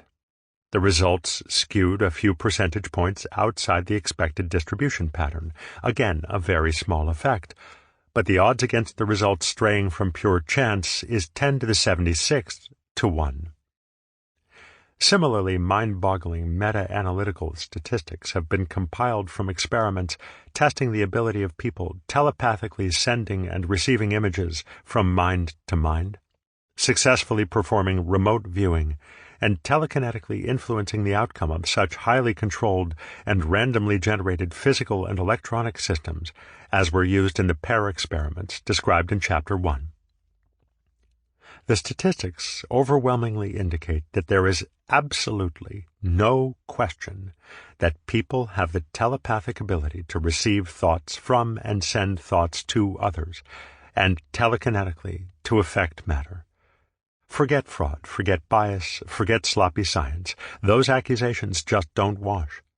It's simply not possible to explain away all of these carefully observed phenomena. Why, then, does mainstream science not accept these results? The problem for mainstream scientists is that no one has yet found an energy or a substance or a field or a measurable something that under observation in an experimental framework will explain the effect of thought on matter, or how thought can exist beyond the brain. Yet the data clearly indicates that thought and consciousness do exist outside the brain and can affect matter. Scientific materialists are left in a quandary, unable to refute the evidence but unwilling to embrace it. Many may share the thinking of Professor Richard Wiseman, a psychologist at the University of Hertfordshire and a leading skeptic regarding anything paranormal, who was quoted in an article appearing in Britain's Daily Mail. "I agree that by the standards of any other area of science that remote viewing is proven, but begs the question, do we need higher standards of evidence when we study the paranormal? Because remote viewing is such an outlandish claim that will revolutionize the world, we need overwhelming evidence." The quandary scientific materialists face is greatly intensified when quantum physics is added to the discussion. While scientific materialists, by sheer dint of not wanting it to be true, have pushed to the fringe anything paranormal, such as telepathy and telekinesis, they have, for nearly 100 years, been unable to explain away quantum physics' oft-demonstrated need for an intelligent observer in the formation of matter. The result has remained a glaring inconsistency in scientific materialism's argument that thought is created by and confined to biochemical processes taking place inside the physical brain. Let me briefly recap what we've already discussed in Chapter 1. 1. Electromagnetic energy, which includes visible light, can behave as a wave or as a stream of particles, a phenomenon known as wave-particle duality. Counterintuitively, matter exhibits wave-particle duality as well. What we think of as matter, and therefore as being made up of particles, nonetheless can also behave as a wave. Thus, physicists tend to use the term matter wave to avoid having to say whether something is in a wave or particle form, since depending on the situation it could be either one. 2. According to the results of countless experiments, matter, if unmeasured or unobserved by an intelligent observer, will remain in a wave state. Only when measured by an intelligent observer will it behave as particles. 3. Experiments have shown that light moving through double slits will generate an interference pattern characteristic of how waves of any kind, from light waves to water waves, interfere with each other. 4. When individual photons, the particle form of light, were sent through the double slits one at a time, the experimenters naturally expected to see no interference pattern at all. They expected to see two vertical collections of photon impacts on the detector, collections that would form a pattern like bullets fired through such slits into a target. Instead, and to their astonishment, they still saw an interference pattern. 5. How could this be?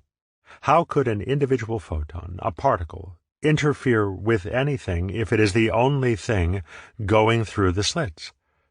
Other experiments were eventually conducted in which a measuring device was placed by the slits to detect which slit an individual photon actually traveled through.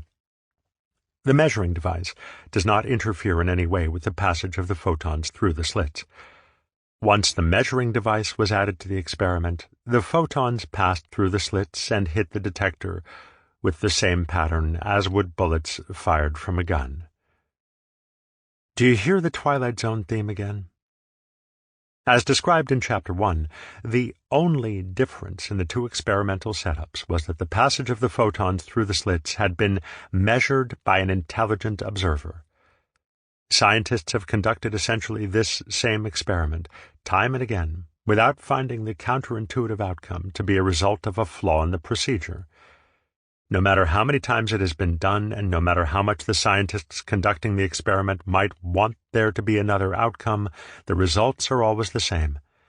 Measurement by an intelligent observer always causes the matter wave to behave like matter, and in the absence of such a measurement, the matter waves behave like a wave. We are left with the fact that an intelligent observer is, somehow, integral to the formation of matter.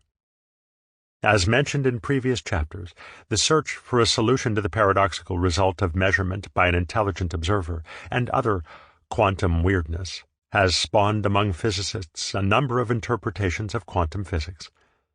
The Copenhagen interpretation, touched on earlier, can be thought of as the pragmatic shut-up-and-calculate interpretation. Don't worry about a deeper reality. It's not necessary. This is just the way things work. Matter becomes weird at quantum size. Get used to it. Although the pragmatic Copenhagen interpretation stays afloat on the sea of scientific materialism by not rocking the boat with non-material speculations, it does not answer the abiding question: why is there an intelligent observer effect? Its pragmatism works, but it doesn't satisfy, and in fact, for decades, allegiance to the Copenhagen interpretation has been declining. A newer interpretation, one that appeals especially to scientific materialists and that has attracted popular interest as well, is the many worlds interpretation, MWI.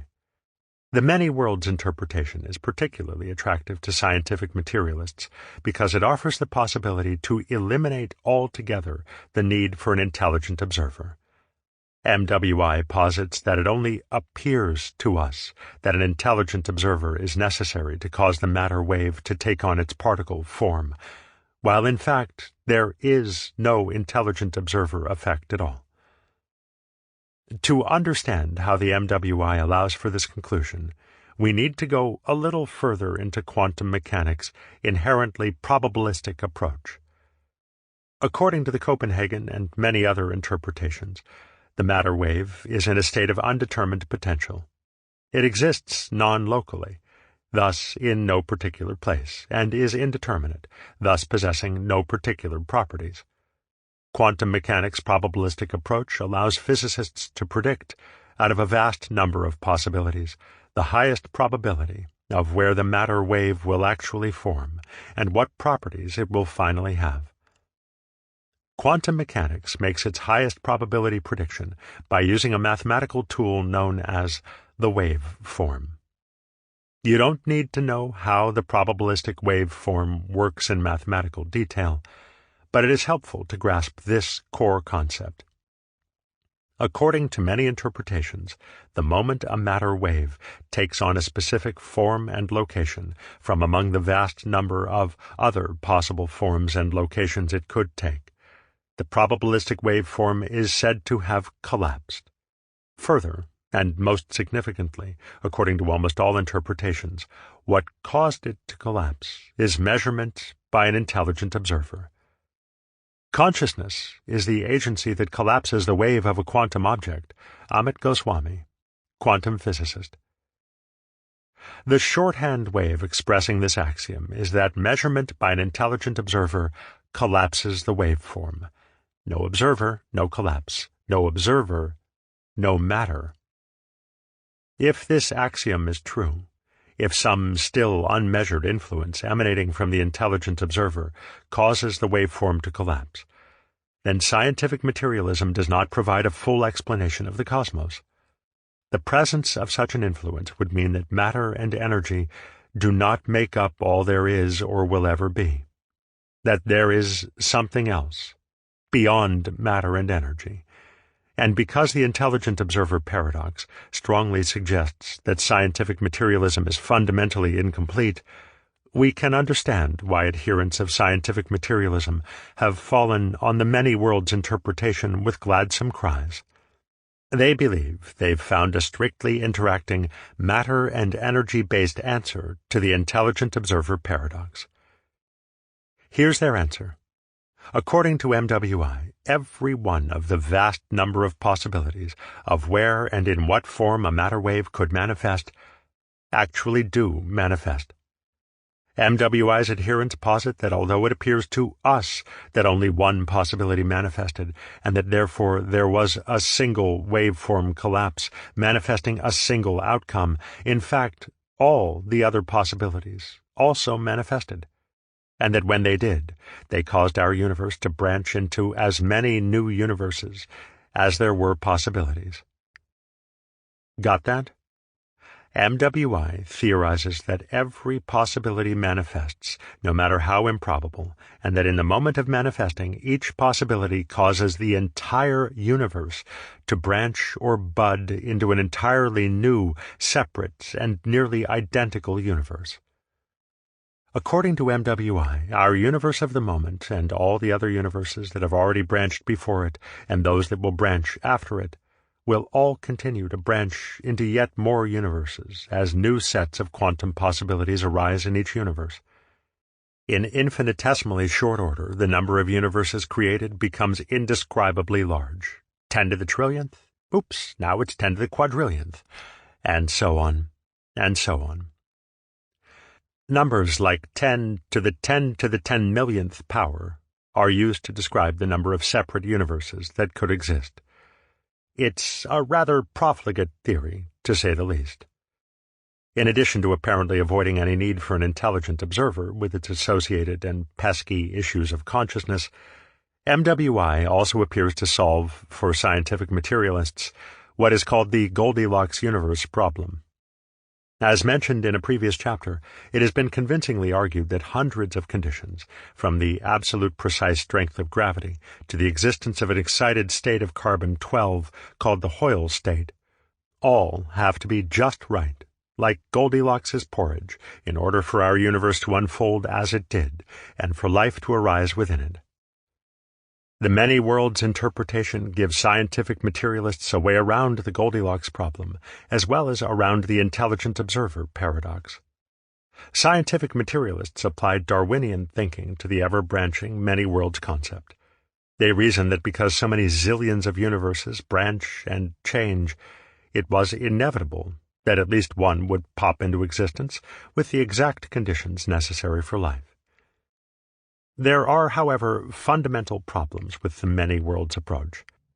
While MWI avoids the intelligent observer paradox and the Goldilocks universe problem, it creates a gigantic problem of causation. Proponents propose that every possibility, however unlikely and however insignificant, has significant causal power to create an entire universe. For the many worlds interpretation to be valid, a nebulous, indefinable, and unmeasurable quantity, possibility, must have infinite power of causation. On the human side of things, MWI is completely nihilistic. It proposes absolute meaninglessness. Everything that possibly could happen, happens. In my universe of the moment, I keep writing this sentence, while in the zillion other universes where some version of me exists, I do other things. In some universe, Hitler became the good guy and the Allies were the oppressors. In some universe, Jesus stayed a carpenter. In some universe, Beethoven was tone-deaf and Einstein was an idiot. In some universe, Rush Limbaugh is president. In some universe, I am president. In some universe, I was killed by my mother. In some universe, I killed my mother. In some universe, we live like savages. In some universe, we live like saints. In most universes, there is no life at all, and intelligence never arises. According to the many worlds interpretation, I might think I'm seeing logical outcomes to the choices I make, but I'm not.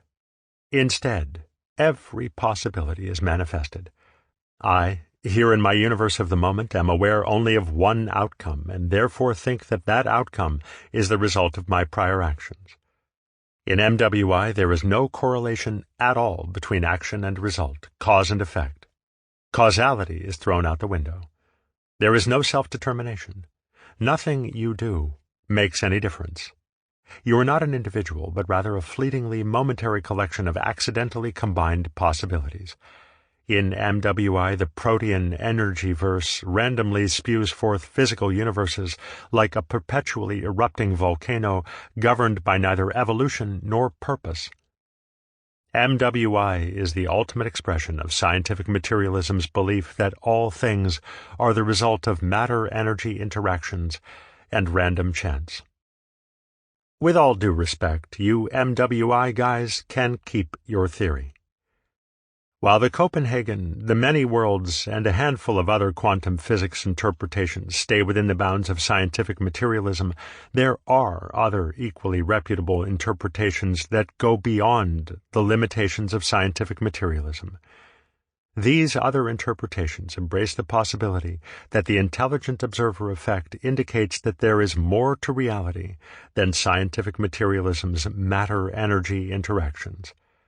They embrace the idea that thought and consciousness have an existence independent of matter and energy.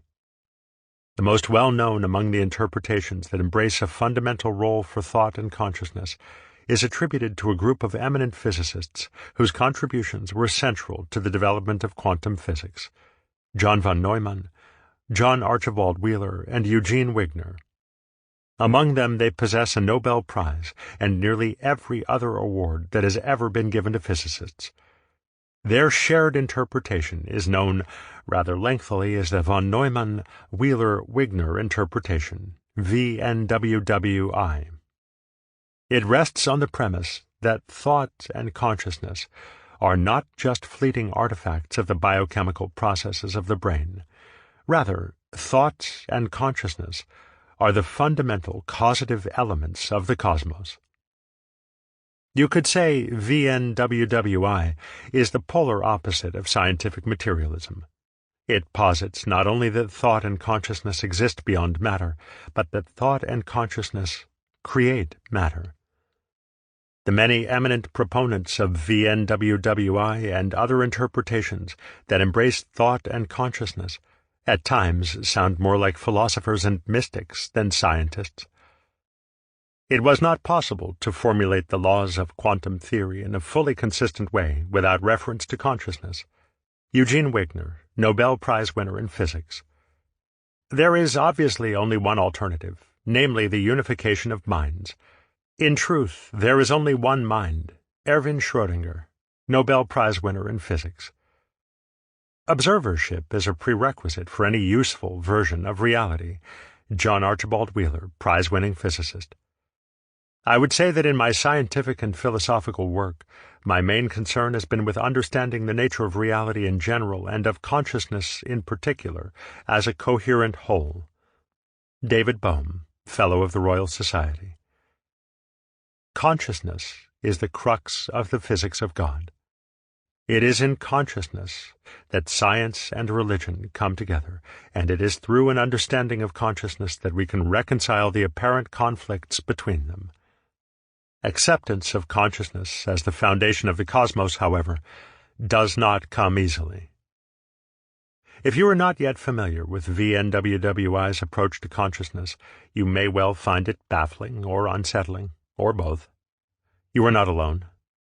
Though endorsed by great scientific minds, though amply supported by mathematics, though there is no other proven explanation for the intelligent observer effect, most physicists and scientists, in a very human way, viscerally reject the notion that something as seemingly ephemeral as consciousness could be the foundation of reality.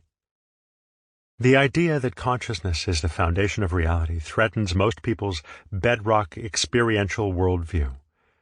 It's not so much that the implications of VNWWI are counterintuitive, a term often used to describe quantum physics, as it is that the implications are counter-sensory. What we experience through the senses suggests that everything around us has an independent and separate material reality.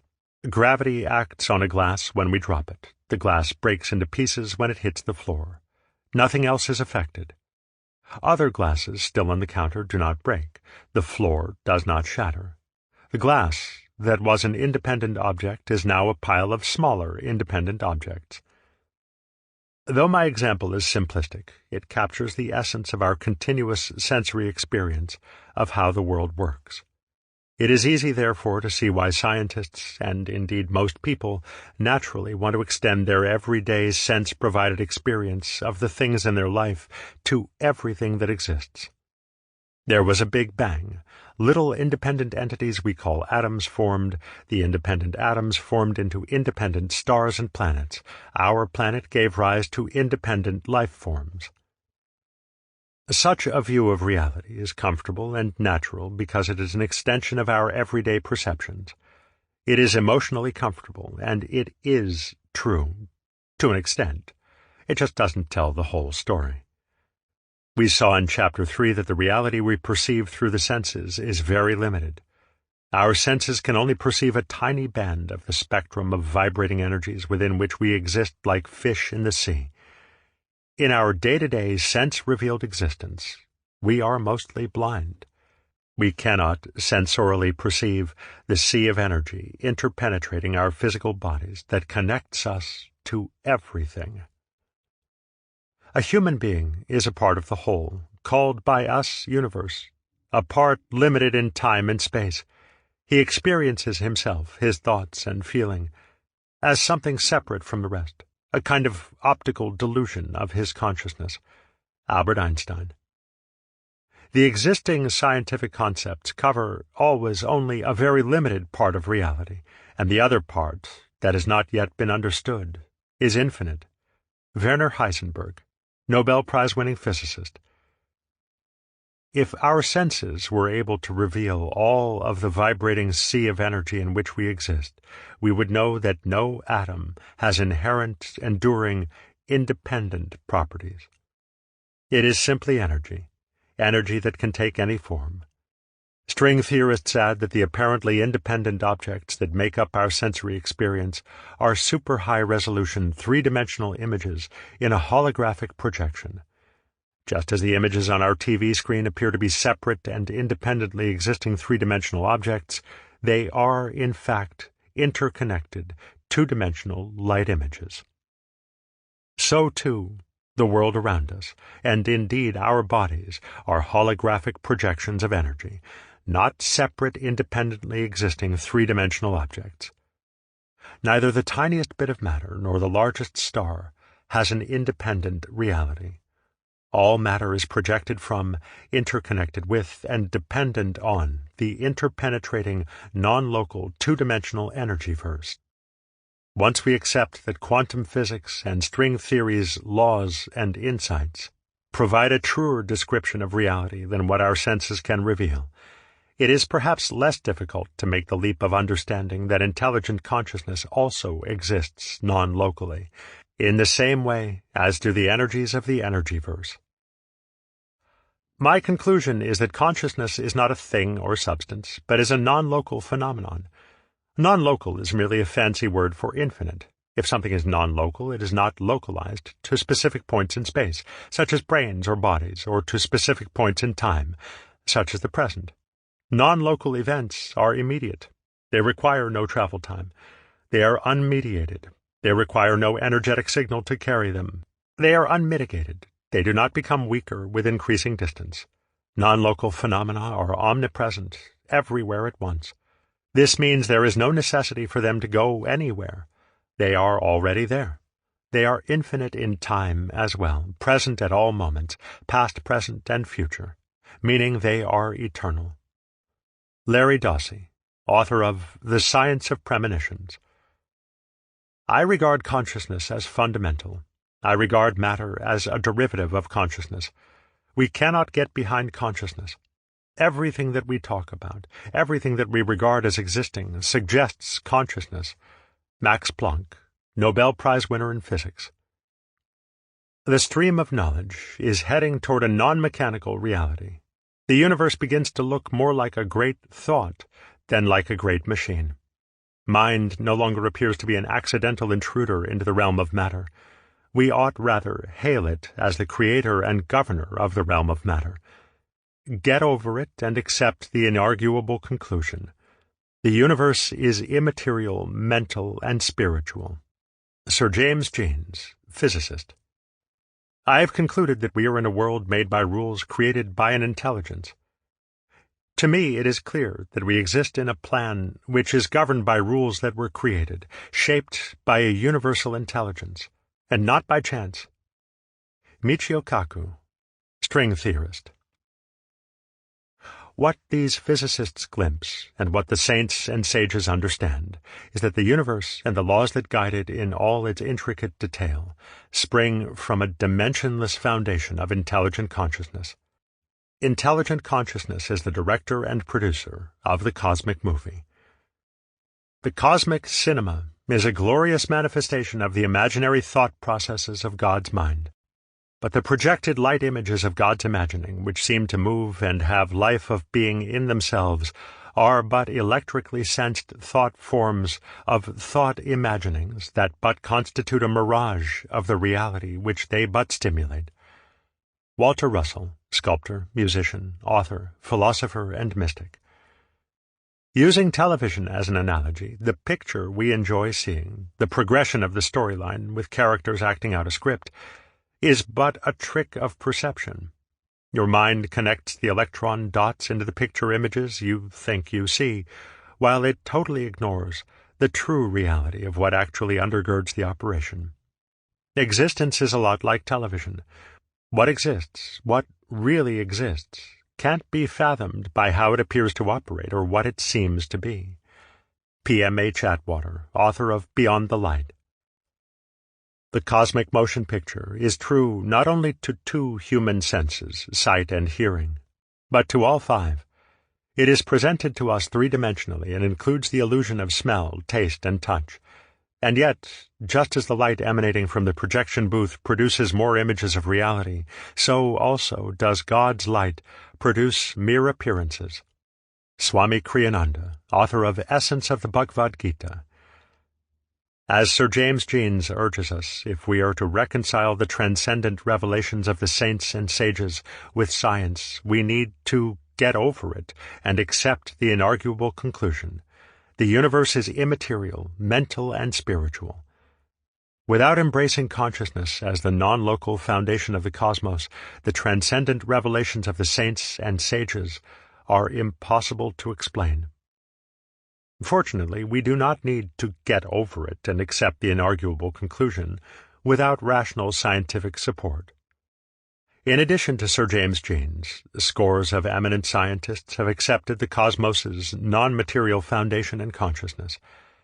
And if, like me, you are also deeply persuaded by the consistency and certainty of the testimony of the thousands of saints, sages, and near-death experiencers who have had transcendent experiences, then their testimony that reality is a cosmic movie, a light show illusion, supported scientifically by the holographic principle and the VNWW interpretation that consciousness is the foundation of reality, provides a clear path fully to reconcile the obvious truths of science and the obvious truths of religion.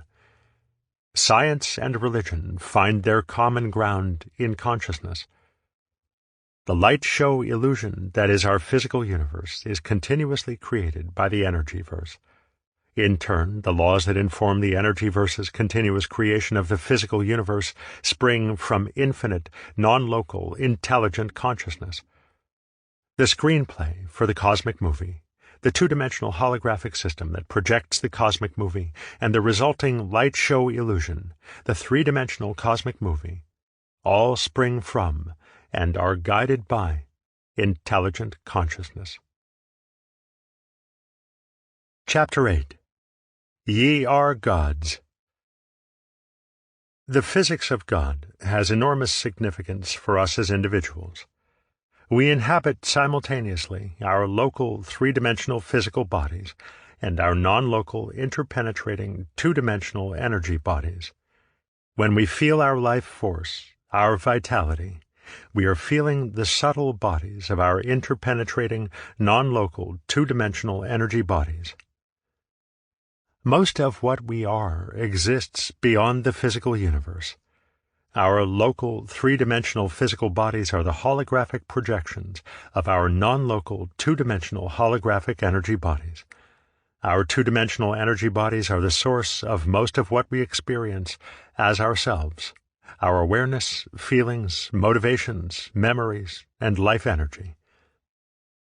We cannot truly die. Our three-dimensional physical body allows us to exist in the three-dimensional physical world of space, time, and matter, like a deep-sea diver wearing a suit that allows him to survive deep underwater. When we die, our space, time, and matter suit ceases to function, and we are no longer able to operate in space, time, and matter. When we die, our awareness shifts to our non-local, two-dimensional energy body in the energy-verse. What we think, we become. Our non-local intelligent consciousness shapes our non-local two-dimensional holographic energy template. Our non-local two-dimensional holographic energy template, in turn, shapes our physical body. Our local three-dimensional physical body is continuously sustained and controlled by our non-local, shaped-by-thought, two-dimensional energy body via the bridge of quantum entanglement.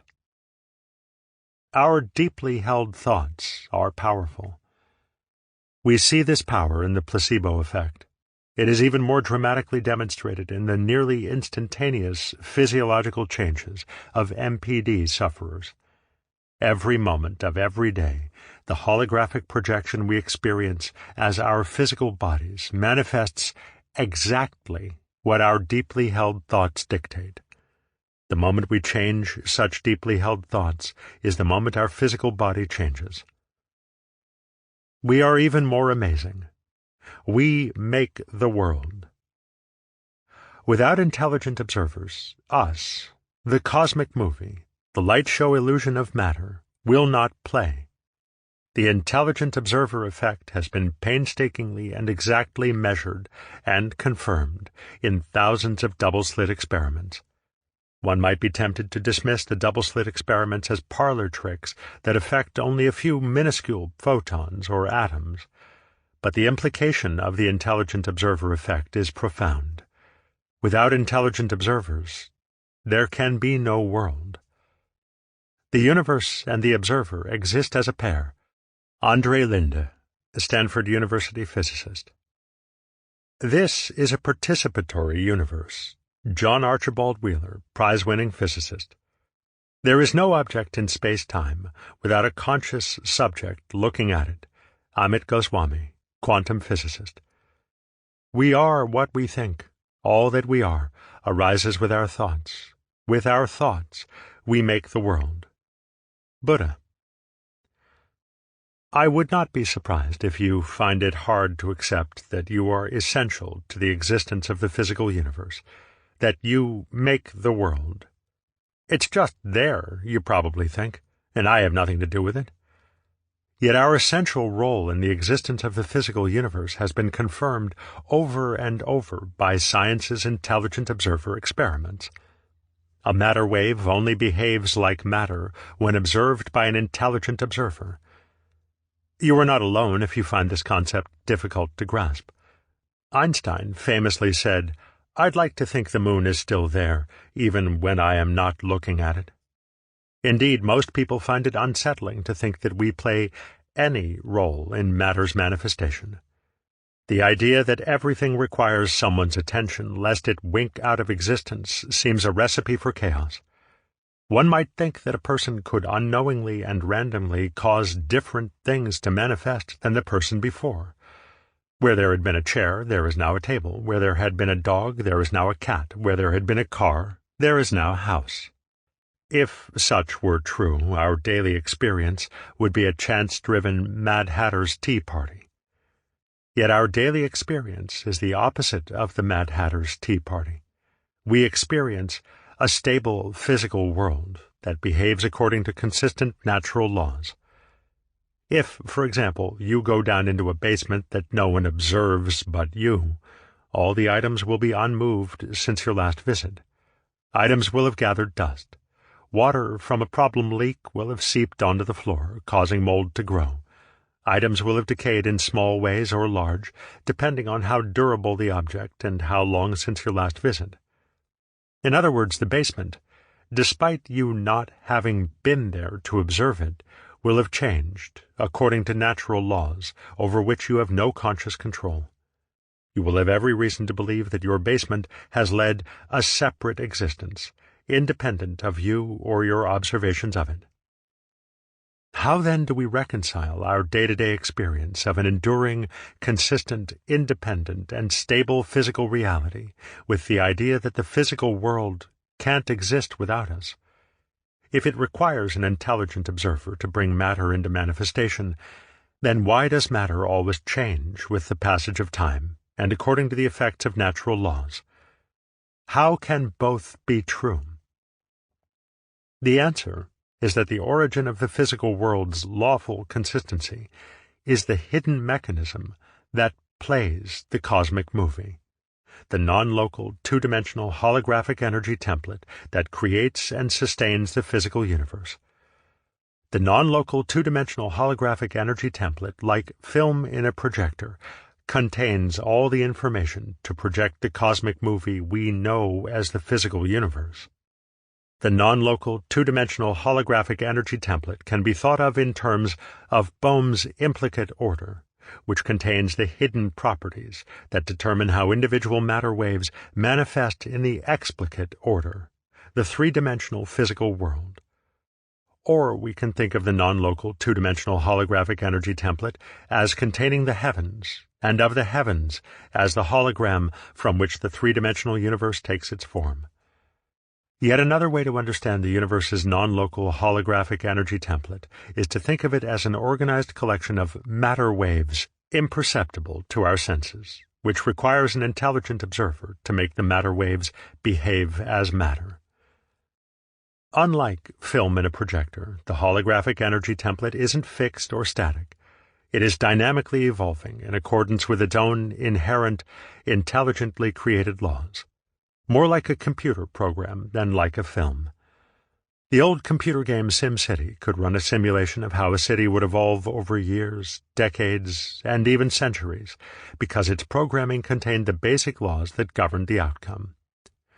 The holographic energy template, likewise, contains the laws that govern all matter-energy interactions, and contains all the information about the evolving state of the physical universe, the complete history of all matter-energy interactions, from the Big Bang to the present. The universe's non-local, holographic energy template, whether you consider it in Bohmian terms, heavenly terms, as an organized collection of matter waves, or as the ultimate SimCity, is continuously running and program-like. It keeps lawfully evolving and organizing all matter waves that compose it, no matter how much time passes between observations by an intelligent observer. When we intelligent observers do observe a particular matter wave or collection of matter waves, our observation causes those particular matter waves to behave as matter, but in a way that is already predetermined. The matter wave's hidden properties, the energy template's inherent laws, the cosmic movie's hidden scripts, predetermine the specific form the matter wave will take. Thus, random intelligent observations do not result in chaos. When Einstein looked at the moon, it was still there, as Einstein would like to have believed, its cosmic holographic program still determining how it spins on its axis and lawfully evolves. But it would not have behaved as perceptible matter unless Einstein or someone else was observing it. The physical world's lawful consistency is assured by its computer program-like holographic energy template, the continuously playing, not perceptible to the senses, two-dimensional cosmic movie, what a saint once called God's supercolossal entertainment, takes on the form of matter and becomes perceptible to the senses when observed by an intelligent observer. But the intelligent observation does not determine the form that matter takes. However, the cosmic movie's change from sensory imperceptibility to sensory perceptibility is not simply subjective. It is objective. The double-slit experiments use scientific devices to measure the matter wave's behavior objectively. The behavior measured is not simply an individual's subjective point of view. We know objectively that intelligent observers cause sensorily imperceptible matter waves to behave as sensorily perceptible matter. To me, and to many others before me, only one conclusion seems possible. If there were no intelligent observers in the physical universe, the physical universe would cease to exist. If the Twilight Zone music would help, feel free to turn it on, but you might want to save it for what's still to come. Almost all of us have no conscious awareness of our ability to make the cosmic movie play in 3 dimensions, or to shape our bodies in accordance with our deeply held thoughts. A rare few, however, are consciously aware of these abilities, and have learned how to use them deliberately. The rare few are the saints and sages, and they assure us that we, too, can do the same. Jesus answered them, "Is it not written in your law, I said, ye are gods?" John chapter 10, verse 34. Very truly, I tell you, whoever believes in me will do the works I have been doing, and they will do even greater things than these. John chapter 14, verse 12. Since everything is made out of mind, it can be controlled by mind. As you develop more and more mental strength, ultimately you will be able to do anything. Paramahansa Yogananda, Yoga Master. One of the timeless claims of religion is that saints and sages can, seemingly, defy the laws of matter, change water into wine, cure the sick, raise the dead, walk on water, levitate, manifest objects out of thin air. However, as I hope you are now able to appreciate, miracles do not defy the laws of matter. Rather, they demonstrate deeper laws that science has not yet grasped.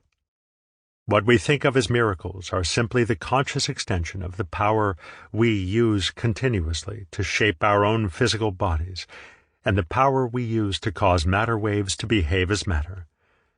The saints and sages have learned to control the thoughts that shape the matter around them, as well as the matter that makes up their own bodies. Not only have the saints and sages learned to change the health and appearance of the body costume they are wearing in the cosmic movie, they have learned to change the cosmic movie itself. Through a master's divine knowledge of light phenomena, he can instantly project into perceptible manifestation the ubiquitous light atoms.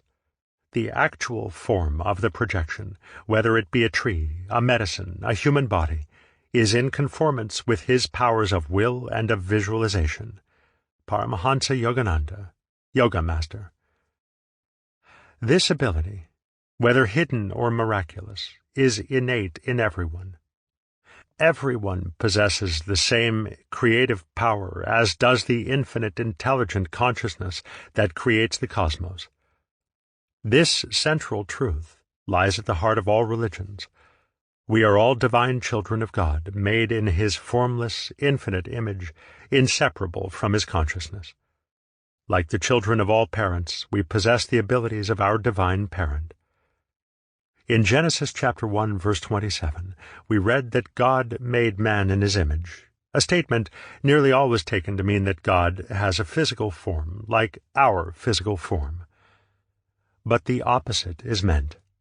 The real image of God is infinite consciousness. That is the image in which we are made. We come from, are part of, and share infinite intelligent consciousness. The teachings of India include this well-known dictum: Atman is Brahman. The Atman, soul, is Brahman, God. The New Testament records Jesus saying, "I and my Father are one," John chapter 10, verse 30. The Buddhists tell us we are all one. The creative power of the universe is not a human being, it is Buddha. The one who sees and the one who hears is not this eye or ear, but the one who is this consciousness. This one is Buddha. This one appears in every mind. This one is common to all sentient beings, and is God. We are gods with amnesia. Near-death experiencer Jan Price says, "Born of God, we are spirit, and cannot be anything else. All is mind, one mind. We are that mind, asleep, yet awakening, and God is that mind, eternally aware." Jesus said, "Lest ye see signs and wonders, ye will not believe." John chapter 4, verse 48. Miracles, though fascinating and inspiring, are only performed by saints and sages to awaken belief. The miracles of the saints and sages are strong prods to our sleeping memories of our divine nature. Their purpose is not to entice us to want to perform miracles ourselves, but to awaken us to our divine potential, to shake us out of our amnesia-induced conviction that we are merely physical bodies, and that this physically manifesting cosmic movie is the only reality. Even when we realize we have amnesia, however, even when we believe in the power of our own thought, we will not be immediately able to use its power consciously. Not until we have mastered the exacting mental discipline practiced by the saints and sages will we, like these great ones, be able consciously to use our thoughts to change the hidden, non-local energy template and thus the physical world. Further, our existing convictions run deep into our non-local subconscious. Merely thinking with the conscious mind that one has blue eyes instead of brown is not going to overcome the much more powerful conviction, lying deep and all but inaccessible in the non-local subconscious mind, that one has brown eyes. We hold our convictions so deeply that even when they make us miserable, we cannot easily change them. Being told that a problem is all in the mind is no help at all. As a wise man said, "That's jolly well the worst place for it to be." Our deeply held thoughts are like girders that hold together the structure of our being, and like steel girders, our thought girders are immensely strong. The exacting discipline undergone by the saints and sages to achieve such profound mental control begins with direct experience of one's subtle, non-material, divine nature. Intellectual belief in our higher potential, our divine nature, is a starting point. But belief is not enough to change deeply held convictions that the physical world is fixed, immutable, and separate from ourselves.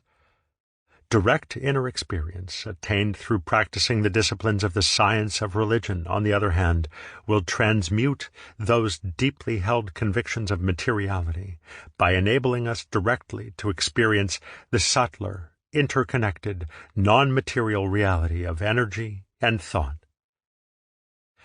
Imagine living your entire life in a spaceship, with gravity merely a concept. You may believe that gravity exists, but until you visit a planet and directly experience gravity pressing you to the ground, you would be unlikely to be convinced that gravity exists.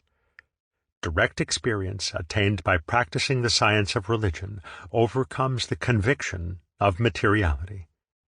The saints and sages, who are just as aware of their subtle divine nature as we are aware of our physical bodies, know that their energy-body template and the thoughts that shape it have an independent, transcendent reality. Theirs is not belief. It is knowing, and with knowing comes the ability to shape the thoughts that shape physical form, the ability to perform what are commonly called miracles. Miraculous abilities are, however, only a sideshow. The greatest ability we possess is the ability to turn off the cosmic movie.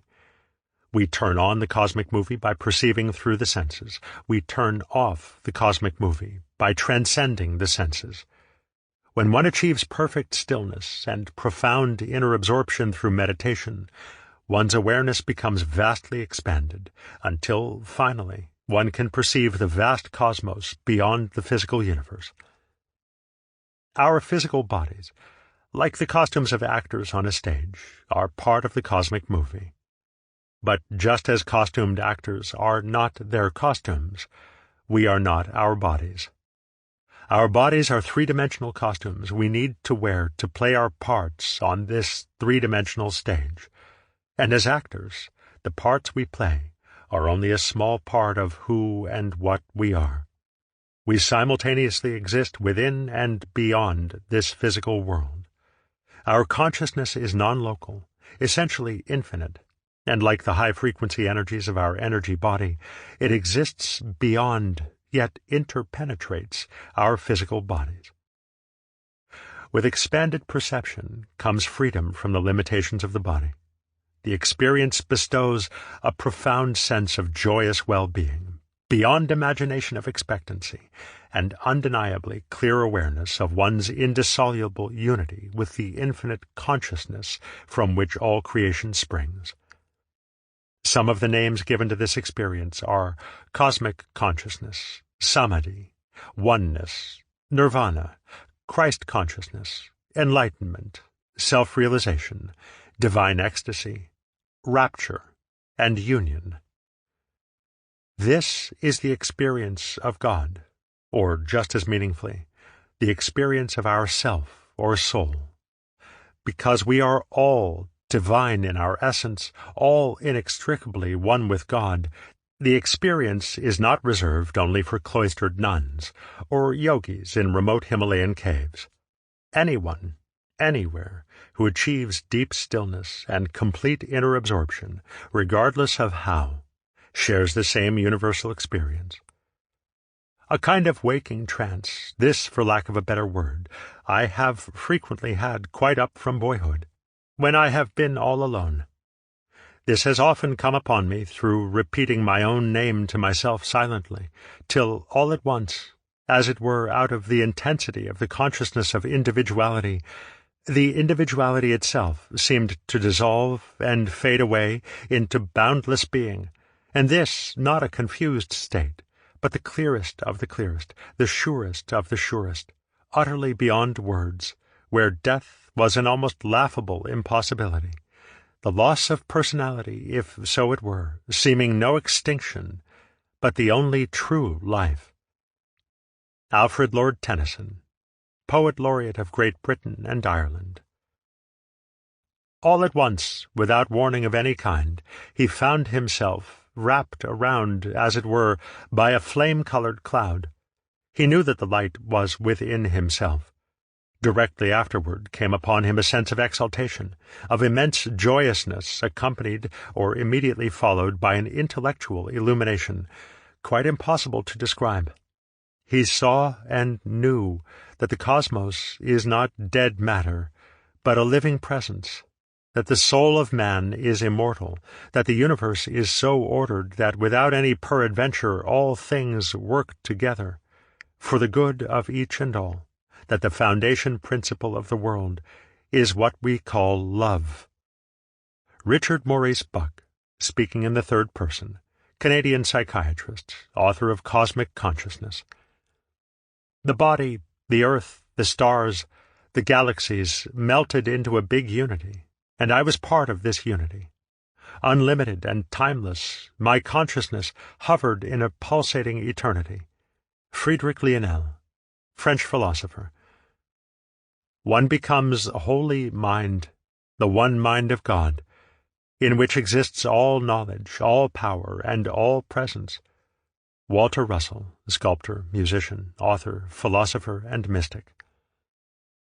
That light is the very essence, the heart and soul, the all-consuming consummation of ecstatic ecstasy.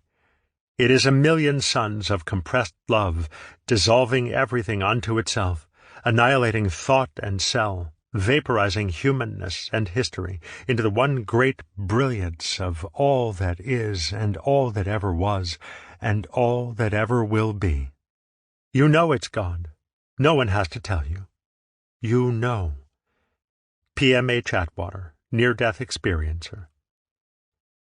The experience is often and movingly described by the saints and sages of all religions. The following are but a few among hundreds, perhaps thousands, of descriptions. O wonder of wonders, when I think of the union the soul has with God, He makes the enraptured soul to flee out of herself, for she is no more satisfied with anything that can be named. The spring of divine love flows out of the soul and draws her out of herself into the unnamed being, into her first source, which is God alone. Meister Eckhart, German theologian, philosopher, and mystic. This new experience bestows new enlightenment, which places the experiencer on a new plane of existence. There is an indescribable feeling of elation and indescribable joy and bliss. He experiences a sense of universality, a consciousness of eternal life. It is not a mere conviction. He actually feels it. Swami Sivananda. In the Orasan, spiritual communion of union, the soul is fully awake as regards God, but wholly asleep as regards things of this world and in respect of herself. Saint Teresa of Avila. To the enlightened man, whose consciousness embraces the universe, to him the universe becomes his body, while the physical body becomes a manifestation of the universal mind, his inner vision an expression of the highest reality, and his speech an expression of eternal truth. Anagarika Govinda, German-born Tibetan Lama. Whilst the mind is separated from itself, and whilst it is borne away into the secret place of the divine mystery, and is surrounded on all sides by the fire of divine love, it is inwardly penetrated and inflamed by this fire, and utterly puts off itself, and puts on a divine love, and being conformed to that beauty which it has beheld, it passes utterly into that other glory. Richard of St. Victor. The higher our mind is raised in the contemplation of spiritual things, the more it is abstracted from sensible things.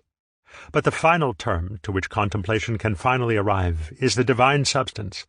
Therefore the mind that sees the divine substance must be totally divorced from the bodily senses, either by death or by some rapture. St. Thomas Aquinas. Soul and mind instantly lost their physical bondage, and streamed out like a fluid, piercing light from my every pore. The flesh was as though dead, yet in my intense awareness I knew that never before had I been fully alive. Paramahansa Yogananda, Yoga Master.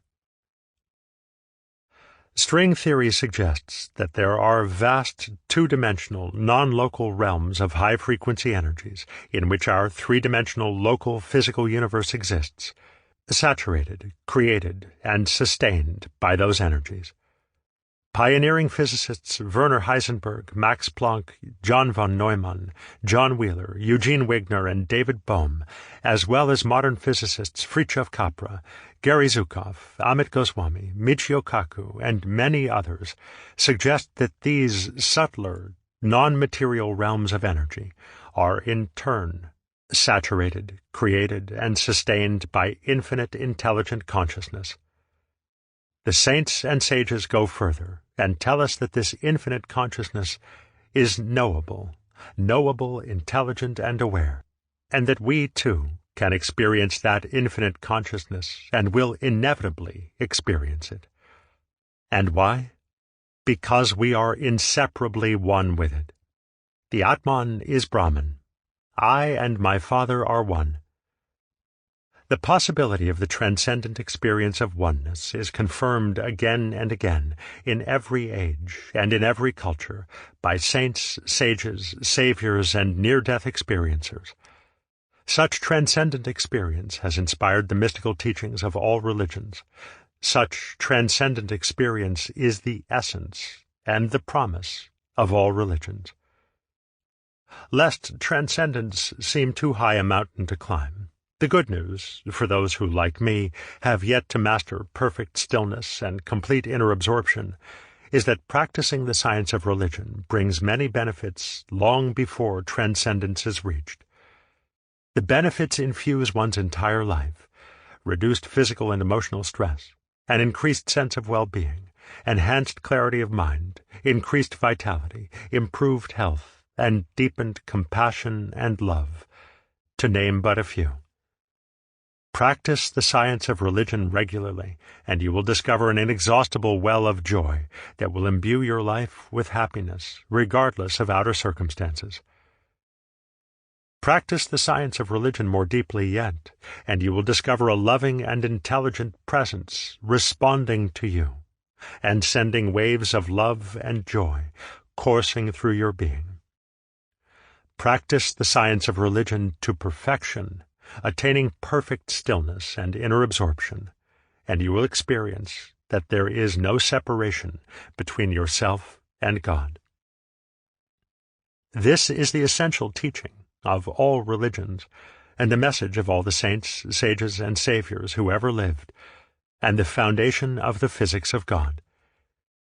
The experimentally confirmed and confounding need for the presence of an intelligent observer in order for the matter wave to behave like matter is a profound hint provided by science that we are far more than physical bodies, far more than biological machines, far more even than holographic projections of our energy bodies. We are one with the infinite intelligent consciousness that creates reality. The cosmic movie was made for us. Without us, without our attention, the cosmic movie will not play. As you have already heard, the universe and the observer exist as a pair. André Linde, Stanford University physicist. This is a participatory universe. John Archibald Wheeler, prize-winning physicist. There is no object in space-time without a conscious subject looking at it. Amit Goswami, quantum physicist. With our thoughts, we make the world. Buddha. All of us use our godlike abilities to shape our costume bodies, some knowingly, most not. Some of us, the saints and sages, can use their godlike abilities to alter even the movie set itself. But the greatest godlike ability we all possess, and that the saints and sages have perfected, is the power to transcend the senses and to turn off the cosmic movie. Watching the cosmic movie in our three-dimensional bodies using only our limited senses reveals next to nothing of reality. When we transcend the cosmic movie by attaining perfect stillness and inner absorption, reality, and our oneness with reality, is revealed. Chapter 9. The Physics of God. A Summary. This book has covered a lot of ground in 8 chapters. It has explored the most expansive theories of science and delved into the most profound teachings of religion, while revealing the compelling connections between them. Although this book is short in length, I hope you will agree that it is long on inspiration and concepts, a journey of the heart and mind, not just a collection of facts. To help you better assimilate and understand what you've heard, I have added a summary, a concise recap of the main points. I've included new quotes along with some of my favorites you've already heard. 2 new quotes frame well the essence of this book. The first gulp from the glass of natural sciences will turn you into an atheist, but at the bottom of the glass, God is waiting for you. Werner Heisenberg, Nobel Prize winner.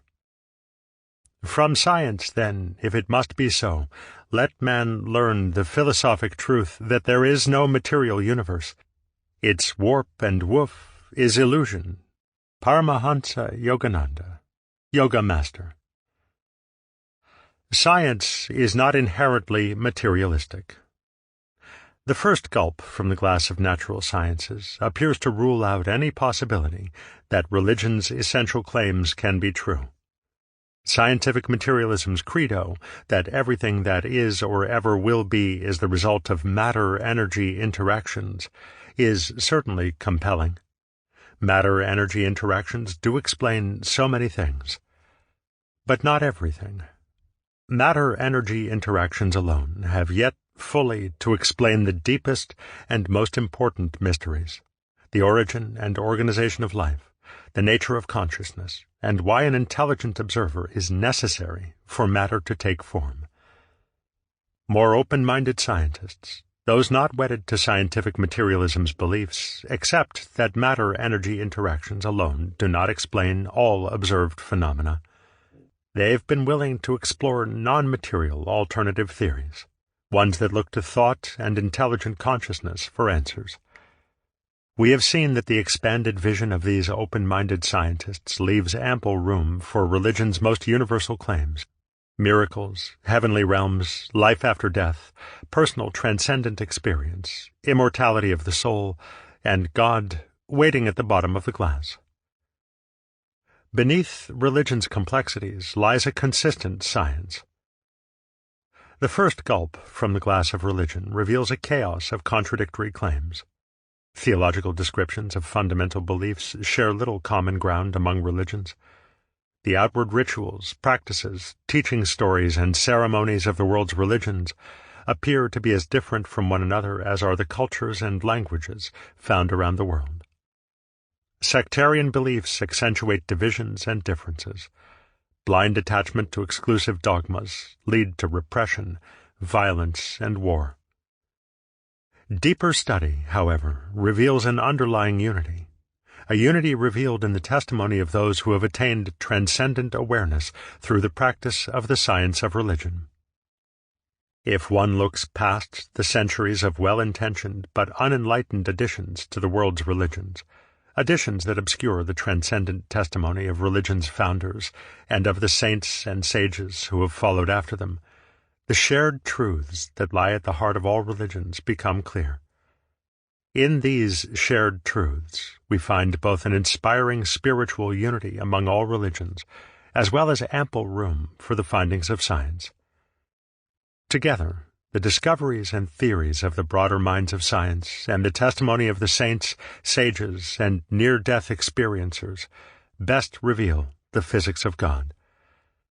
Material science is methodical and precise, but can only confirm the truth of one detail at a time. It is unable to see the whole. The science of religion is methodical but less precise, and yet able to see the whole.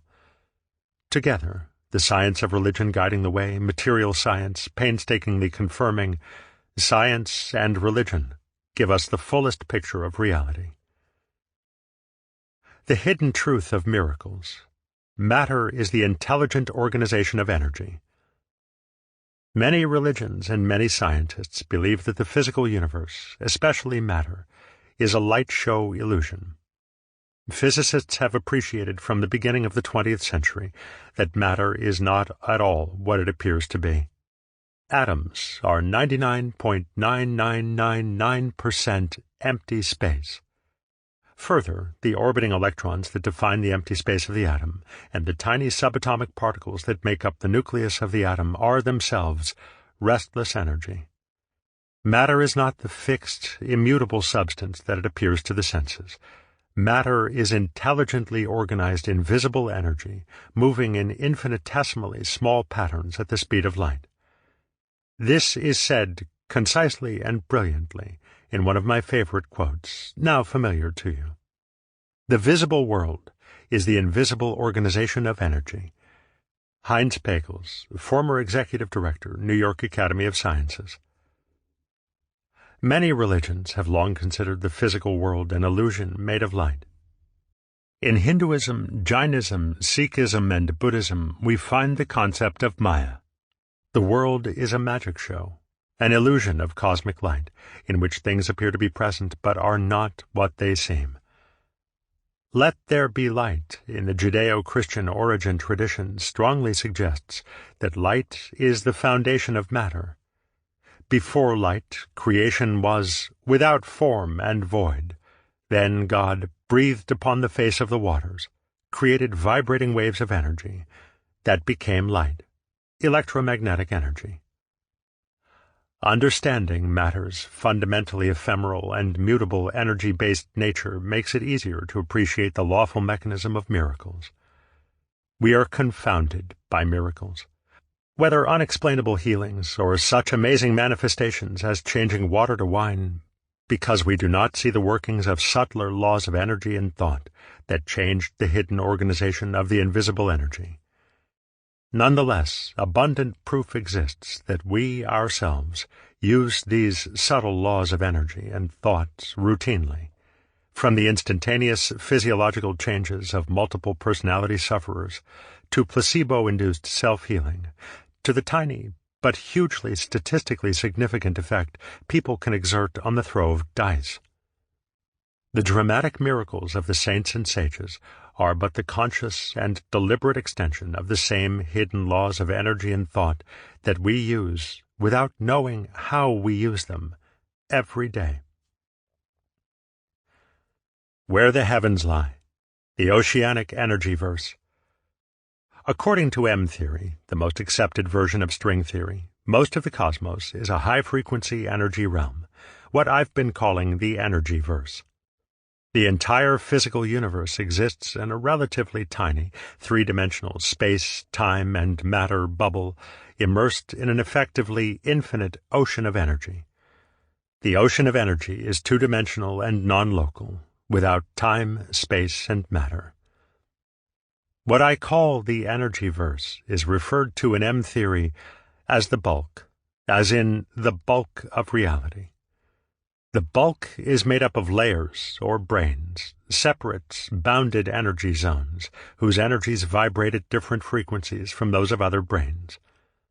It is not difficult mentally to correlate the differently vibrating energy branes that make up the bulk with the differently vibrating energy realms, heavens and hells, to which we go at death according to our own vibration or state of consciousness. All religious traditions describe multi-layered realms, realms ranging from the highest heaven to the lowest hell, where souls go at death according to their behavior, their vibration, achieved in this life. There are many different heavens. Everything is regulated by vibration, current, and frequency. Christian Andreasen, near-death experiencer. The heavens. Hologram for the universe. M-theory's holographic principle states that all the information that organizes the energies that form the physical universe, including the natural laws that govern all matter-energy interactions and the entire history of matter-energy interactions, going back to the Big Bang, resides in the interpenetrating non-local energy-verse, not in the physical universe itself. This information exists in a hologram-like, dynamically evolving two-dimensional energy template that continuously projects the entire physical universe into being. Like the tiny dots that make up a newspaper image, ultra-tiny, subatomic-sized, three-dimensional, pure energy dots make up the universe. The three-dimensional, true to all five senses, holographically projected cosmic movie we know as the physical universe arises from continuous interaction between the intelligently guided, non-local information hologram in the energy-verse, the heavens, and the unlimited energy of the energy-verse itself. Without the interpenetrating energies of the energy-verse interacting with the heavenly hologram, the physical universe could not exist. Without intelligence guiding the heavenly hologram, the physical universe could not form coherently. The blueprints of everything in the physical universe have been astrally conceived. All the forms and forces in nature, including the complex human body, have been first produced in that realm where God's causal ideations are made visible in forms of heavenly light and vibratory energy. Paramahansa Yogananda, Yoga Master. Death is a shift in awareness from the physical body to the energy body. Even at this moment, we live simultaneously in two realms, the physical universe and the energy-verse, which invisibly interpenetrates the physical universe at every point. The very high frequency at which the energies of the energy-verse vibrate, far higher even than that of gamma rays, the highest measurable frequency in three-dimensional space, means that these high-frequency energies cannot be detected by our most finely calibrated measuring devices. Yet they are present everywhere. The entire physical universe is saturated, like a sponge in water, with the undetectable high-frequency energies, poetically referred to by Wheeler as quantum foam, and suggested by string theory's super-tiny vibrating rings and strings. Until observed, potential matter exists as energy waves in this interpenetrating, non-local, high-frequency, two-dimensional realm. When the matter wave is observed, and as a result behaves like a particle, the frequencies of the energy that make up the particle it comprises vibrates at a lower and therefore detectable frequency. This change, however, is not permanent. Although matter waves wink instantaneously into measurable matter form when observed, they can just as readily wink instantaneously back into energy waves.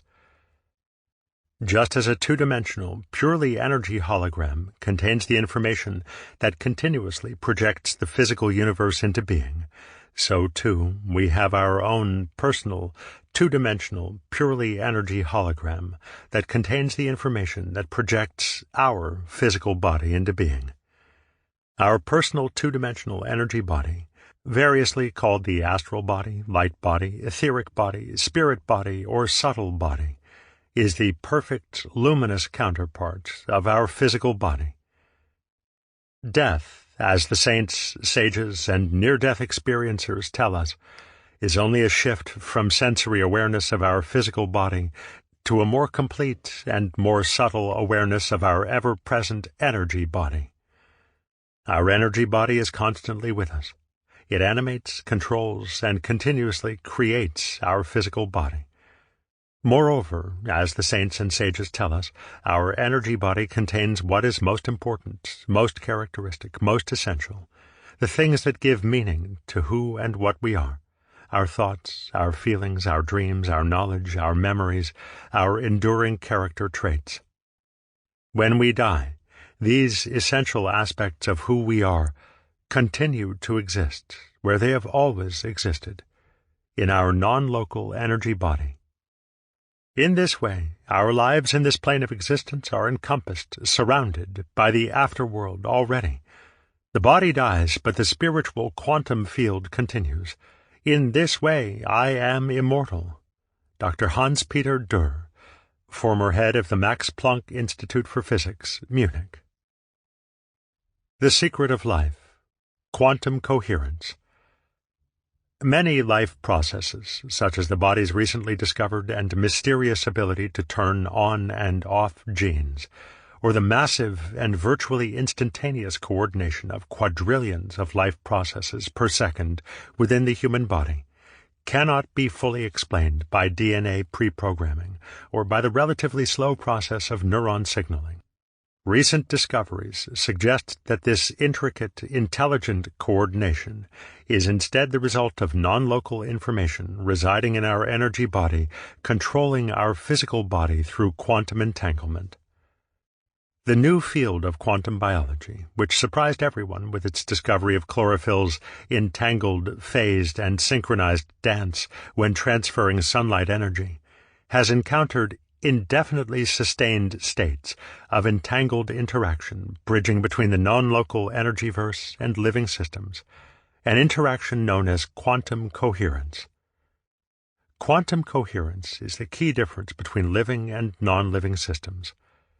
It is no exaggeration to say that quantum coherence is the secret of life. The body would be rather like a beautiful exotic flower, flickering in and out of many dimensions simultaneously. Mei-Wan Ho, geneticist and quantum biologist. We are beginning to see the entire universe as a holographically interlinked network of energy and information, organically whole and self-referential at all scales of its existence. We and all things in the universe are non-locally connected with each other and with all other things, in ways that are unfettered by the hitherto known limitations of space and time. Ervin Laszlo, philosopher of science, author of Cosmos, a co-creator's guide to the whole world. The ultimate common ground. Consciousness unites science and religion. In the early to mid-20th century, many physicists came to the conclusion that consciousness was the underlying foundation of reality. One of the most compelling reasons for this conclusion was the discovery of the intelligent observer paradox. It can be argued that the paradox of the intelligent observer is to scientific materialism what the paradox of the constancy of the speed of light is to Newtonian physics. Einstein's 1905 special theory of relativity, a cornerstone proof of which is light's constant speed, revolutionized physics by revealing the equivalence of matter and energy, elegantly expressed in the equation E equals mc squared. The paradigm-changing implications of Einstein's insights cannot be overstated. At the end of the 19th century, Newtonian physicists believed that space was infinite, that time was the same everywhere in the universe, and that matter was immutable. At the beginning of the 20th century, Einstein's equations proved that space is finite, that time is relative to the speed of the observer, and that matter is condensed energy. The anomalous nature of the intelligent observer effect has a similarly profound effect on scientific materialism. Its paradigm-changing implications, too, cannot be overstated. The intelligent observer paradox turns scientific materialism on its head. The oft-demonstrated fact that the matter wave will not behave as matter unless observed by an intelligent observer has led many eminent physicists to the conclusion that matter does not create consciousness. Consciousness creates matter. Although scientists and laymen alike find this principle difficult to embrace, some of the most important thinkers in physics, including Max Planck, David Bohm, Werner Heisenberg, Eugene Wigner, John Wheeler, John von Neumann, and Albert Einstein, who among them claim 4 Nobel Prizes in physics as well as every other elite award given to physicists and mathematicians, as well as a new generation of physicists, including Fritjof Capra, Amit Goswami, Gary Zukov, and Michio Kaku, have come to appreciate that scientific materialism is an incomplete system. In various ways, these physicists have seen the need for the presence of all-pervasive, intelligent consciousness in order to provide a complete scientific explanation of reality. The leap to embrace consciousness, science's farthest leap thus far, is the leap that nearly everyone finds the most difficult to make. Our resistance to the idea is more visceral than rational. Simply grasping the physical universe as a cosmic light projection is difficult enough. Embracing the need for an ephemeral-seeming consciousness in order for the cosmic light show to exist at all demands a vastly greater imaginative reach. Yet eminent scientists and mystics alike have arrived at this same conclusion. As quoted before, the stream of knowledge is heading toward a non-mechanical reality. The universe begins to look more like a great thought than like a great machine. Mind no longer appears to be an accidental intruder into the realm of matter. We ought rather hail it as the creator and governor of the realm of matter. Get over it and accept the inarguable conclusion. The universe is immaterial, mental, and spiritual. Sir James Janes, author of The Mysterious Universe. God is pure, intelligent consciousness. In whichever direction you may turn your gaze, you will find one eternal, invisible being manifested. Yet it is not all that easy to detect this presence, because he interpenetrates everything. The analysis of the substance of all created things, if carried sufficiently far, will lead to the discovery that what remains is identical and equally present in all creatures. It is he. It is that, which is styled as pure consciousness. Ananda Moima. To me, it is clear that we exist in a plan which is governed by rules that were created, shaped by a universal intelligence, and not by chance. Michio Kaku, string theorist. According to the saints and sages, creation begins with thought. God's intelligent laws are conceived in thought before the cosmos vibrates into being. Once conceived, these laws guide the unfolding behavior of creation, from the forming of the energy-verse and its heavens to the Big Bang, to the subsequent unfolding of the physical universe, to the eventual birth of life. Scientific materialists strongly resist the concept of a guiding intelligence behind the formation of the cosmos. They prefer to think that the laws that govern the cosmos are purely accidental. Confronted with the astronomically high odds against our universe forming as it has by accident, scientific materialists have embraced the many worlds interpretation. It provides a potential explanation for how our universe could have occurred randomly, without intelligent intention.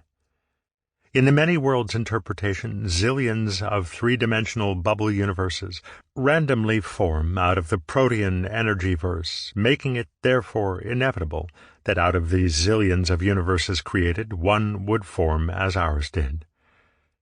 But the many worlds interpretation endows every possibility. each and every one of the vast number of quantum possibilities that occur in each and every moment, with the causal power to create new, almost identical copies of the entire universe from which that possibility emerged. The many worlds interpretation often makes me think of the old saying that some people lean so far backward to avoid falling forward that they fall over anyway. In scientific materialism's effort to avoid falling forward into embracing, even speculatively, the notion of non-material intelligent consciousness, they have fallen over backward into a mathematical theory that reduces all of human life, from love to genius, from joy to transcendence, to fleetingly momentary accidents over which we have no influence whatsoever. Take away the many worlds interpretation and its Darwinian explanation of our universe as the chance result of randomly mutating universes, and we are left with astronomical odds against our universe having developed accidentally. Without the many worlds interpretation, it is hard not to conclude that the universe is tailor-made. Once we see, however, that the probability of life originating at random is so utterly minuscule as to make it absurd, it becomes sensible to think that the favorable properties of physics on which life depends are in every respect deliberate. It is therefore almost inevitable that our own measure of intelligence must reflect higher intelligences, even to the limit of God. Such a theory is so obvious that one wonders why it is not widely accepted as being self-evident. The reasons are psychological rather than scientific. Fred Hoyle, mathematician and astronomer. The soul, immortal and godlike. Born of God, we are spirit, and cannot be anything else. All is mind, one mind. We are that mind asleep, yet awakening, and God is that mind, eternally aware. Jan Price, Near-Death Experiencer. The saints, sages, and near-death experiencers not only testify that our universe is continually created from the pure, intelligent consciousness that is God, they tell us that we are immortal souls, made in His image of pure, intelligent consciousness. We roam creation wearing various costumes of matter and energy. Our physical body is an expression of our interpenetrating, non-local, luminous energy body, and our luminous energy body is an expression of our interpenetrating thoughts. That our deeply held thoughts have a particularly powerful effect on our physical bodies is remarkably well demonstrated by the placebo effect, and by the numerous instantaneous physiological changes that take place when multiple personality sufferers move from one personality to another. Scars and moles can appear or disappear. Left-handedness can become right-handedness. Visual acuity can increase or decrease. Even eye color can change. Such phenomena strongly suggest that it is our deeper-than-conscious thoughts that shape and inform our personal, non-local, holographic energy template, which in turn shapes our physical body. Matter responds, far more than most people realize, to the power of thought. Paramahansa Yogananda, Yoga Master. Because no substance, however subtle, has been isolated and consistently measured by the instruments of science, the idea that thought exists outside the physical brain remains controversial. The idea is often labeled paranormal and pushed to the fringe of science. Nonetheless, compelling evidence indicates that our thoughts are communicated to others, regardless of distance, and that our thoughts do affect the outcome of physical processes. The evidence also suggests that thought, like the high-frequency energies of the energy-verse, is a non-local, interpenetrating phenomenon, undetectable and bound neither by space nor time, but present everywhere. The intelligent observer effect further demonstrates the power we have over matter. Made in His image, we share His abilities. Our thoughts organize our non-local energy template, and then our energy template projects our body into physical form. Some few, the saints and sages, have learned, through disciplined meditation and profound inner absorption, not only how to wield this inherent ability to alter the holographically projected matter within their own bodies, but also to alter or even create holographically projected matter outside their bodies. God wants us to become as He is, and has invested us with godlike qualities. I understood that He wants us to draw on the powers of heaven, and that by believing we are capable of doing so, we can. Betty Eady, near-death experiencer. Miraculous abilities, however, do not express our highest potentials. Our highest potentials are discovered when we develop the ability to transcend the senses, to experience realities beyond sensory perception. Saints, sages, and near-death experiencers tell us that although the cosmic movie was created for our benefit, although we are endowed with the ability to alter the cosmic movie, in the end, we weary of the show. Only by reuniting our consciousness completely with who and what we truly are can we ever be fully satisfied.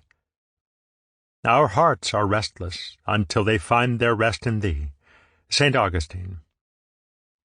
Those who have actually achieved transcendence describe their experience of pure, intelligent consciousness, movingly and personally, as an all-encompassing, supernal light, an ecstasy of supreme joy, an immersion in pure and welcoming love, and an all-knowing compassion. They describe God as infinitely present and infinitesimally aware, an awe-inspiring intelligence that creates and sustains all of creation, yet is at the same time intimately aware of their inmost thoughts. Science and religion together give us a true picture of reality. Beneath the myriad trappings of religion, we find the compellingly consistent testimony of the saints, sages, and near-death experiencers. In their transcendent awareness, they see the same vast, lawful, and subtle reality that open-minded quantum physicists, string theorists, quantum biologists, and neuroscientists painstakingly uncover through experimentation. The saints and sages add to the discoveries of modern scientists a breadth of vision that science has yet fully to achieve. The mystic and the physicist arrive at the same conclusion, one starting from the inner realm, the other from the outer world. The harmony between their views confirms the ancient Indian wisdom that Brahman, the ultimate reality without, is identical to Atman, the reality within. Fritjof Capra, author of the Tao of Physics. The testimony of the saints and sages does not counter the findings of science. It enlarges upon them. The workings of consciousness are just as lawful as the workings of gravity. It is only because science has yet to understand those higher laws, known now only to men and women with direct transcendent experience, that scientific materialists dismiss the results of those laws as impossible. We ought to remember that religion uses language in quite a different way from science. We conclude that if religion does indeed deal with objective truths, it ought to adopt the same criteria of truth as science. The fact that religions through the ages have spoken in images, parables, and paradoxes means simply that there are no other ways of grasping the reality to which they refer. But that does not mean that it is not a genuine reality. Niels Bohr, Nobel Prize winner and the father of quantum physics. All creation is governed by law. The ones which manifest in the outer universe, discoverable by scientists, are called natural laws. But there are subtler laws ruling the realms of consciousness which can be known only through the inner science of religion. The hidden spiritual planes also have their natural and lawful principles of operation. Sri Yukteswar. There probably is a God. Many things are easier to explain if there is than if there isn't. John von Neumann, physicist and mathematician. I hope that by now you can appreciate, if you hadn't before listening to this book, that science and religion together give the most complete view of reality. Not only have we seen that the consistent testimony of the saints, sages, and near-death experiencers is congruent with science, we have seen that the timeless claims of all religions, miracles, life after death, heaven, God, and personal transcendent experience, Find confirmation in scientific experiment, or, barring full confirmation, find affirmation in numerous scientific theories.